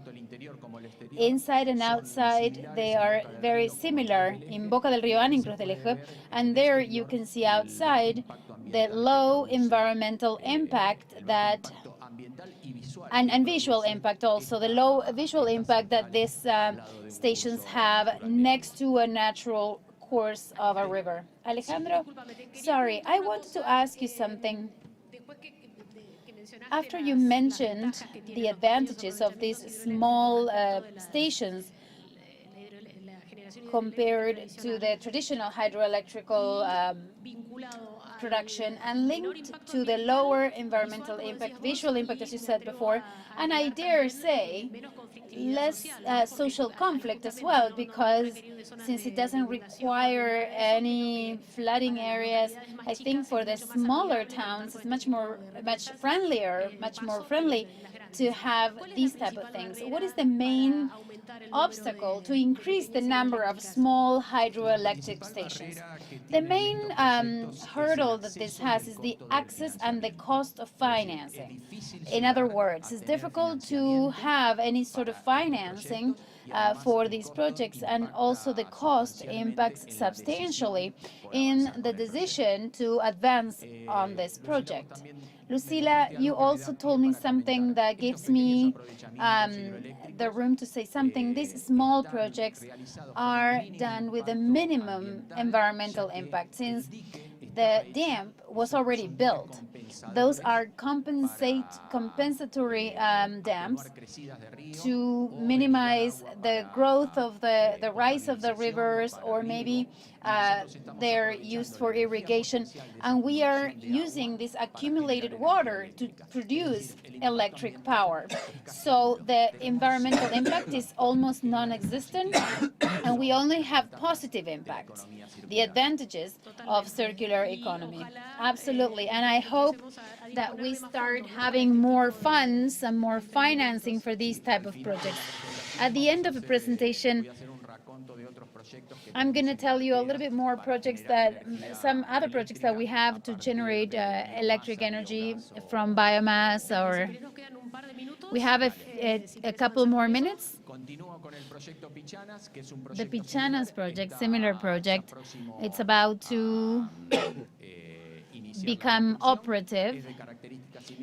Similar characteristics, $1.3 million in investment. And here we can see in the lower side, this is the Pichana Dam, and the way it is, and the valve, open valve. And here we can clearly see how from the discharger in the bottom part, a new pipe starts as part of the project all the way to the machines room that we can see down here, and we'll see the turbines will return that to the normal course of the river. On the red box, that's where the machine rooms would be. Last but not least, we have La Calera, an old station that was opened in 1911. Beautiful, as you can see inside and outside, it's beautiful. It's like an architecture masterpiece. Yeah, and it preserves the architecture. We preserve the architecture of the station, and we have a project already with a contract with Camesa of 3 megawatts. It can produce more than 24 megawatts an hour per year. An investment, a future investment of $4.1 million. That means extracting one of the 4 turbines and put 2 new technology turbines of higher power and using all the infrastructure that we have. Based on these projects, I like to say that we have other projects in sight, such as using biogas from sewage mud and urban solid waste, and also we are about to RFP the engineering and the construction of a plant to produce biofuels from soy oils. And this is going to be used for the city transportation and for the EPEC fleet. Thank you so much, Alejandro. I'm sorry, the clock is ticking and we are on the hour. So thank you so much for your participation. And I'd like to highlight, to close this panel, that, as I said at the beginning, in an increase of the urban population in the region, now 70% of the population, global population, lives in cities, and Latin America is around 80%, and Argentina, 91% of those people live in the cities. So all these initiatives that come from local governments are very important, like never before. And I think that to celebrate the initiative, the city of Cordoba and the different cities and municipalities that have participated in this panel, I'd like to thank you, and I hope that this replicates. I want to thank everybody for participating in the panel. It's a pleasure to share with you the stage, and that's it. Thank you very much. Thank you. Thank you to Alejandro Dalastra, engineer for EPEC. And thank you, Lucia Grassi, our agricultural engineer who moderated this panel. Thanks to all the panelists. Big regards from Cordoba, our province here in Argentina, and we'll continue with the summit now.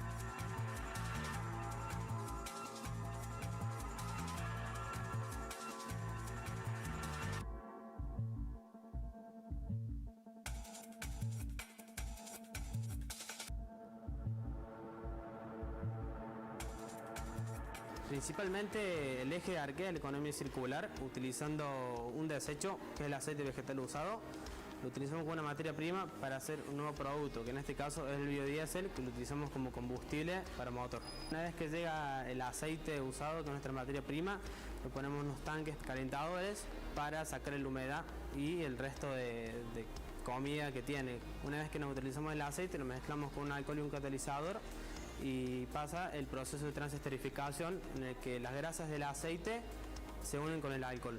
Y ahí tenemos arriba el biodiesel y decantado el glicerol. Que el glicerol funciona muy bien como desengrasante. En la utilización del biodiesel para nosotros tenemos muy bajo costo de recolección y mucho menos emisiones que el gasoil convencional.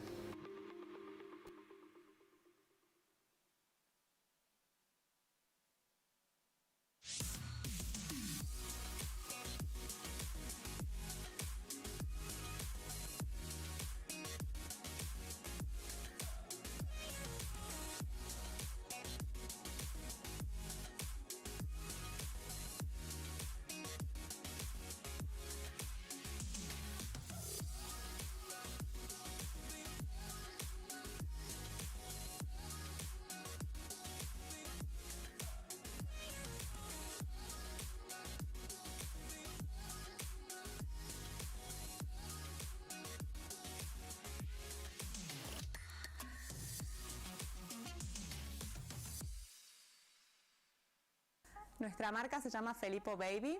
Hacemos accesorios de bebé partiendo de textiles reciclados. Somos 3 socias, quien les habla Silvana, Vero y Maru.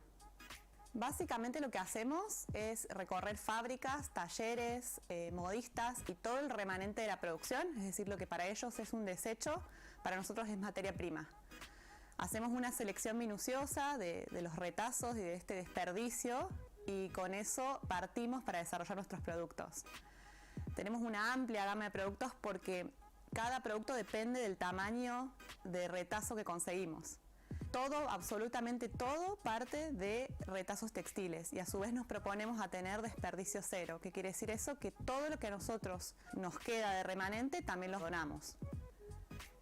También tenemos otros 2 propósitos más allá del ecológico, que es un propósito social y un propósito económico.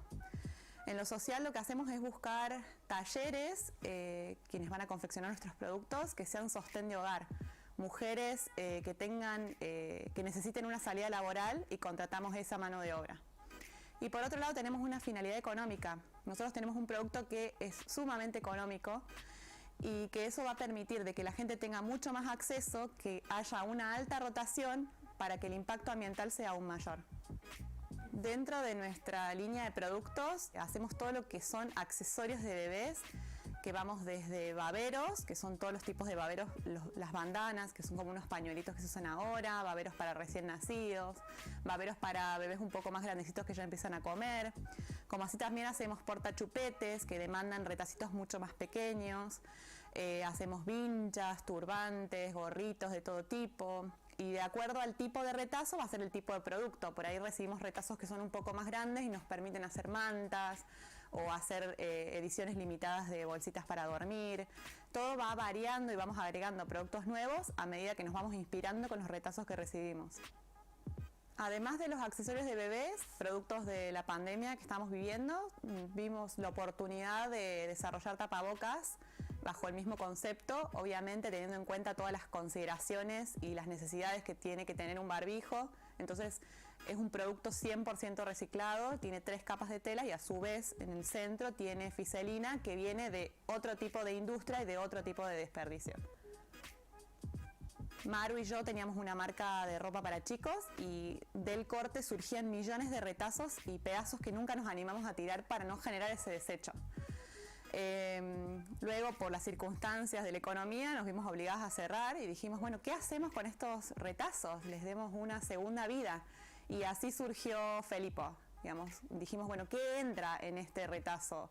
Porque no podemos sacar una remera, pero sí empezamos a buscar en qué rubro podíamos introducirnos para darle el mejor uso a esos retazos. Uno de nuestros primeros desafíos era que la gente creyera en este concepto ecológico. Al principio nos costó mucho que la gente entendiera el valor agregado de nuestro producto más allá del producto en sí. Hoy en día notamos que es cada día es mucha más gente la que entiende y la que le da importancia a toda la parte ecológica. Así que ese es nuestro desafío, generar, digamos, que también las empresas que donan los retazos sean conscientes de, digamos, del daño que generan tirando esos retazos y que busquen, así como estamos nosotras, hay un montón de personas y emprendimientos más que le pueden dar una segunda vida a esos retazos y ayudar al medio ambiente. Creo que entre todos los cordobeses, ya sean empresas grandes o pequeños emprendedores como nosotros, podemos aportar nuestro granito de arena para lograr un mundo mejor. Nosotros todos nuestros desperdicios los donamos a pequeñas productoras de villitas o que necesitan esos productos más pequeños y creemos que empresas más grandes pueden también donar sus retazos para que entre todos aportemos nuestro granito de arena para un mundo mejor.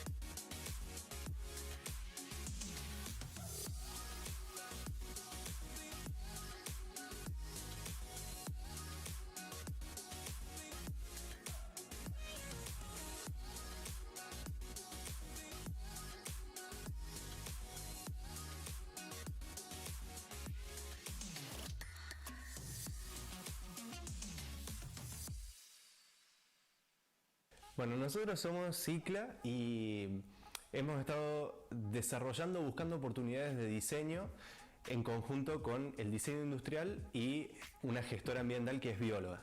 El equipo este se conformó a partir de la interacción y sinergia de distintos profesionales o estudiantes, como es mi caso y el de mi compañero. Yo soy Rodrigo Castaño, estudiante de diseño industrial de cuarto año. En la misma condición académica está Javier Abraham y María Álvarez de Miguel como bióloga y gestora ambiental. Entre los tres, en sinergia con esto y creyendo también en el desarrollo de la innovación abierta, en un colectivo que también podemos llegar a consultar a futuros usuarios, a ingenieros industriales, a colegas del mismo rubro, estamos desarrollando este producto. Dentro de esas oportunidades encontramos un valor en todo lo que es el cultivo y empezamos a trabajar en cuanto a la investigación, que eso nos llevó aproximadamente un año y el día de hoy, después de algunas maquetas, de algunas verificaciones y de entregarnos también un poco a la innovación abierta, de conversar con otros biólogos, con otros gestores ambientales, con otros diseñadores, con colegas del rubro también y con ingenieros agrónomos, llegamos a un concepto de cultivo que se basa en la permacultura como cultura permanente, como una visión más holística de la utilización de recursos de una manera circular. Cicla, como innovación, en realidad no está innovando en absolutamente nada, concretamente porque nos estamos basando en cosas que realmente ya existen, en cosas que nunca deberían haber dejado de existir y de saberes tal vez muy viejos que de a poco se fueron diluyendo y hoy queremos traerlos de nuevo al saber cultural. La permacultura, en la bajada hacia el producto que nosotros hacemos, es concebir en el cultivo un sistema que no sea cerrado como el de una maceta, sino un sistema abierto. Dígase de otra forma, un ecosistema, en el cual nosotros podemos tener una zona de cultivo y al mismo tiempo, en sinergia, involucrar el mundo del compost con el lombricompuesto y toda la interacción de líquidos, de lixiviado, de agua, de riego, de crecimiento de plantas, de descomposición y llegar al compost, se pueda reutilizar y volver a integrar en el sistema sin ninguna pérdida, que sea un sistema que se autonutra y que se construya a sí mismo. Nosotros trabajamos la economía circular desde varios aspectos. Por un lado, la misma permacultura, de hecho, es económicamente circular porque utiliza recursos que vuelve a revalidarlos en un mismo sistema y los vuelve a reutilizar. Y por el otro lado, desde el lado productivo, hay dos posibilidades. Uno de los procesos sería la fabricación de este producto a través de rotomoldeo. En los dos casos, de hecho, es rotomoldeo, pero por un lado estaríamos trabajando con empresas que trabajan rotomoldeo a través de plásticos, de polietileno de alta densidad, de ABS, por ejemplo, y ellos tienen la capacidad de procesar plásticos de grandes generadores de desechos, por ejemplo, de autopartes. En base a esos desechos que podemos reutilizar, concretaríamos este producto. El segundo camino es trabajar en una escala ya inferior, también de rotomoldeo, pero el cuerpo principal serían resinas que podrían ser cargadas con otras partículas inertes que sean sobrantes de la industria. Por un lado, nosotros contemplamos el hecho de reciclar y de reutilizar materiales, y en esto de la economía circular también está la idea de que, llegado el caso de que cierto desperdicio no puede reintegrarse en el sistema, hay que pensar y ser conscientes de cuál va a ser la deposición final. En ese caso, esos productos que son de deposición final serían nuestras cargas para hacer este rotomoldeo. En la etapa de diseño que nos encontramos, como mencionaba, que es el diseño conceptual, estamos ya migrando hacia una etapa de diseño detallado y desarrollo, por lo cual nos encontramos activamente frente a diversas mentorías, consultas, realizando focus group a futuros usuarios y finalmente, bueno, en la concreción de este producto, buscar financiación para poder largar los primeros prototipos al mercado y realmente generar este vínculo que estamos proponiendo.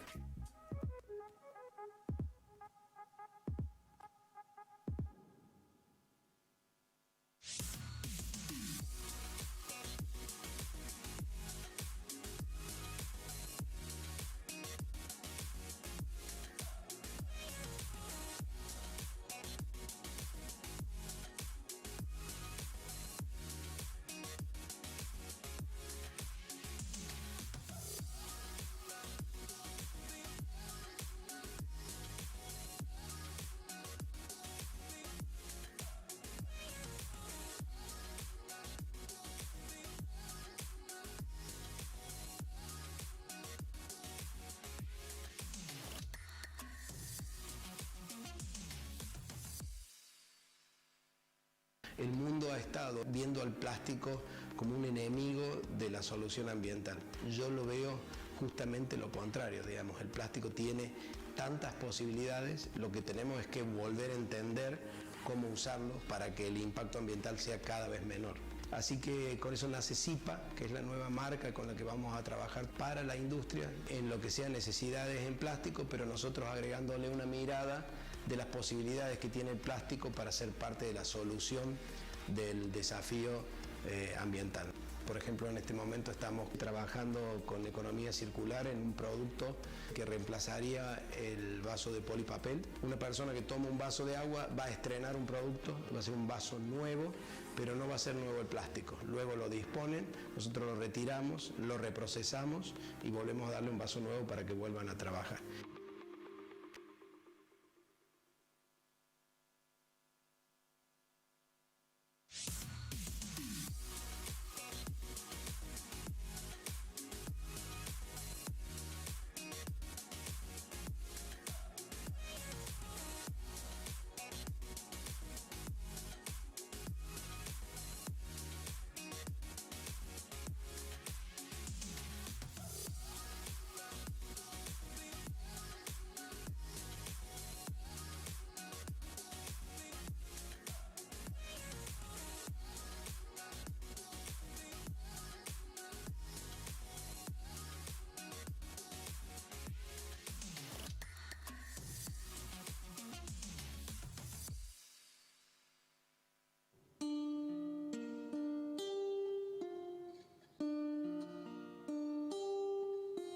Hola, soy Gabriel Balfré y dirijo la Fundación Jubips y un poco el impulsor de este proyecto, de esta escuela de música, la orquesta y el taller de instrumentos reciclados.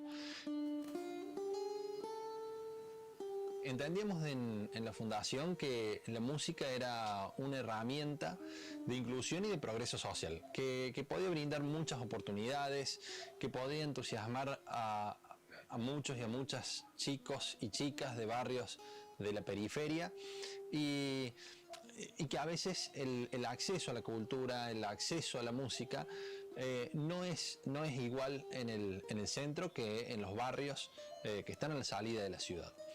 Y Empezamos a estudiar distintos proyectos y encontramos uno que nos fascinó, que fue la Orquesta de Instrumentos Reciclados de Cateura, de Paraguay, que es un proyecto y una experiencia social increíble, creada por Fabio Chávez Morán, que era un técnico ambiental que fue a desarrollar un proyecto relacionado con el reciclaje a la comunidad de Cateura, que es donde se encuentra el vertedero de Asunción, y empezó a enseñar música, y luego ante la gran demanda y la falta de instrumentos decidió proponer a la comunidad comenzar a fabricar instrumentos a partir de la basura, y en ello nos inspiramos.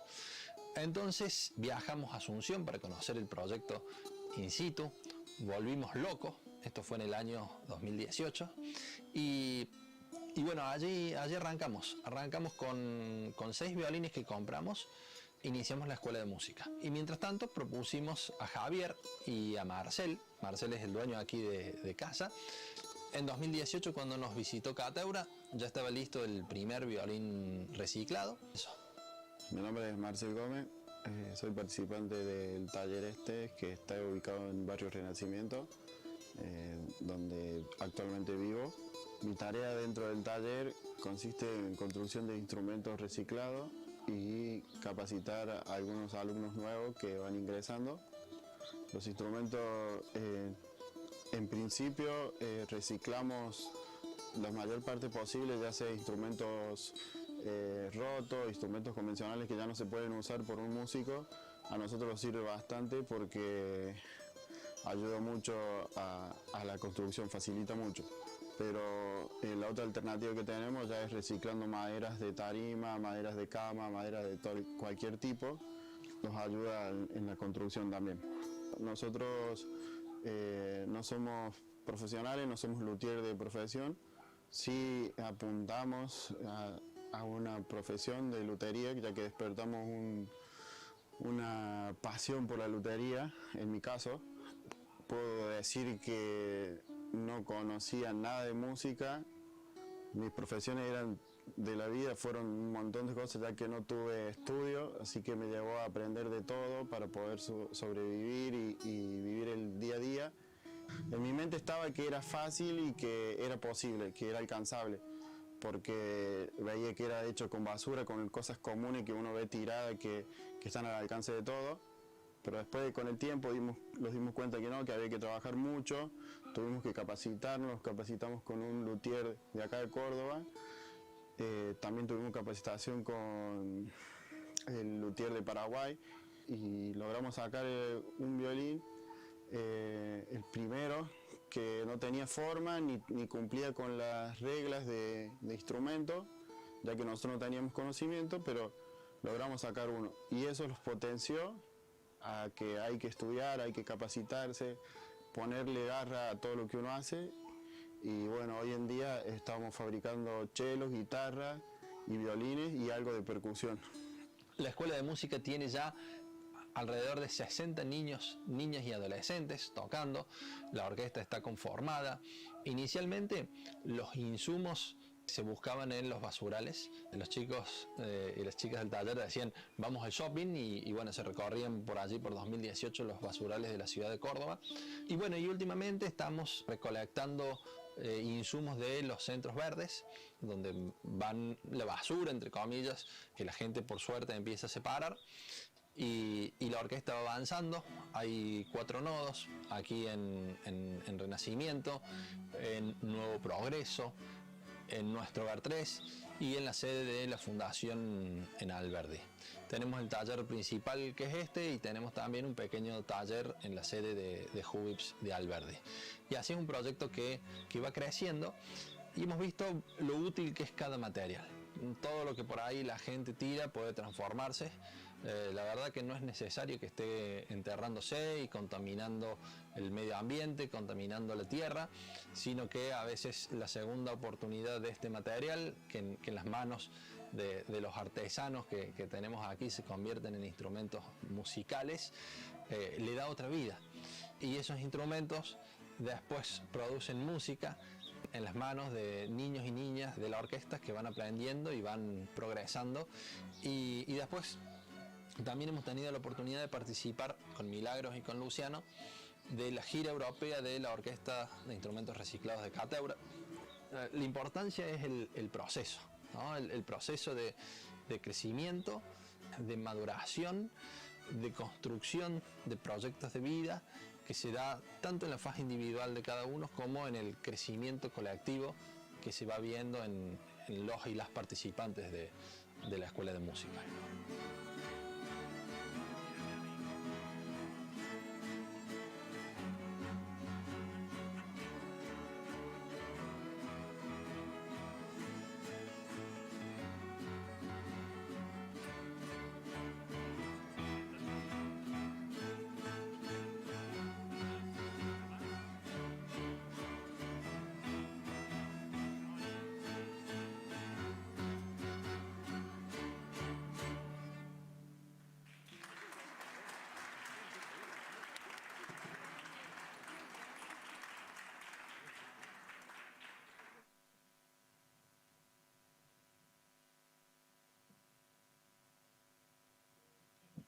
Bueno, llegamos ya al momento que dijimos cuándo llegar.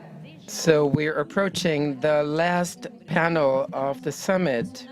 We're really excited for everything we've been through, the music, the speakers, the response from the audience, and it's an honor to introduce the next panel.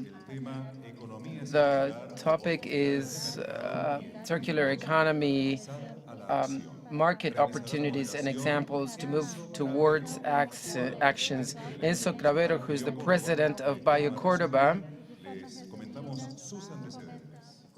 Enzo Cravero was the coordinator of the National University of Córdoba, the coordinator of human rights, the coordinator of popular universities in 2016, and manager of provisional affairs from the province of Córdoba in 2004 and 2007. The main speaker is Manuel Alba Daliadejo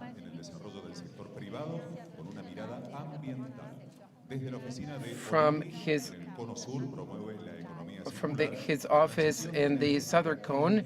He promotes Industry 4.0 via technical cooperation projects and the dissemination of best practices and policies through forums and publications. He was an Oxford academician and consultant in countries in Africa, Asia, and Latin America. He has a master's degree from Sussex University and over 50 publications on industrial politics, trade, and circular economy.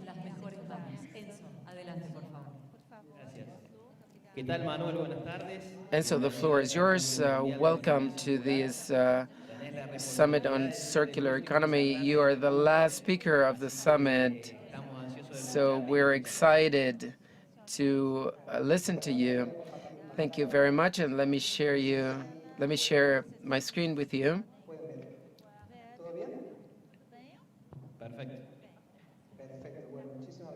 Well, thank you. First of all, I'd like to thank the government of Córdoba, UNIDO, and on such a disruptive issue, particularly during pandemics, with this publication, the release of the report last Monday, and also thank all of the previous speakers. I was live for the past 2 days, learning and listening. I learned a lot, particularly the experiences from Argentina, the different local governments, and the experience from Latin America and other parts of the world. The advantage of being the last speaker is that a lot of the things have been said already. So as the summit went along, I had to sort of adjust and customize my presentation so as not to repeat. So before going into the subject on circular economy from the perspective of markets and how we turn this into actions, I'd like to speak a little about UNIDO, that circular economy has been significant. I mean, it has to do, it unites two agendas, production and environment.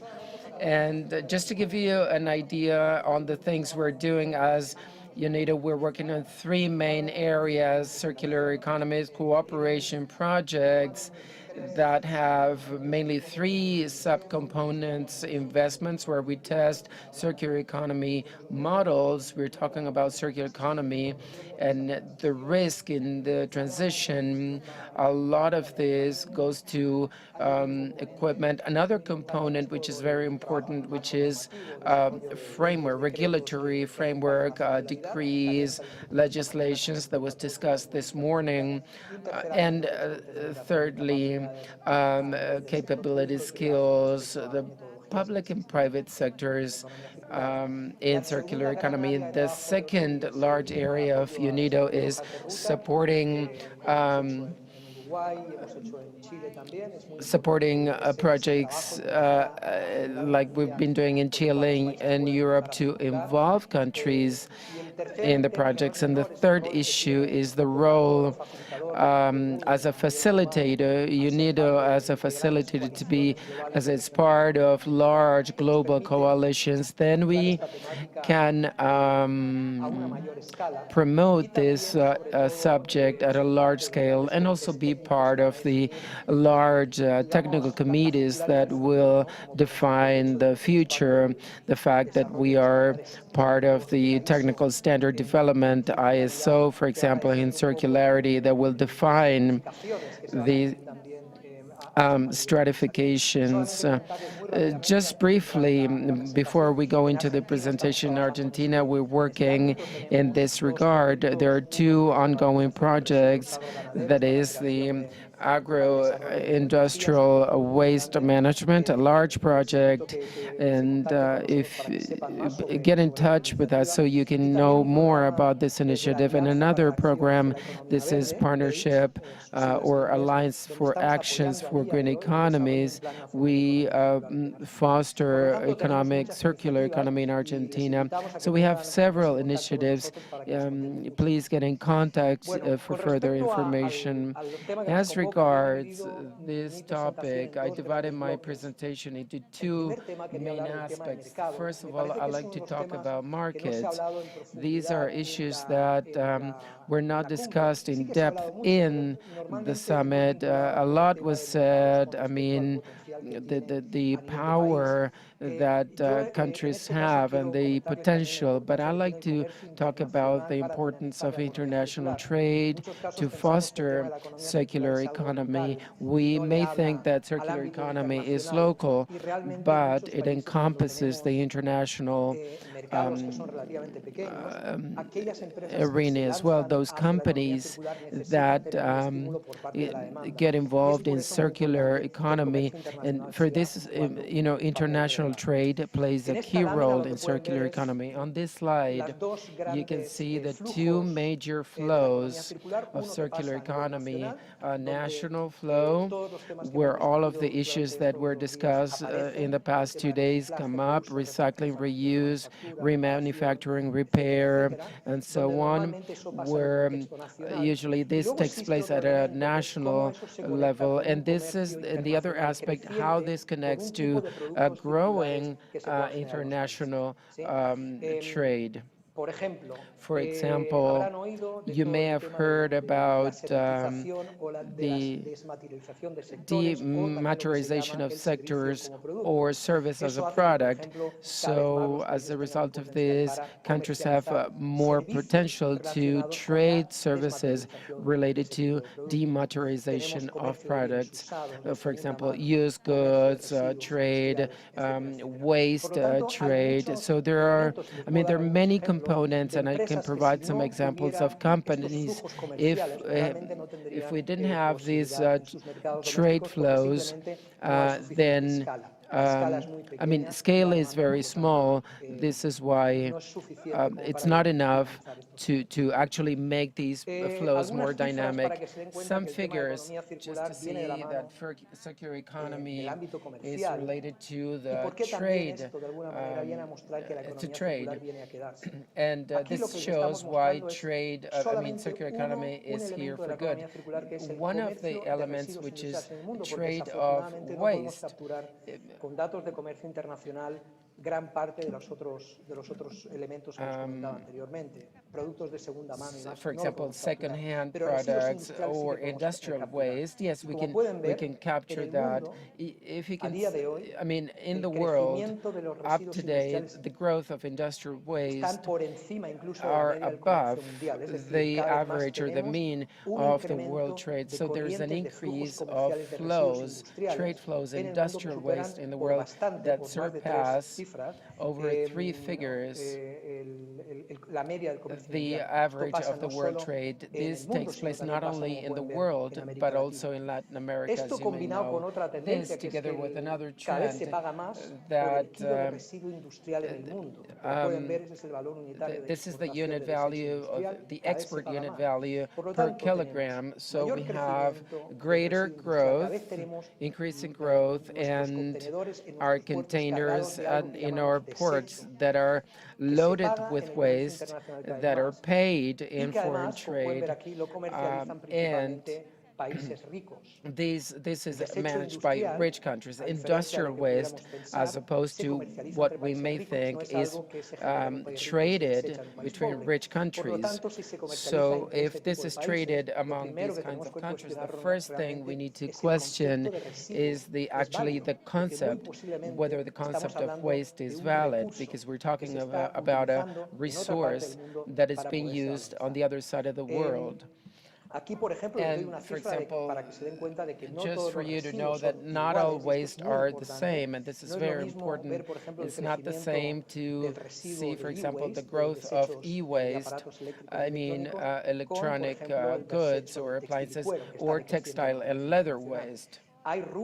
There are sectors of industrial waste that are growing a lot, and this has to do mainly with the capacity, the value capacity they have. And these critical metals, precious metals, are managed by these rich countries.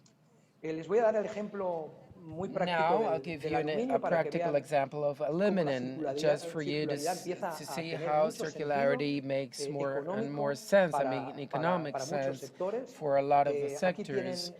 This is the linear economy from the bauxite to alumina to aluminum, the primary part of the process of for 2 to 3 tons to 1 ton of aluminum. And then the aluminum that is recycled, we just need 1.1 kilogram of recycled aluminum to obtain that kilo. So there is a significant advantage regarding the use of resources, practically basically in the aluminum sector. If we can actually recycle this product, there are significant changes regarding the use of mining towards urban mining to be able to generate these kind of products. And there are also other environmental and economic advantages. Recycling 1 kilogram of aluminum means saving 6 kilograms of bauxite. That is energy savings that are quite significant, and also a considerable reduction of emissions. International trade gives us a clear indication that the concept of waste as such is incorrect, and that there are companies such as Midas from Chile, an urban mining company in a mining country that is betting on these kinds of secondary raw materials, we call them, such as copper dust or aluminum bars.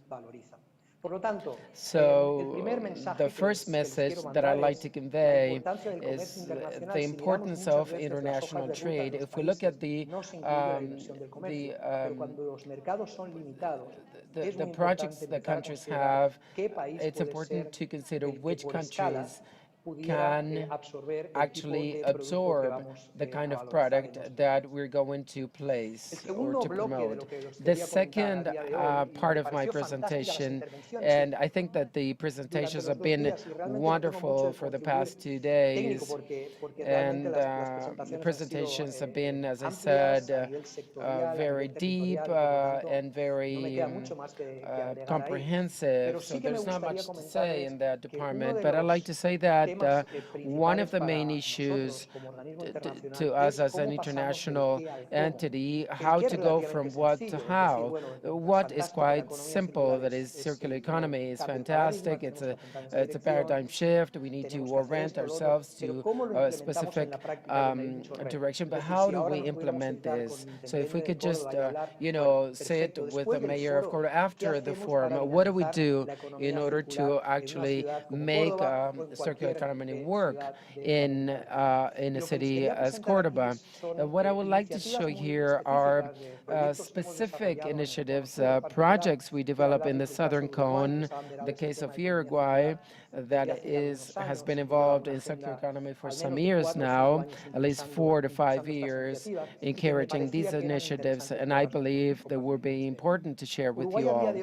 Uruguay has a large, an umbrella program that is called Uruguay Circular, that you can search uruguaycircular.org, and under this umbrella there are 2 main initiatives, Circular Opportunities and Circular Uruguay Prize or Award. And the point is to support the private sector, mainly to transition towards circular economy, sharing funding risks. So we are providing technical support in those that are transitioning towards circular economy. The award, it recognizes institutions and companies that have transitioned already towards circular economy. In the videos that you're playing during the summit, there are many initiatives that didn't need the summit to understand that circularity was important, so they should be recognized, should be awarded for their projects, or at least to recognize that circularity is a possibility. These kind of initiatives are funded or could be funded by the International Fund for Environment, by the Green Club Environment, and there are other programs that could be actually implemented after the forum. Let me give you some figures so you can see the impact of this initiative in Uruguay. The Circular Opportunities Program has 4 editions already, but the program was launched in 2018. In total, there were 250 candidates. The investment by lending institution was $1.5 million and a leverage of approximately $2 million. So it's a small country as Uruguay, to move into circular economy through these 3 initiatives. And let me show you how they work. What do we usually do when we launch a program like this? The first thing we do is what we call inspirational events. This is exactly what we're doing in this summit, but we land, this is directed to very specific sectors. So circular economy in the textile sector is very different from, for example, the automotive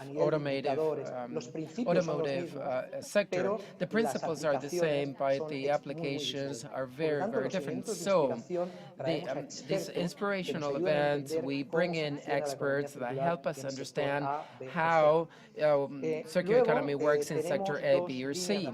And there are two supporting lines, the idea validations, we call them. Basically, we test things. Circular economy in many, many sectors, we don't know whether it really works. We don't know whether it's feasibly, technically feasible or not. So, and then based on the proposals, then we can pre-select those ideas that we believe are more interesting or are technically feasible. And number three is the project implementation, where there's a greater funding, and here we work with companies that offer a development plan or a circular economy model that is established where, we demand more from the, technical requirements, market studies, and these two lines have helped us broaden circular economy to startups. These are startups, conceive circular economy, but they don't have a solid development plan. And I will not go into detail. All of this is going to be online. These are some of the ideas that were benefited based on the nature and the production system in Uruguay. You may, or one may have wondered, or may have expected probably agricultural projects or food projects using rice peel. An interesting line is, for example, the use of construction waste or rocks. One of the ideas that was awarded, was recognized, was the use of fertilizers from construction waste. More sophisticated projects, for example, eco-bricks, tires, larger initiatives that require more resources, companies that had been, that are already established in the country. En el año 2019, in 2019, we had a slight variation to this type of initiatives, because apart from the ideas variations in each one of the projects, we had a new line, which was the setup and the prototypes. In that regards, what we wanted to say was to go a little bit beyond the ideas variations to suggest some tested technology around the ideas that we were proposing. And resources were $40,000 for those projects, and we also got very interesting results. This was the summons for 2019, the beneficiaries. I'm not going to go into detail, but as you can see, we are already going into much more sophisticated lines, like recycled plaques and lithium batteries, much more complex topics. And something that I'm sure is being repeated throughout the summit is the type of recycling, this topic of recycling.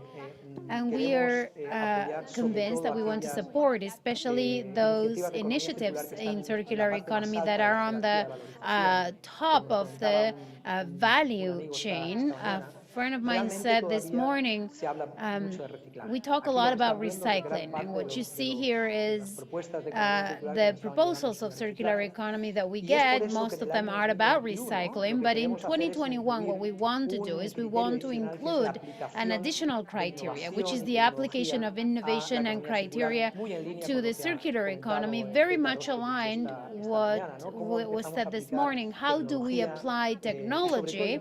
And most of all Industry 4.0 to circular economy, so that we're not always using about the same industries, but we're talking about something that appears here and there, like new materials, and that converses a lot more with the co-design and a lot more interesting stuff. That in the sense of opportunities, circular opportunities, companies that are already transitioning towards circularity. The award, Uruguay Award, Circular Award, is something that we would be happy to share with Argentina. It's something that we give through PAGE, Uruguay. We acknowledge companies, communities that are transitioning towards circularity. The award is merely a recognition and technical assistance to those companies. In most cases, what we do is what we project the ideas of Cordoba entrepreneurs, for example, who were able to do something magnificent, and we use the platform, Nudis platform, that is global. For us, the private sector and also communities and institutions,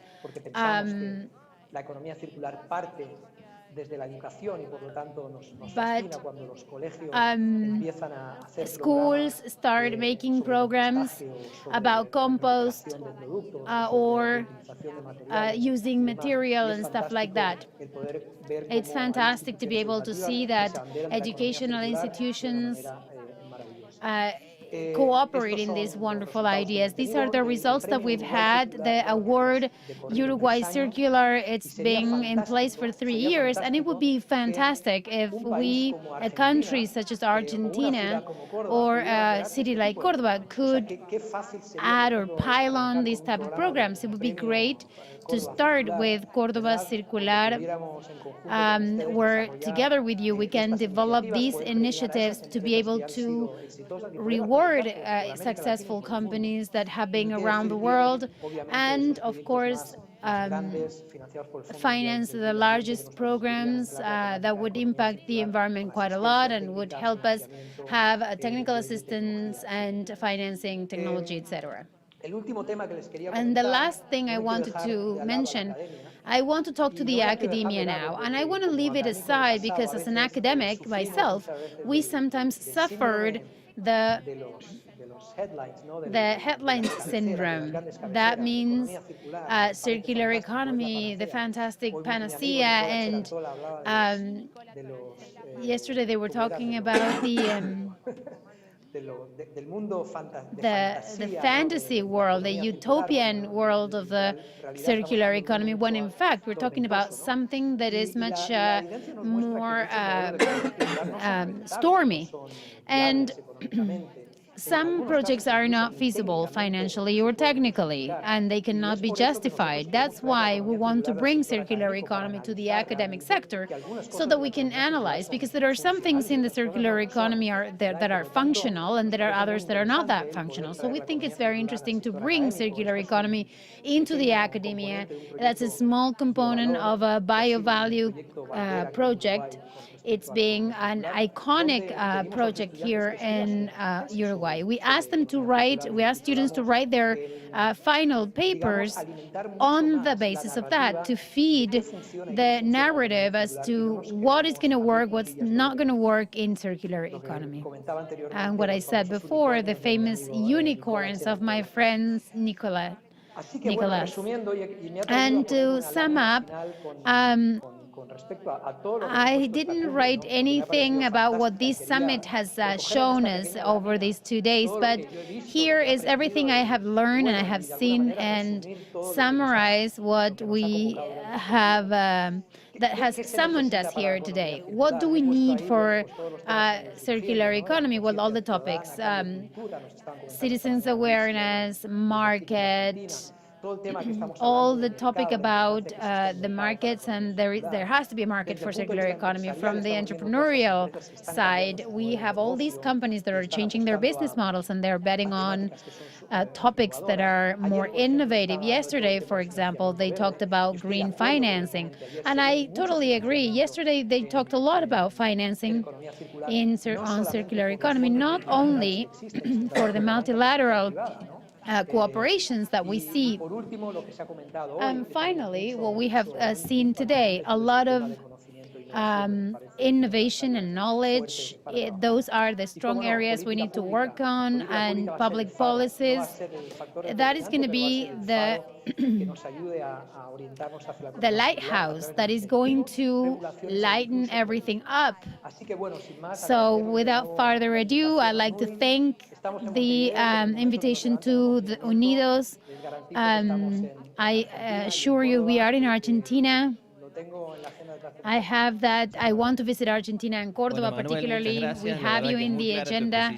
Thank you. Very clear presentation. It's very, very clear. Both speakers have been very clear. And in order to follow up on what you have just said, I wanted to ask you about public policies, specific public policies or success cases, apart from the one that you mentioned in Uruguay, that help potentiate circular economy in the subnational governments. How can we articulate public policies to potentiate circular economy companies and to help traditional companies to transition into circular economy without running so many risks along the way? Of course. Thank you, Enzo, for that. That is a very broad question because the public spectrum of circular economy is very wide, from fiscal instruments up to social responsibility policies, waste management. I think for me, what's interesting to say or to know is to have very specific instruments, political instruments, or policy instruments. I would divide them into two big blocks, the carrot and the stick. Those in which the entrepreneurial sectors see themselves as an additional workload, some tax, some prohibition, some sort of restriction or fine. But let's not forget about the other type of public policy, which are the incentives. For instance, supporting companies that run circular economy and give them, I don't know, some tax exemptions when they do or they maintain, or maybe they have programs in innovative public procurement that could drive the demand, all these topics that we're talking about now, or the type of furniture where you sit, for instance. It could be made of plastic, recycled plastic. We're not going to put all that in the house, but maybe through public procurement, we can bring furniture into public schools or public spaces. We can do many things. So I would group public policies in those that have regulations, prohibitions, or fines and taxes, towards those that have these sort of incentives. And the sweeter part of public policies, which is not only to regulate and prohibit and monitor and control, but to be a lighthouse and to offer these type of programs that can help entrepreneurs. So about international trade of raw material in circular economy among the rich countries that you mentioned at the beginning, the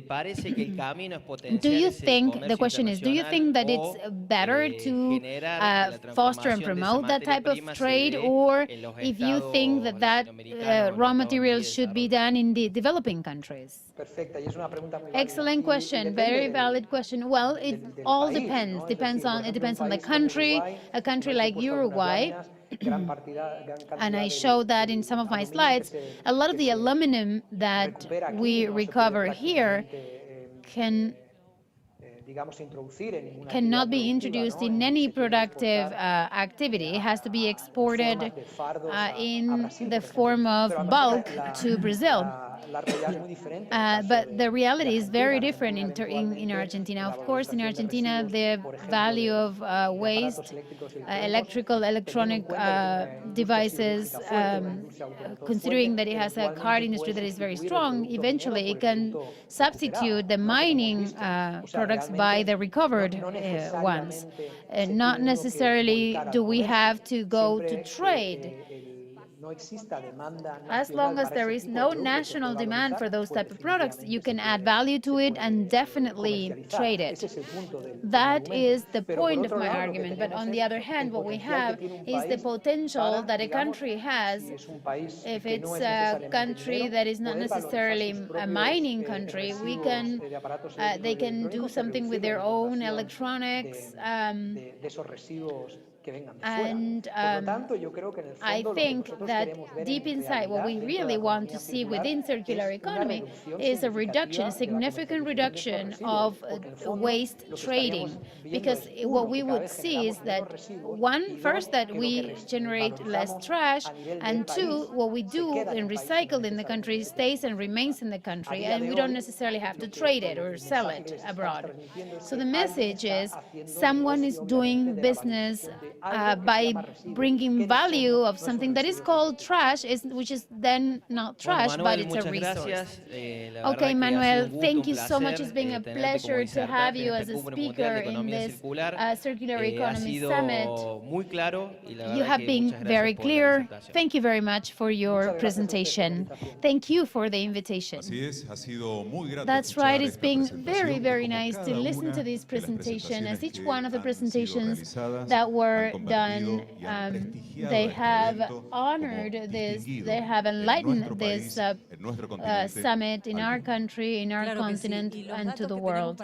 And the data that we have to share with all of you are really amazing. I'm very proud to tell you that in this first Circular Economy Summit, we had 41 countries of all 5 continents. We also had a record of reproductions, 438,000 people that followed the speakers, listening to the speeches and knowing and learning. All of the presentations were translated to different languages. First, I'd like to thank the mayor of the city of Córdoba, Dr. Martín Zarzora, Secretary of Environment and Sustainability, Jorge Moloni, and Enzo Cravero, President of Bio Córdoba, who made this summit possible. So thank you very much. And we don't want to forget to thank moderators, speakers, authorities, public officers, and representatives of government and educational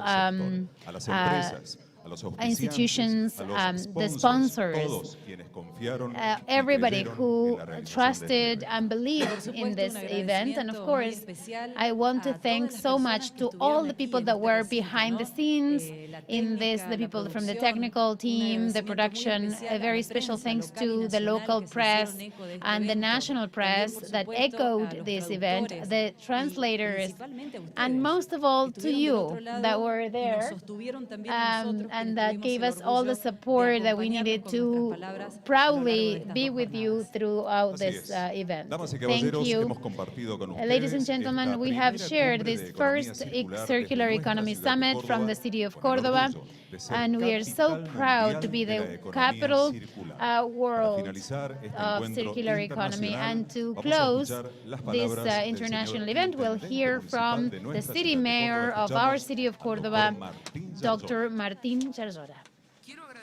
I'd like to thank the organizing committee, the speakers, and most of all, I'd like to thank to all of those who participated in this World Summit that allowed us to have this iconic historic milestone. We've co-created a space for us to meet and to have the different sectors and the experts on circular economy. We articulated, we shared new models of environmental policies. We showed experiences that prove the creation of new green jobs and inclusive jobs.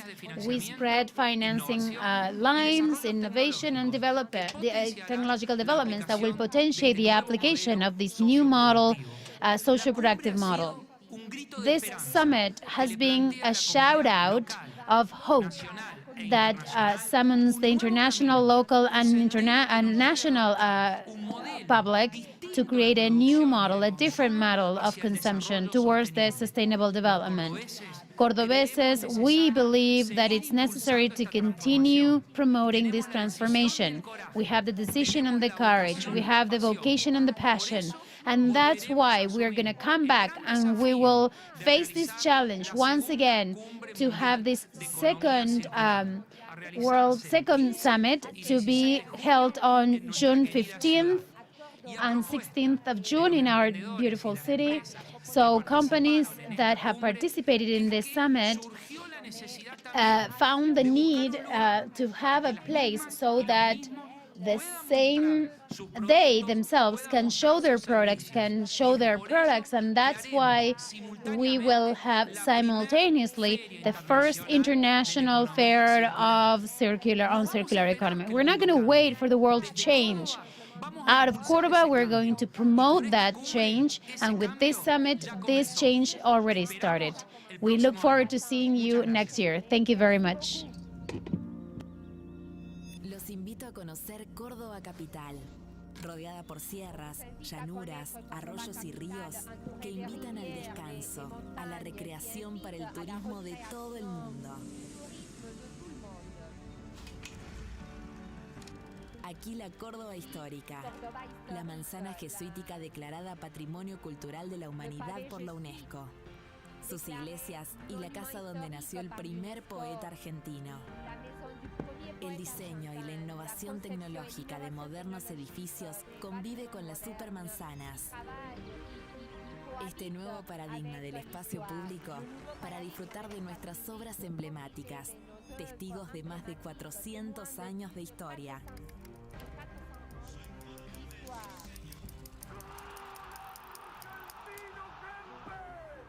Una ciudad con intervenciones paisajísticas que incluyen ríos, lagos, parques y reservas naturales.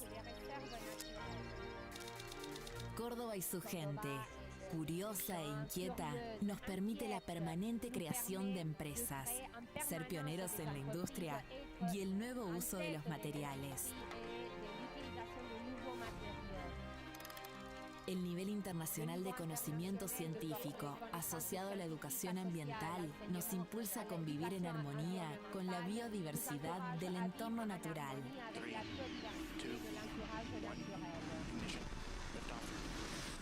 El cordobés vive en la cultura y el arte de su ciudad. Se reconoce por su calidez y su buen humor, siempre sacando una sonrisa al ritmo de un cuarteto. La Córdoba del conocimiento es creativa, comunitaria y ahora también circular. Bienvenidos a la Cumbre Mundial de Economía Circular. Ciudad de Córdoba, Argentina.